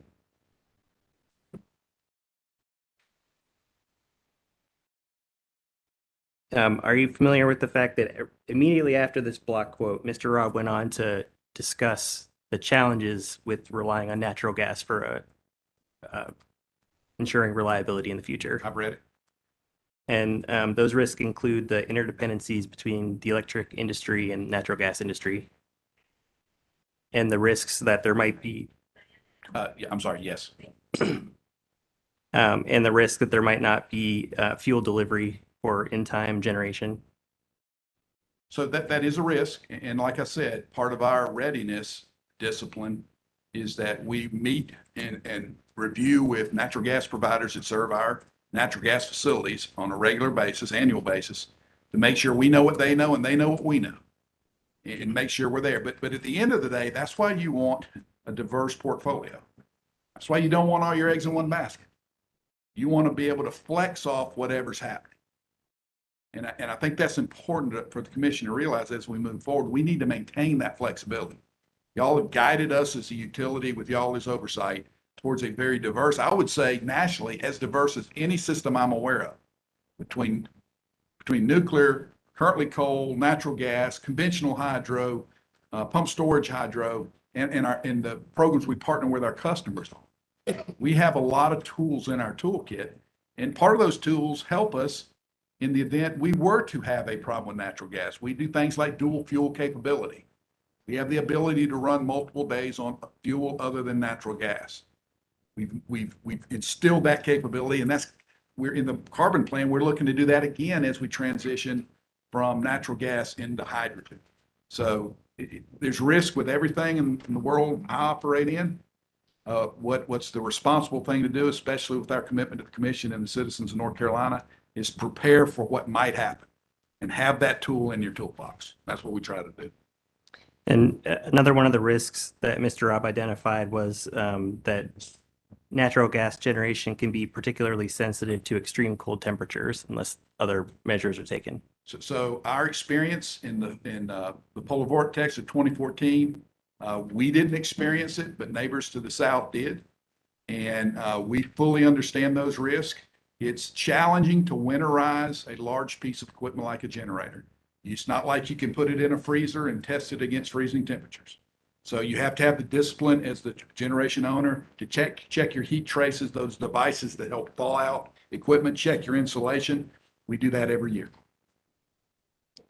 And another risk that Mr. Robb talked about in his testimony was that growth in the use of natural gas as fuel for electric generation can stress the natural gas supply infrastructure when expansions don't keep pace with increased use. I think as a forward-looking risk, I would suggest you approach our modeling panel on that. But we have a group within the company, a procurement group that handles that for us. They're very good at what they do. They have a long proven track record. I'm confident they'll be able to manage those risks moving forward. And Mr. Robb also mentioned that the problem with constrained natural gas supply infrastructure is particularly acute during extremes. Would you agree with that? I think in theory it is. Our experiences to date is that we've been able to deliver natural gas to our facilities to meet the needs of our customers as a part of a very diverse portfolio. That doesn't come by chance. It's not luck.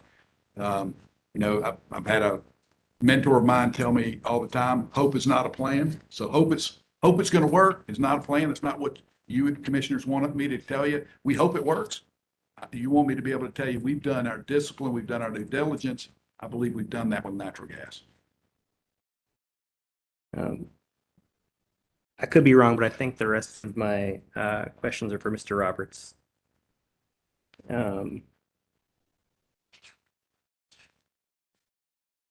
Page 70 of your testimony, lines 21 down, going down to the first line on page 71.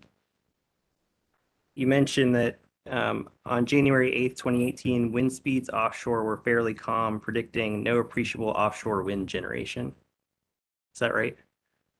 So based on the data that we have for that week, that's correct. And if offshore wind wouldn't have been producing very much energy during that day. And where was that data from? Received it from the resource planning group. Do you know geographically where that data was from? No, I do not.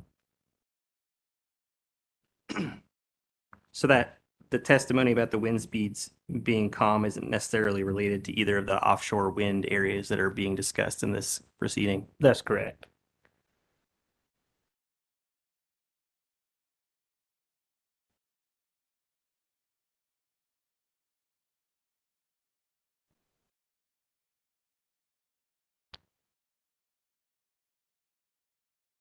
On page 75 of your testimony, and then there's a figure 11 on page 76, discussing the benefits of consolidated system operations. You see that? Yes.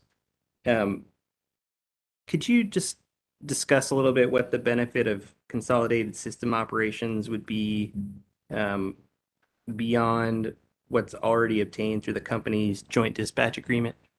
Yes. So one of the big differences, and I think Mr. Peeler explained this, but anyway, one of the big differences between current operations and operations under consolidating system operations is the ability to share operating reserves. And so that ability to share operating reserves would help with respect to managing intermittency of solar, for example. Would the companies be able to share operating reserves if they formed a group under the NERC rules? So you're talking about a different type of operating. I was referring to regulating reserve. You're talking about something different, I believe.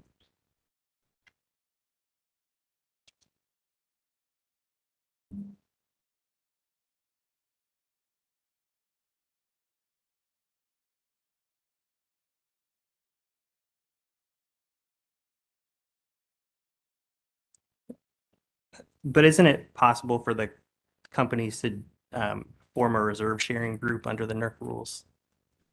Yes, that's usually when you talk about reserve sharing group, that's addressed in standard BAL 002, and that's talking about sharing contingency reserves.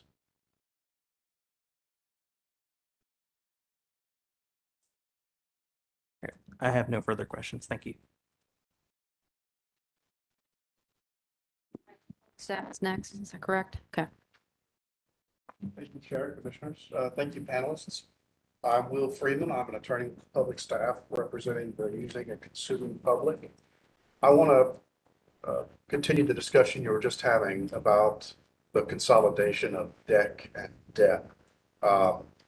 And that is, I think, page 75, if you'd like to look, but just generally, you wanted to talk about consolidating the balancing authority, the transmission operations, and transmission service providers. That's correct. Mr. Freeman, make sure you're in the mic. Thank you. Is that better? Yes, it is. All right. And Duke Energy is also proposing in the near term to consolidate the open access transmission tariff. That would be part of consolidating the current two transmission zones into one. What are the benefits of a consolidated system? So if you're talking about CSO versus the merged utility, is that what I'm understanding? In the near term, the merger was in the more distant future, is that correct? So you could sequence them where you do CSO first and then transition to merger, or we could go flat out to try to go toward merger. Okay, so in the near term, let's talk about consolidation. Okay. What are the benefits of that? Right. So as mentioned prior, one of the main benefits is being able to share operating reserves, and contingency reserves. Although we do that today. So it's just, you have to plan for a lower, most severe single contingency, compared to the aggregate. So that's one benefit. From a transmission perspective, one tariff, you go under one rate. And so you would have one transmission plan for the whole area, one revenue requirement for the whole area. And so that would be a benefit as well. Could this lower the combined system reserve margin? So I did discuss that in the carbon plan, in the CSO appendix. And if you held everything else equal, and we actually looked at this in the 2020 resource adequacy study, if you held everything else equal and you didn't look at the systems as island systems, but you looked at the system as one system, just being able to share those reserves, you would be able to most likely lower the loss of load probability, and of course, probability, consequences, risk. So theoretically, you would be able to lower the planning reserve margin, all else held equal. Now, I will defer to the modeling team for more specifics on that, but the other thing the industry is recognizing, though, is with respect to looking at unserved energy hours, with respect to looking at energy adequacy, and as Mr. Holman was talking about, EPRI, NERC are all looking at what metrics are going to be needed in the future to ensure energy adequacy. They even have a task force that was stood up, the Energy Reliability Assessment Task Force. And that's derived a SAR, which is going to result in a standard or standards. And those standards are going to require us to look at energy adequacy. So looking at things under the generation transition paradigm going forward, I see planning reserve margins going up, even in a consolidated system operations perspective, just due to the changing resource mix. So I wouldn't flip the switch yet on saying CSO is going to lower the planning reserve margin. Can we talk about reliability for a moment? Do you have by chance the direct testimony of Glenn Snyder, Bobby McMurray, Michael Quinto, and Matt Calvin? I do if you don't. I don't, but I think Mr. Roberts does. I don't have it today. We don't have it. I took it out of my book. You want to check it first? Thank you.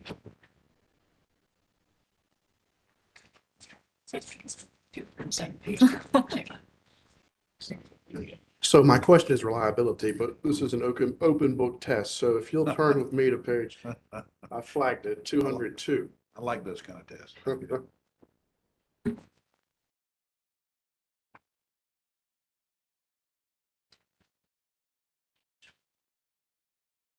So Duke ran 4 portfolios, and then after consultation with the public staff and others, ran 2 more portfolios, 1, 2, 3, 4, 5, 6 total. And within those portfolios were sensitivities where Appalachian gas was and was not available. Am I right so far? That's correct. Okay, and so the document I handed you is a reliability test. And you see that in front of you. Yes. And so this is a reliability validation analysis, which tests the 6 portfolios against 41 weather years to capture the impact of unanticipated forced outages. And it's a method to confirm whether the portfolios would allow Duke to reliably serve load under real world conditions. Am I right so far? That's correct. That's a good thing, right? Yes. And Duke seeks portfolios that have loss of load. That's LOLE, loss of load expectations of 0.253 days per year or less, which is approximately equivalent to 0.1 days per year in the island case. So, right? So yes, that's correct. There was a credit for that 2,000 megawatts of non-perm assistance that makes up the delta. And so this chart here is a measure of which portfolios are reliable under that standard. That's correct. And if we look at the chart, portfolio 5, you see the dots there? Yes. It meets the reliability threshold. That's correct. It is reliable. That's what this figure shows. And if we look at the dots, it's more reliable. Portfolio 5 is more reliable than portfolios 3 and 4, maybe 2, and comparable to 1. If you just look solely at this loss of load expectation analysis, I don't know that you can infer that it's more reliable than another portfolio. This is just a reliability validation that we performed. Okay. Then on this reliability validation, we can say that it is more reliable than 3 and 4, though. Look at the dots are higher, right? Yeah, I mean, I think I'll defer this to the modeling group because I don't think you can make that conclusion. Thank you.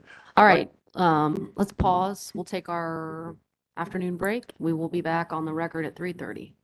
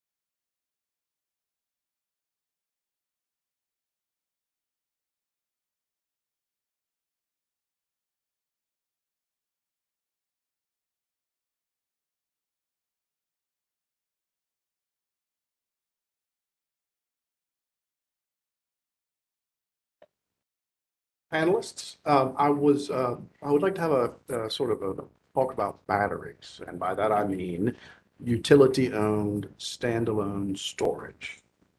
And as I understand the system, it's envisioned that you use an energy storage asset to energy shift from a time of low load to a period of high load. That's correct. That would be one of the uses is energy shifting and for peaking capacity. Yeah. And I guess sort of one method that we could energy shift is to charge storage during low load and discharge it during higher demand. Yeah, so I mean, primarily, like I was referring to earlier in my response, ideally for a carbon reduction, looking at a carbon reduction perspective, you would like to charge with renewables and use that energy for peaking capacity. And to ensure reliability when interconnecting energy storage, does Duke define standards within its methods of service on how these resources are studied? Yeah, so batteries are very new to DEC and DEP. I think Mr. Snyder referred to them as a nascent technology. And so our practices for studying storage are different. I mean, even if you look at the pump storage, with respect to the recent expansion, we had to look at that. But with respect to 4-hour batteries, the practices for studying those batteries has changed. And it's exactly to take into consideration what you're mentioning, that it doesn't make sense to look at charging a battery on peak. Are those standards written down somewhere or? So we have some informal practices that we've developed. Can you give me a 2-second overview of them? Yes. So it basically looks at our winter and summer load shapes, and it looks at the hours that you would primarily be receiving solar energy. It looks at the hours of peak demand, and it basically says below this percent peak, that's when you're allowed to charge batteries, or you're going to study charging batteries. And so we use that as the threshold with respect to studying charging associated with batteries. Thank you.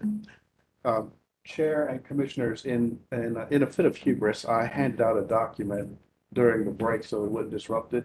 But if I could, I put it by your nameplate. I would propose, Chair, with your permission, to mark it public staff, reliability panel, direct cross-examination, exhibit 1. Document will be so marked. Thank you. And I gave this to you during the break, so you had a minute to look it over. Yes, I've looked at it. Okay, thank you. If you would look with me at the bottom, it says page 5.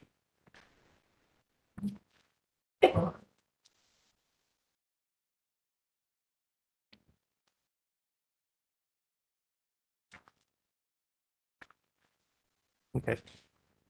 3.1.2. Yes.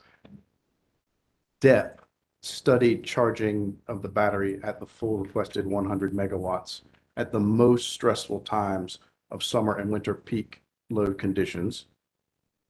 That's correct. This was pre-current practice. Okay. Would we study now today charging batteries at peak?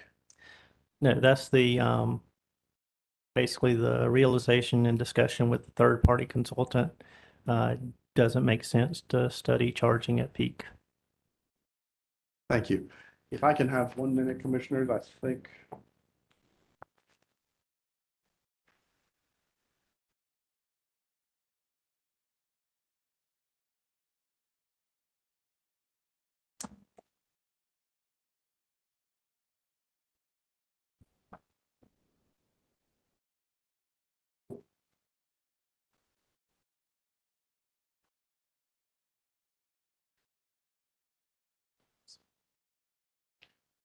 Thank you very much for your time.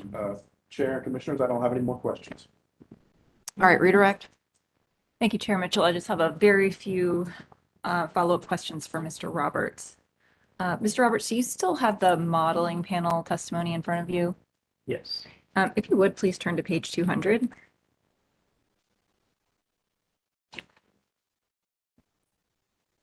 Okay.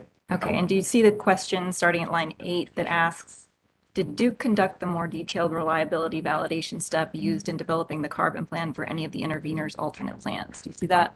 Yes. And would you, if you need to take some time to review the answer, but if you would, please just give us a summary of the response.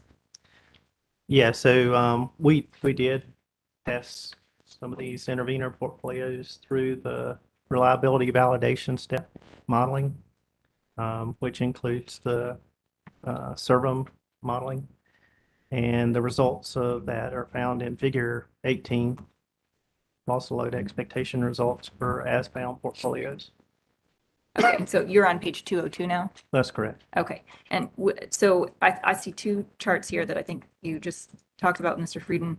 And can you please just explain in a very basic level what is represented on the 2030 side of the chart, what's represented on the 2035 side of the chart? Yeah, so looking at the 2030 portfolios for each one of the P1 through P6, and also the Synapse optimized and the Gable Stratogen preferred. What that shows is that when we perform the reliability validation step, that all of those portfolios, with the exception of the Gable Stratogen preferred, pass the reliability validation step. And that's for the 2030? That's correct. And I don't see a Brattle portfolio on there. Is that right? That's correct. Okay. And for the 2035, can you just give us a brief summary of that as well? Yeah, so 2035, similarly, it shows that all the portfolios, with the exception of Synapse optimized and Gable Stratogen preferred, passed. Okay, and again, I don't see Brattle on That's this chart. correct. Is that right? So to summarize, in 2030, all of the portfolios listed passed except the Gable portfolio, and in 2035, all of the portfolios passed except the Synapse and Gable portfolios. That's correct. Okay, and if you would turn back one page to page 200.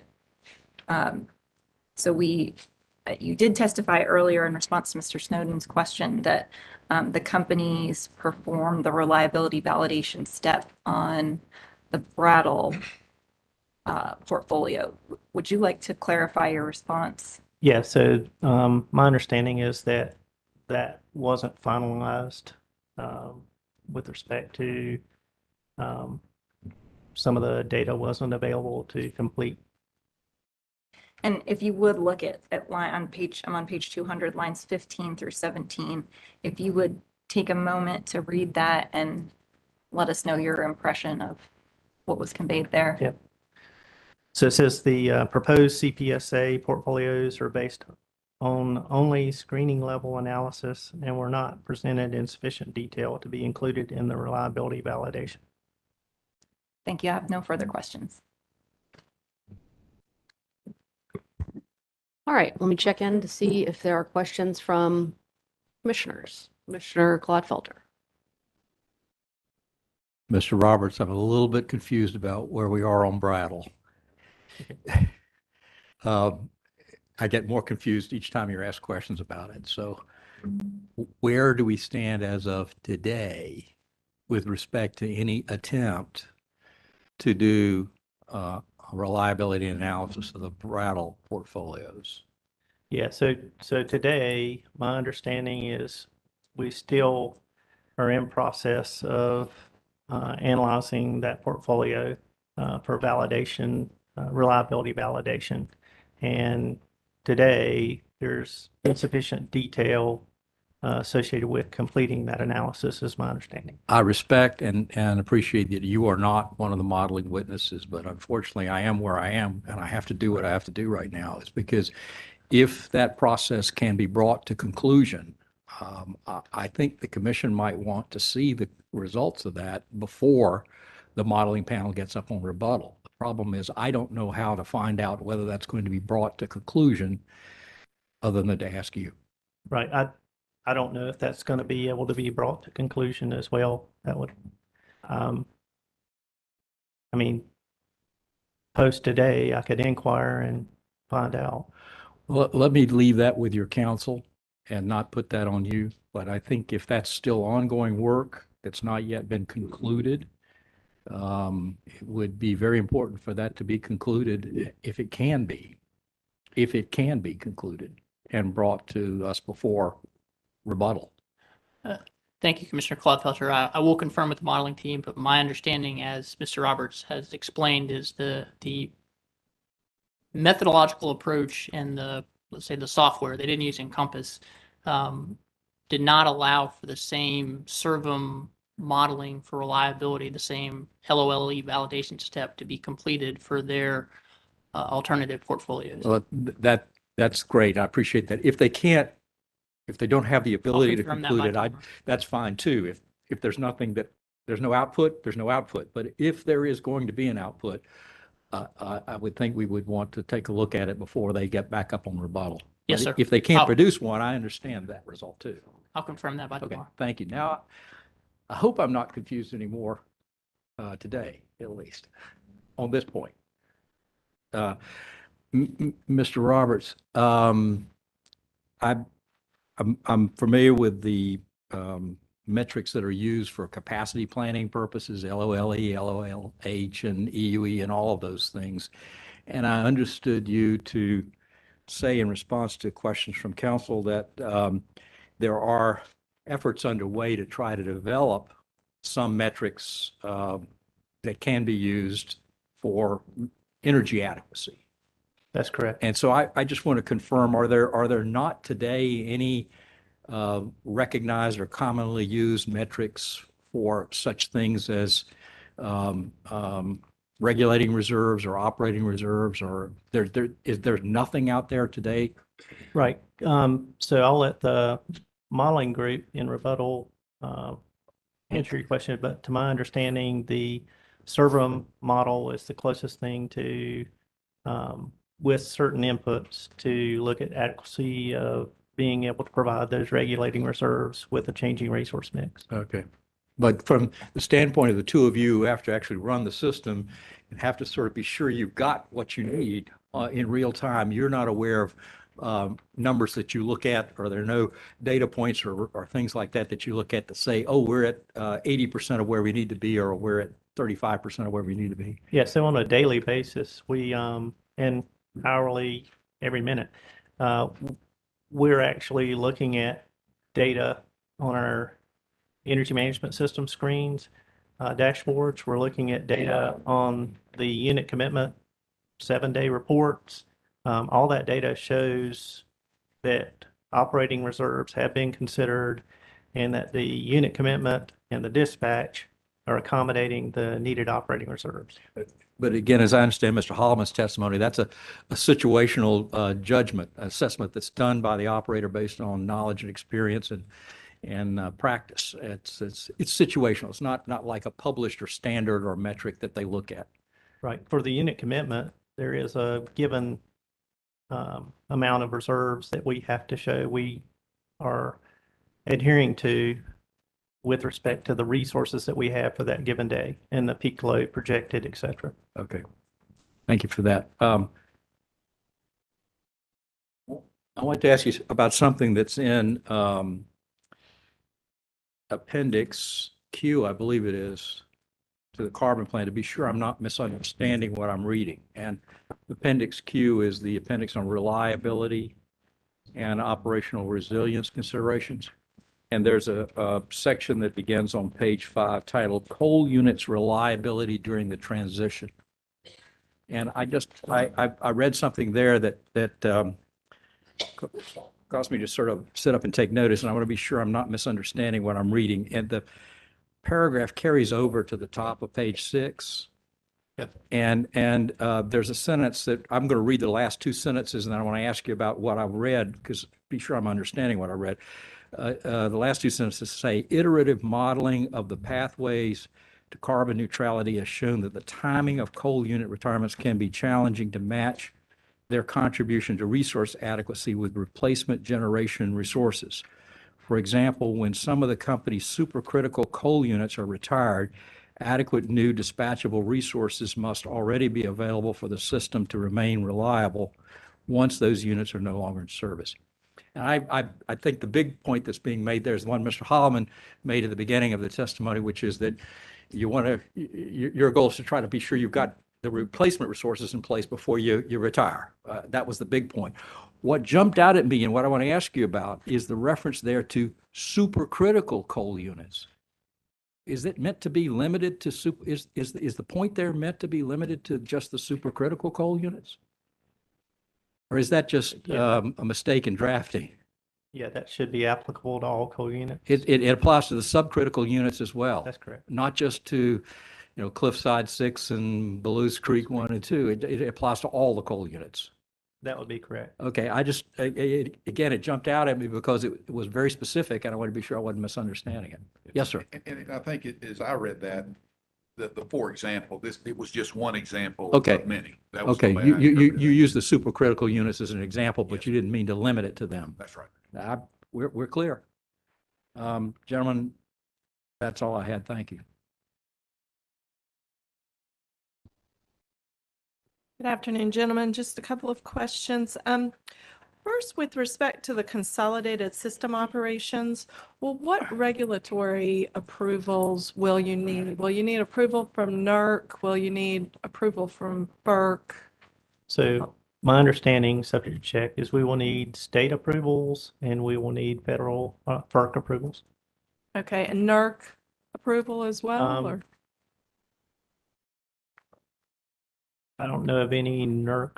We will have to have a, the certification complete, associated with registering as one balancing authority, registering as one TOP. Okay, thank you for that. And then turning to page 42. Well, the sentence starts out on page 41. And it goes in Testimony? your testimony. Thank you. And so we heard some questions, or I heard some answers to questions with respect to batteries and cold days or long duration. And so it starts out bottom of page 41A, and it goes on, a system that relies heavily on batteries would need to carefully plan and coordinate energy balance and replenishment of energy limited batteries to span a multi-day event, particularly if those batteries are charged from solar. And my question is, so this sounds like that it's possible to charge these batteries for multi-day events, but it sounds like the system would need to be carefully planned and coordinated. So how do you do this? Right. So one of the first ways would be to look at the unit commitment, which covers a span of 7 days, and look at the loads. They incorporate hourly loads into the model, and basically to make sure that you have sufficient energy available based on solar projections, et cetera, that you have sufficient energy available to charge batteries during certain periods to be available for peaking needs. So unit commitment would probably be the most way. And then, of course, the operators always review the unit commitment plan for reliability and bless the unit commitment plan. I think the difference is we put more of these 4-hour batteries on the system, which we do in the plan. There's no doubt we're going to do that. We've got a lot of experience with long duration pump storage. And like I said before, we got to kind of go Monday to Monday. We want to be full upper pond on Monday so we can run through the week and have opportunities to flex, check and adjust as we need to. So that gives us a lot of slack to change the plan if we need to. With 4-hour batteries, I think we're going to have to be a lot more nimble intraday because you're going to have to match the availability of excess energy, which could be available when solar's ramping up in the morning. Charge those batteries so it's available when the solar plays off in the afternoon. It's a concept that we use a lot in operations called conforming or non-conforming. Solar tends to be non-conforming with the consumption by our customers. In the morning, for example, in the winter, as load is coming down, solar's coming up. So you've got an opportunity there to charge. And then in the afternoon, summers and winters, solar's coming down as our customer load's either going up or slower, coming down slower than solar's coming down. So it's the batteries that gives you chances in the daily window to charge and discharge. But that's a lot of movement, a lot of moving parts intraday, whereas pump storage is more intra-week. If that, I hope that made a little bit of sense. It does. And you also mentioned, and I think I read it somewhere in the testimony as well, about you're having to retrain your operations personnel for this more dynamic balancing of the system. Is that correct? Or are you using manuals? What type of training are operations personnel receiving? I'm sorry, could you repeat the question? So, we heard testimony to the fact that people that are actually in the operations room, have had pretty much the same generation, the same type of load profiles, and now we're in a more dynamic system. What exactly is occurring with respect to the training of the personnel that are in the operations rooms? Are there manuals that are being developed, or is it just all on the job? Right. So we have definitely revised our procedures with respect to maintaining adequate operating reserves. One of the issues we were running into with respect to blue sky days, solar ramping in quickly, et cetera, was associated with having too much energy. And you've got to comply with the NERC Val 1 standard, which gives you a 30-minute window. If you have too much energy, your what we call area control error, or your difference between that actual interchange and that scheduled interchange, you're over-generating. Your system's over-generating. And if you don't get that over-generation back toward zero within 30 minutes, then you can have a violation of that standard. So that was one of the things we had to proceduralize and adjust, is to make sure that we could operate to manage that. One of the things we did associated with managing that is we developed a tool to be able to, and through CPRE, having dispatchable solar, dispatch down capable solar, is we're able to send a set point signal to these transmission connected solar facilities to be able to quickly dispatch those down to manage this imbalance. So that's one of the things. With respect to batteries, it was just like Mr. Holman described. We're going to have to train on and develop tools to be able to let the operator have control associated with when they charge, when they discharge, maintaining a certain state of charge. If we see a really cold morning, trying to maintain that state of charge into that cold morning. The concern happens when you start looking at a series of cold mornings or several successive cold days where you may not get above freezing for 48 hours, 72 hours. And with that, the concern is, will you have sufficient energy to be able to properly charge and discharge those batteries to be able to cover, if you're counting on those for peaking capacity, will you have proper energy to charge to be able to operate them in that manner? Thank you.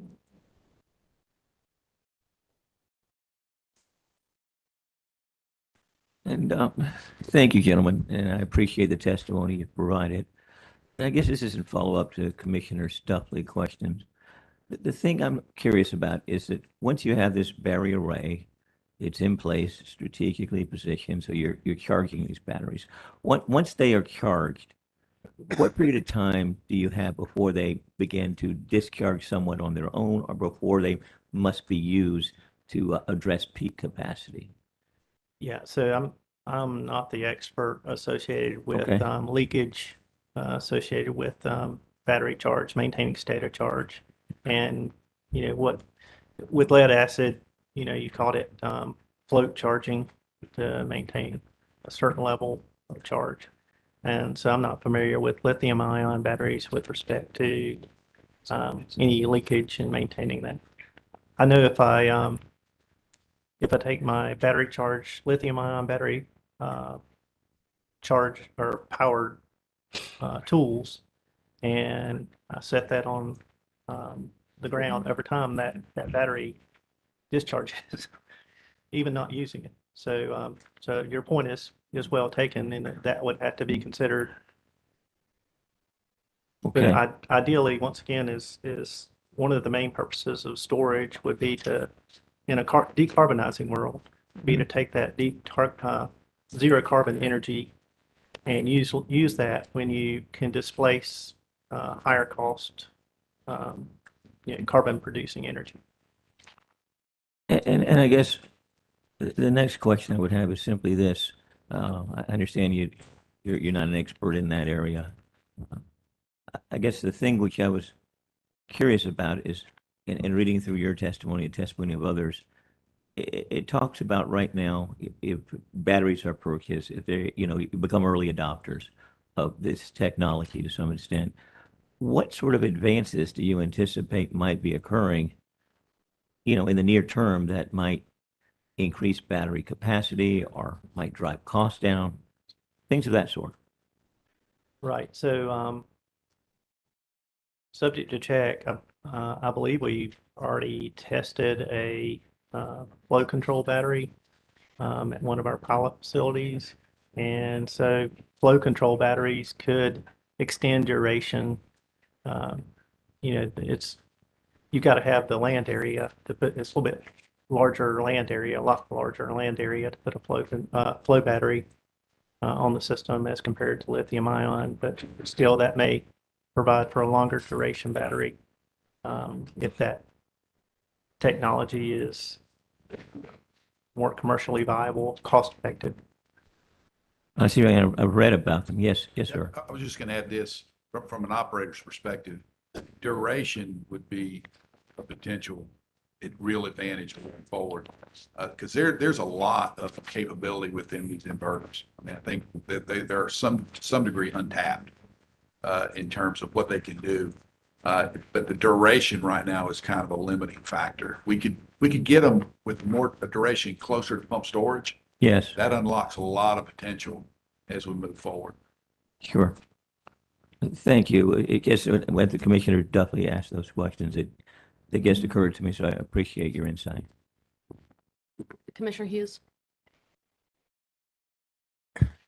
Yeah, thank you. I'm going to do a follow-up question that I asked Mr. Roberts related to resiliency. I'm not sure if you saw that the other day when I asked them that, but with your experience and having gone through so many different events, could you comment a little bit about the type of long-term outages, hurricane, ice storm outages that we've gone through, and if those happened in the future, what this new kind of transition looks like as far as having a lot more distributed energy, plants maybe distributed much more across the state.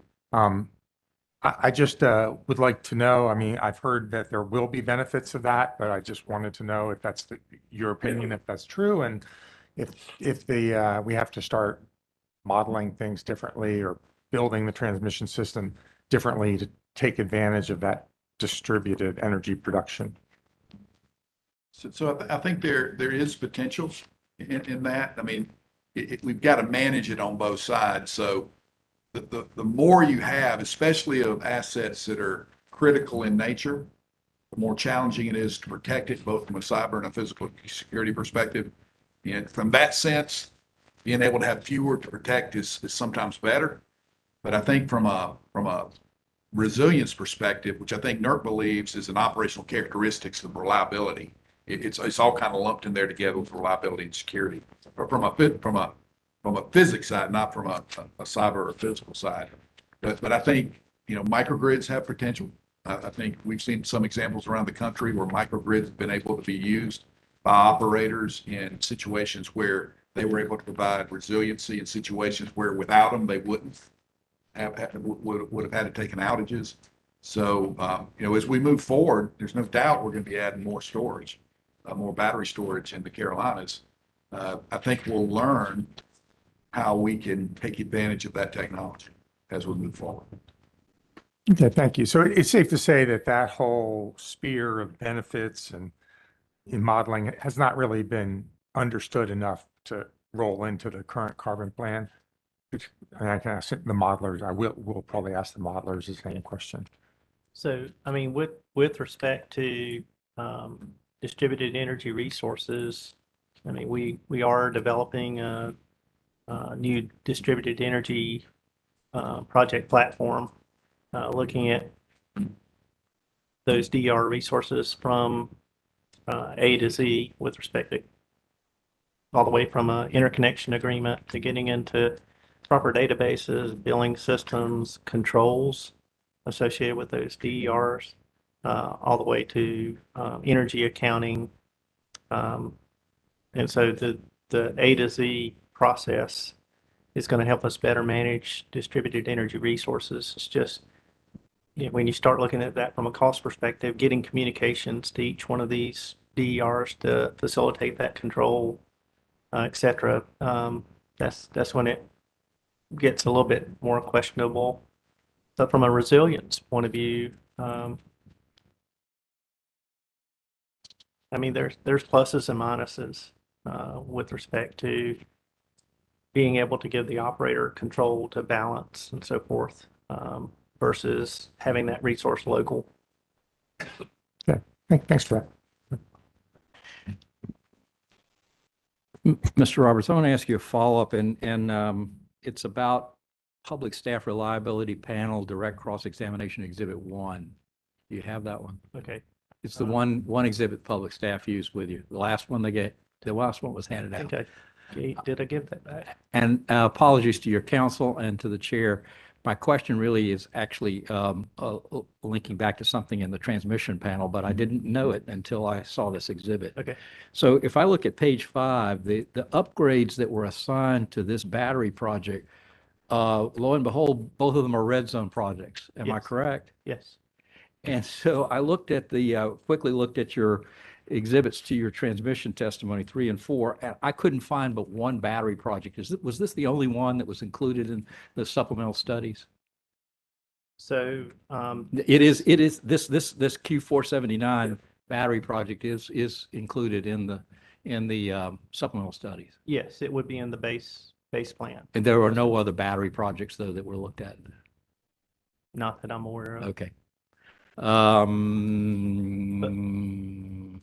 just say once again, this study is public staff referred to, was studied with the battery charging at peak. I understand the point of the question was to say you've changed how you study the charging and discharging for interconnection study purposes. I appreciate the point. It just all of a sudden jumped out at me that those were 2 red zone projects that were the problem for this battery. I'd like to know, but it's confidential, I'm sure. And if your counsel is willing to furnish it as a confidential late file exhibit, I'd like to know.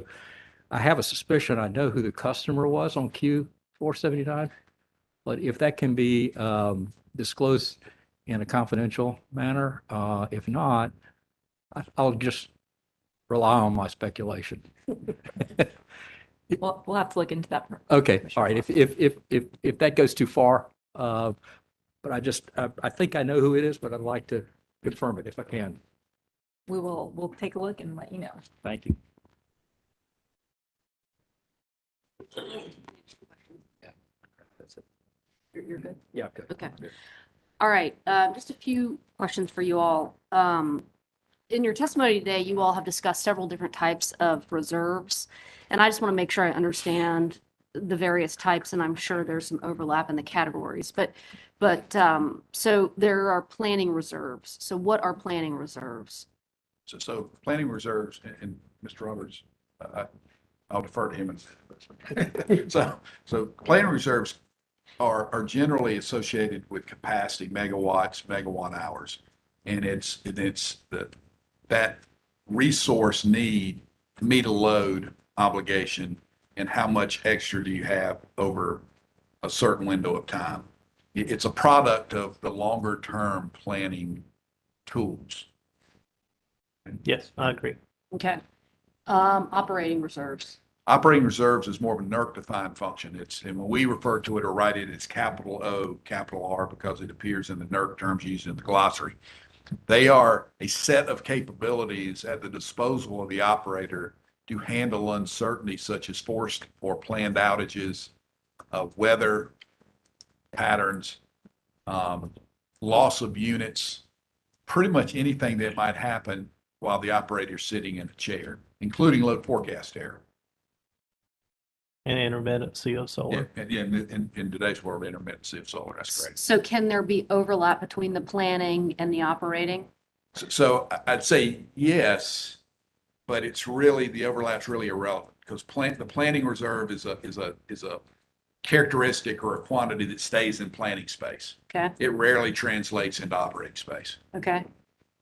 And so just making sure I understand, so for purposes of establishing operating reserves to meet your NERC obligations, I assume you have to have those operating reserves available at any given minute?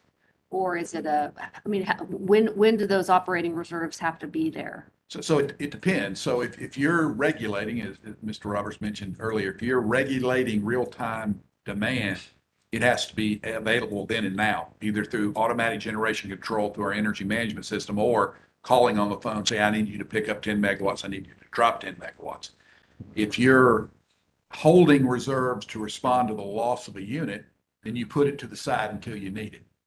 If you're looking out a couple of days and you're saying, hey, my load's going to be higher in 2 days than I thought, I may need to call on a unit that maybe has a day startup time. So the tools in the operational reserve toolbox have different specific job and they have different time frames. Okay, that makes sense. Does that help? It does. Okay. It does. Regulating reserves. Those are reserves that are going to respond to real-time changes in load. And it's generally spinning reserve, which means it's been synced to the system and it's actually producing megawatts. That's up and down. Regulating reserves can go up when needed and go down when needed or hold when needed. Okay, again, a separate category of asset. Is there any overlap between, do you always have those regulating reserves available? We are, if we're going to be consistently compliant with BAL 1 and BAL 2, we've got to have regulating reserves available to us 24/7 by 365. Okay, so you've got units on the system designated as your regulating reserve for that period of time. That's correct. At any given time. That's correct.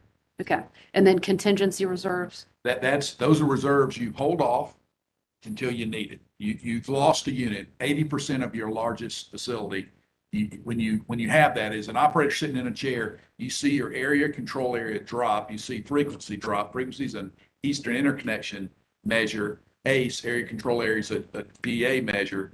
When you see that, you confirm it first. You call the facility, say, did you just trip? Or you look at other indications within your EMS. Once you confirm it, you've got 15 minutes from the time it trips to return to pre-contingency ACE or zero, whichever comes first. I know that's a lot of stuff. I know that's horrible for you to try to type on. I apologize for that.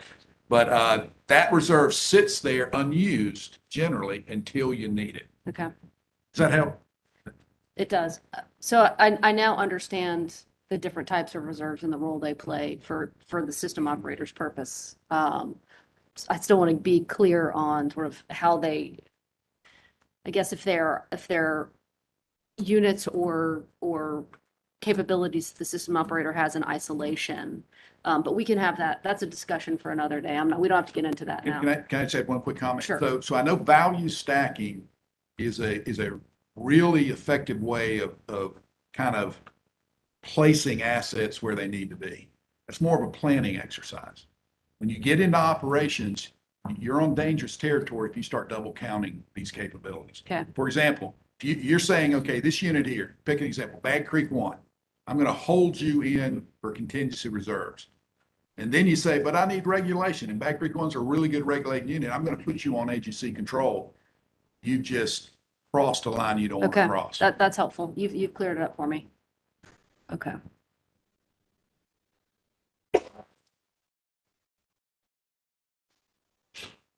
Okay. Um,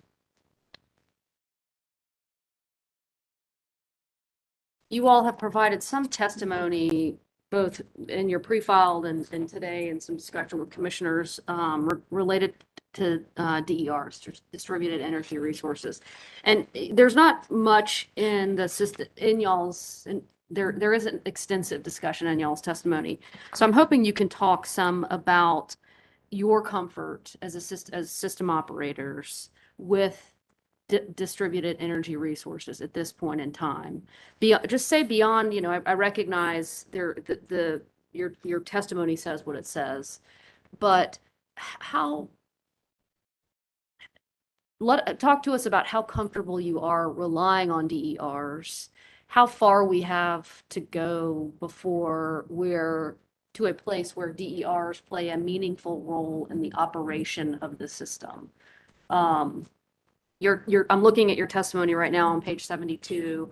You don't have to go there. I'll just read it to you, but it says Duke Energy will be able to control DERs when needed to ensure system reliability.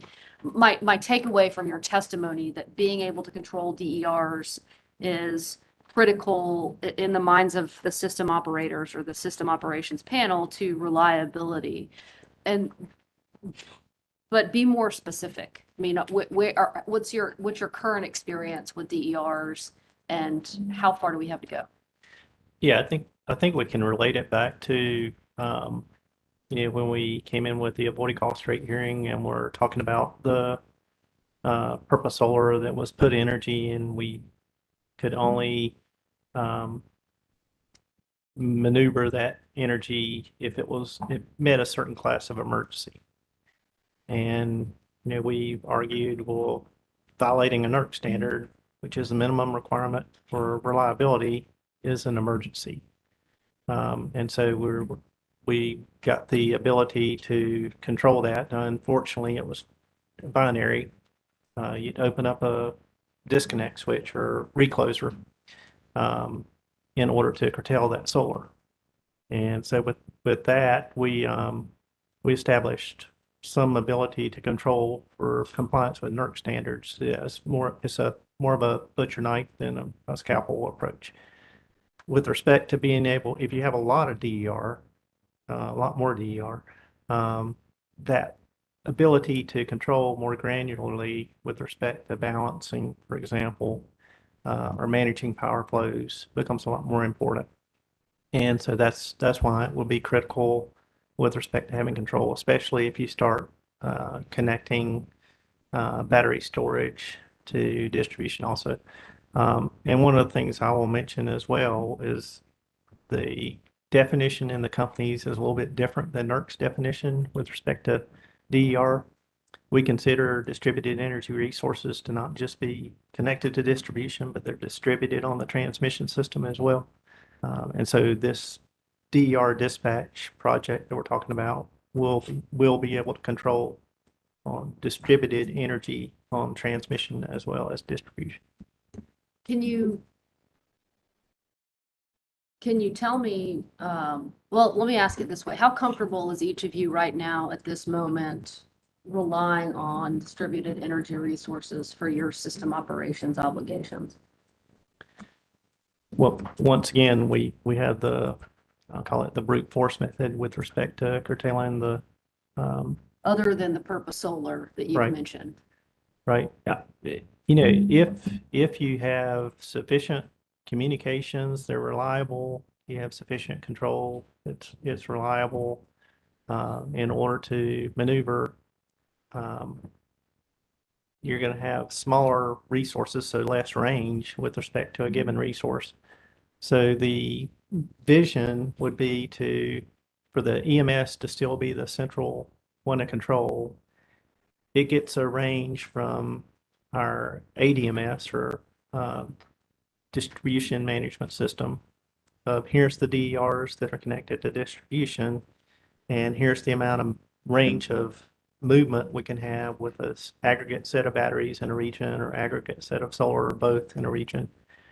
And based on that range, the EMS will take that into account with its regulation set point signal and it will be able to send that signal back to the ADMS to implement in an optimized manner.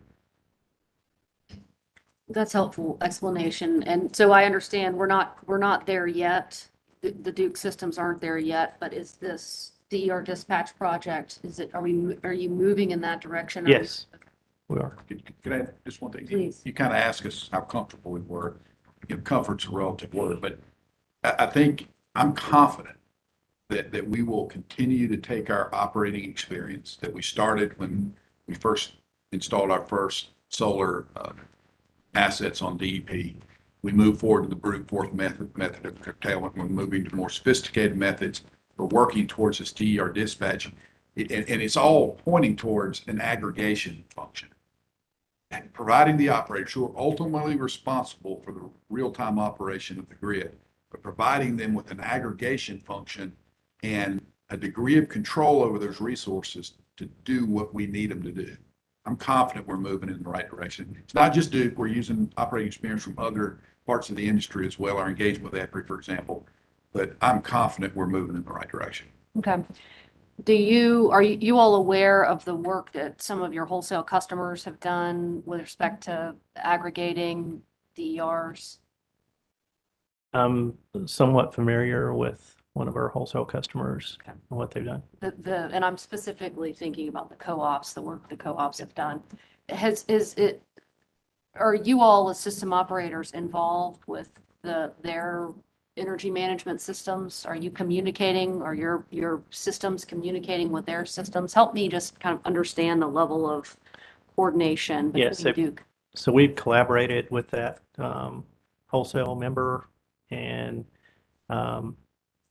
basically coordinated with respect to value that can be obtained from what they call their distribution operator function. And so currently, we filed this with the commission fairly recently, I believe it was last year, where we have incorporated into our GLRP the ability to provide an operating instruction, so to speak, to their DO and utilize that for emergency purposes, utilize their capabilities for emergency purposes. We continue to have meetings and coordination going forward, but they've been very collaborative with respect to making sure we're tied in from a reliability perspective, the utilization of that distribution operator function. And just so the record is clear, GLRP means, what are you? General load reduction plan. Okay.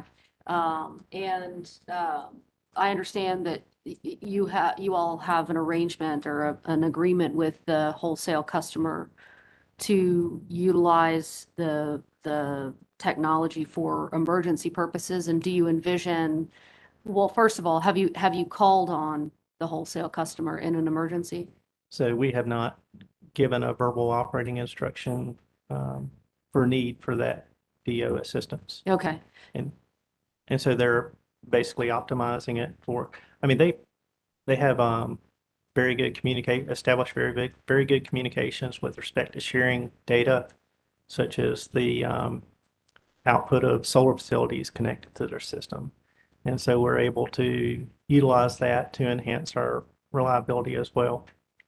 And they also share data with respect to implementation of some of their programs, so we know when that's occurring as well. Okay, so you can see when, or you have insight into when the wholesale customer is using its DERs to manipulate or optimize its load, or maybe its demand from your perspective? That's correct. Okay. They provide windows of when they're projecting to utilize those programs. So do you see, I'm asking you to sort of speculate and hypothesize now, but do you envision this type of coordination evolving beyond the emergency scenario into more routine system operations? So as far as being able to have more real-time control, et cetera. Yes, and being able to use their tool or their platform for purposes of managing conditions on your system Yeah, for the- dynamically? For the peaking emergency purposes, that's already in place for consideration of balancing function, et cetera. It depends on where our collaboration leads us to. Okay. So- My questions, I really am just trying to understand sort of the state of the technology and how this opportunity or the coordination between the wholesale member and the operating companies, if exists at the moment and perhaps, exists as we move forward, what kind of role that will play as you all navigate through these changes. So thank you for my questions. Thank you for answering my questions. Let me see if there are any more. Okay, questions on commissioners' questions, this side of the room. Go ahead, Mr. Burns. I just have one quick one. Just for clarity of the record and when we go back to it later, you were responding to Commissioner McKissick, Mr. Holloman, and you said that duration is the key for batteries or the future of batteries. And I just wanted to understand, when you say duration, you're referring to the duration of discharge after a full charge of a battery. Is that? Yeah, the cycle. Okay. Cycle period. Thank you. All right, anybody else on this side of the room? All right, go for it. Can you reference the red zone upgrade for our Exhibit 1? Thank you. Is the 104.5 million still included or has it been removed? The expenses to the upgrades? So, I'm sorry, refresh my memory on the 104. Commissioner Clodfelter referenced our Exhibit 1, the system. Oh, yeah, sorry. And if you look at 3.1.2, it had a $104.5 million upgrade fee. Yes. Is that still going to be in place now in light of the change in? I don't know that. I don't know that they'll go back and restudy this and change that, but I don't know, to be honest with you. Okay. And then you had a colloquy with the Commissioners Duffley and Mitchell about GLRP and some of those issues. Is it true that typically stressful conditions can be known like a day ahead of time based on load forecasting and just looking at weather reports and sort of your experience? So stressful conditions can be projected based on day ahead, but the next hour can end up being really stressful based on if generators trip offline or, transmission trips.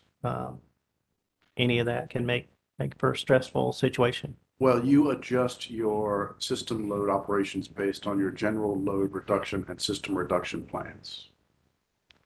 Could you ask that question again? Based on the conditions that you see in your system, you adjust your system's operations. Yes, we have a grid reliability level report, and if reserves are below a certain amount, we go into a heightened awareness and change our action plan associated with that.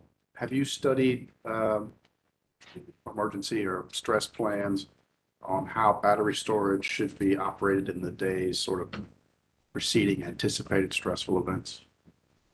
So every event is different. I mean, if it's a successive, prolonged cold weather period, that's once again, that's kind of where we're concerned. If you're over reliant on battery storage, that you may not have enough energy, be able to have enough energy to charge that battery storage to be able to make it through that week in an energy adequacy manner.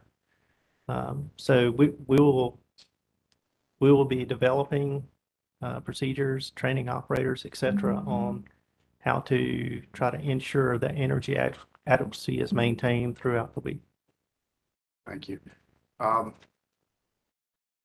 me go back to our Exhibit 1. Has the interconnection agreement with Q479 been signed? So I'm not really the expert to talk about Q479. Thank you. I don't have any more questions. Thank you, Commissioner. All right, Duke. No questions on commission questions. Let's do this first. All right, at this point, I'll take motions. Chair Mitchell, I would move to admit reliability panel direct exhibit 1 into the record. All right, motion is allowed.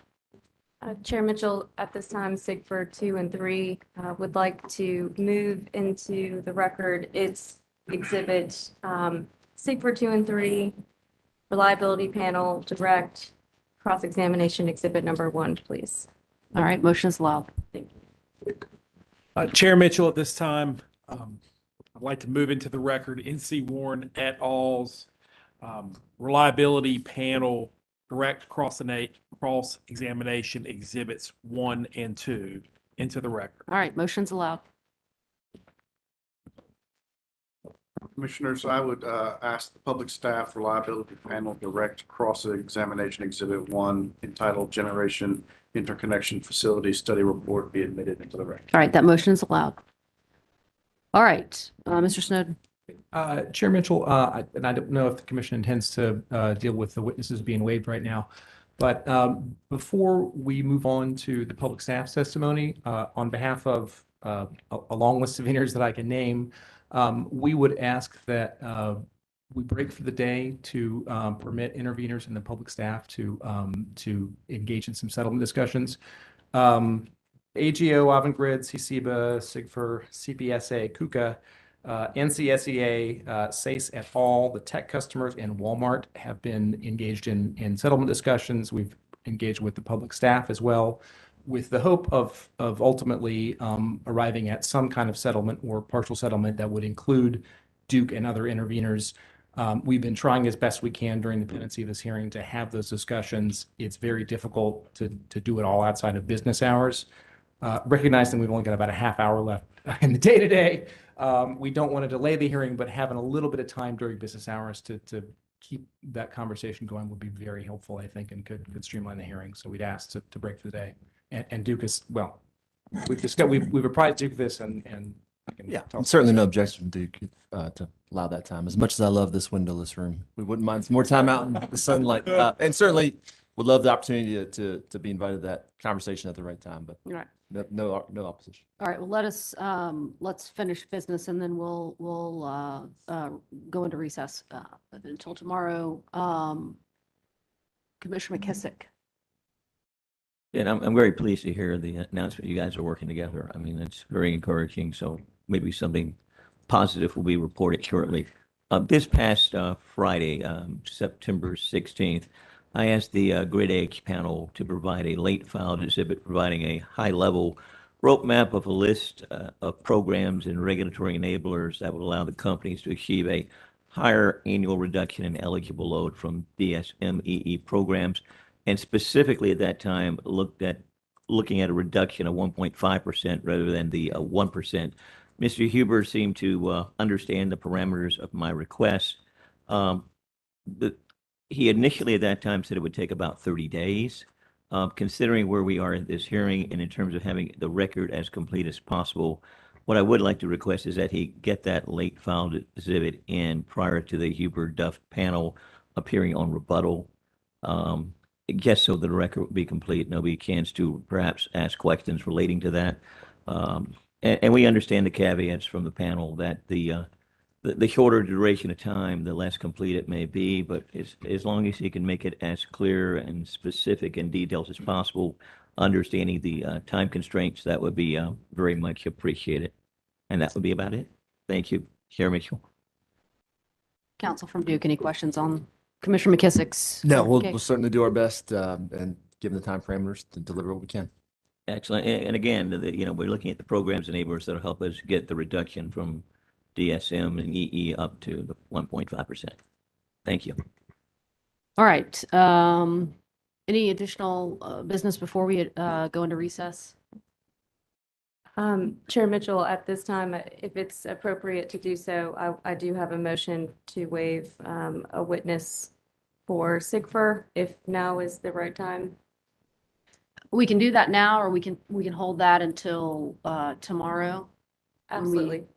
All right, and so this, just for clarity of the record, the reliability panel may step down. Thank you, gentlemen, for your testimony. We will see you back again for rebuttal. All right, and with that, we will be in recess until 9:30 tomorrow. Thank you.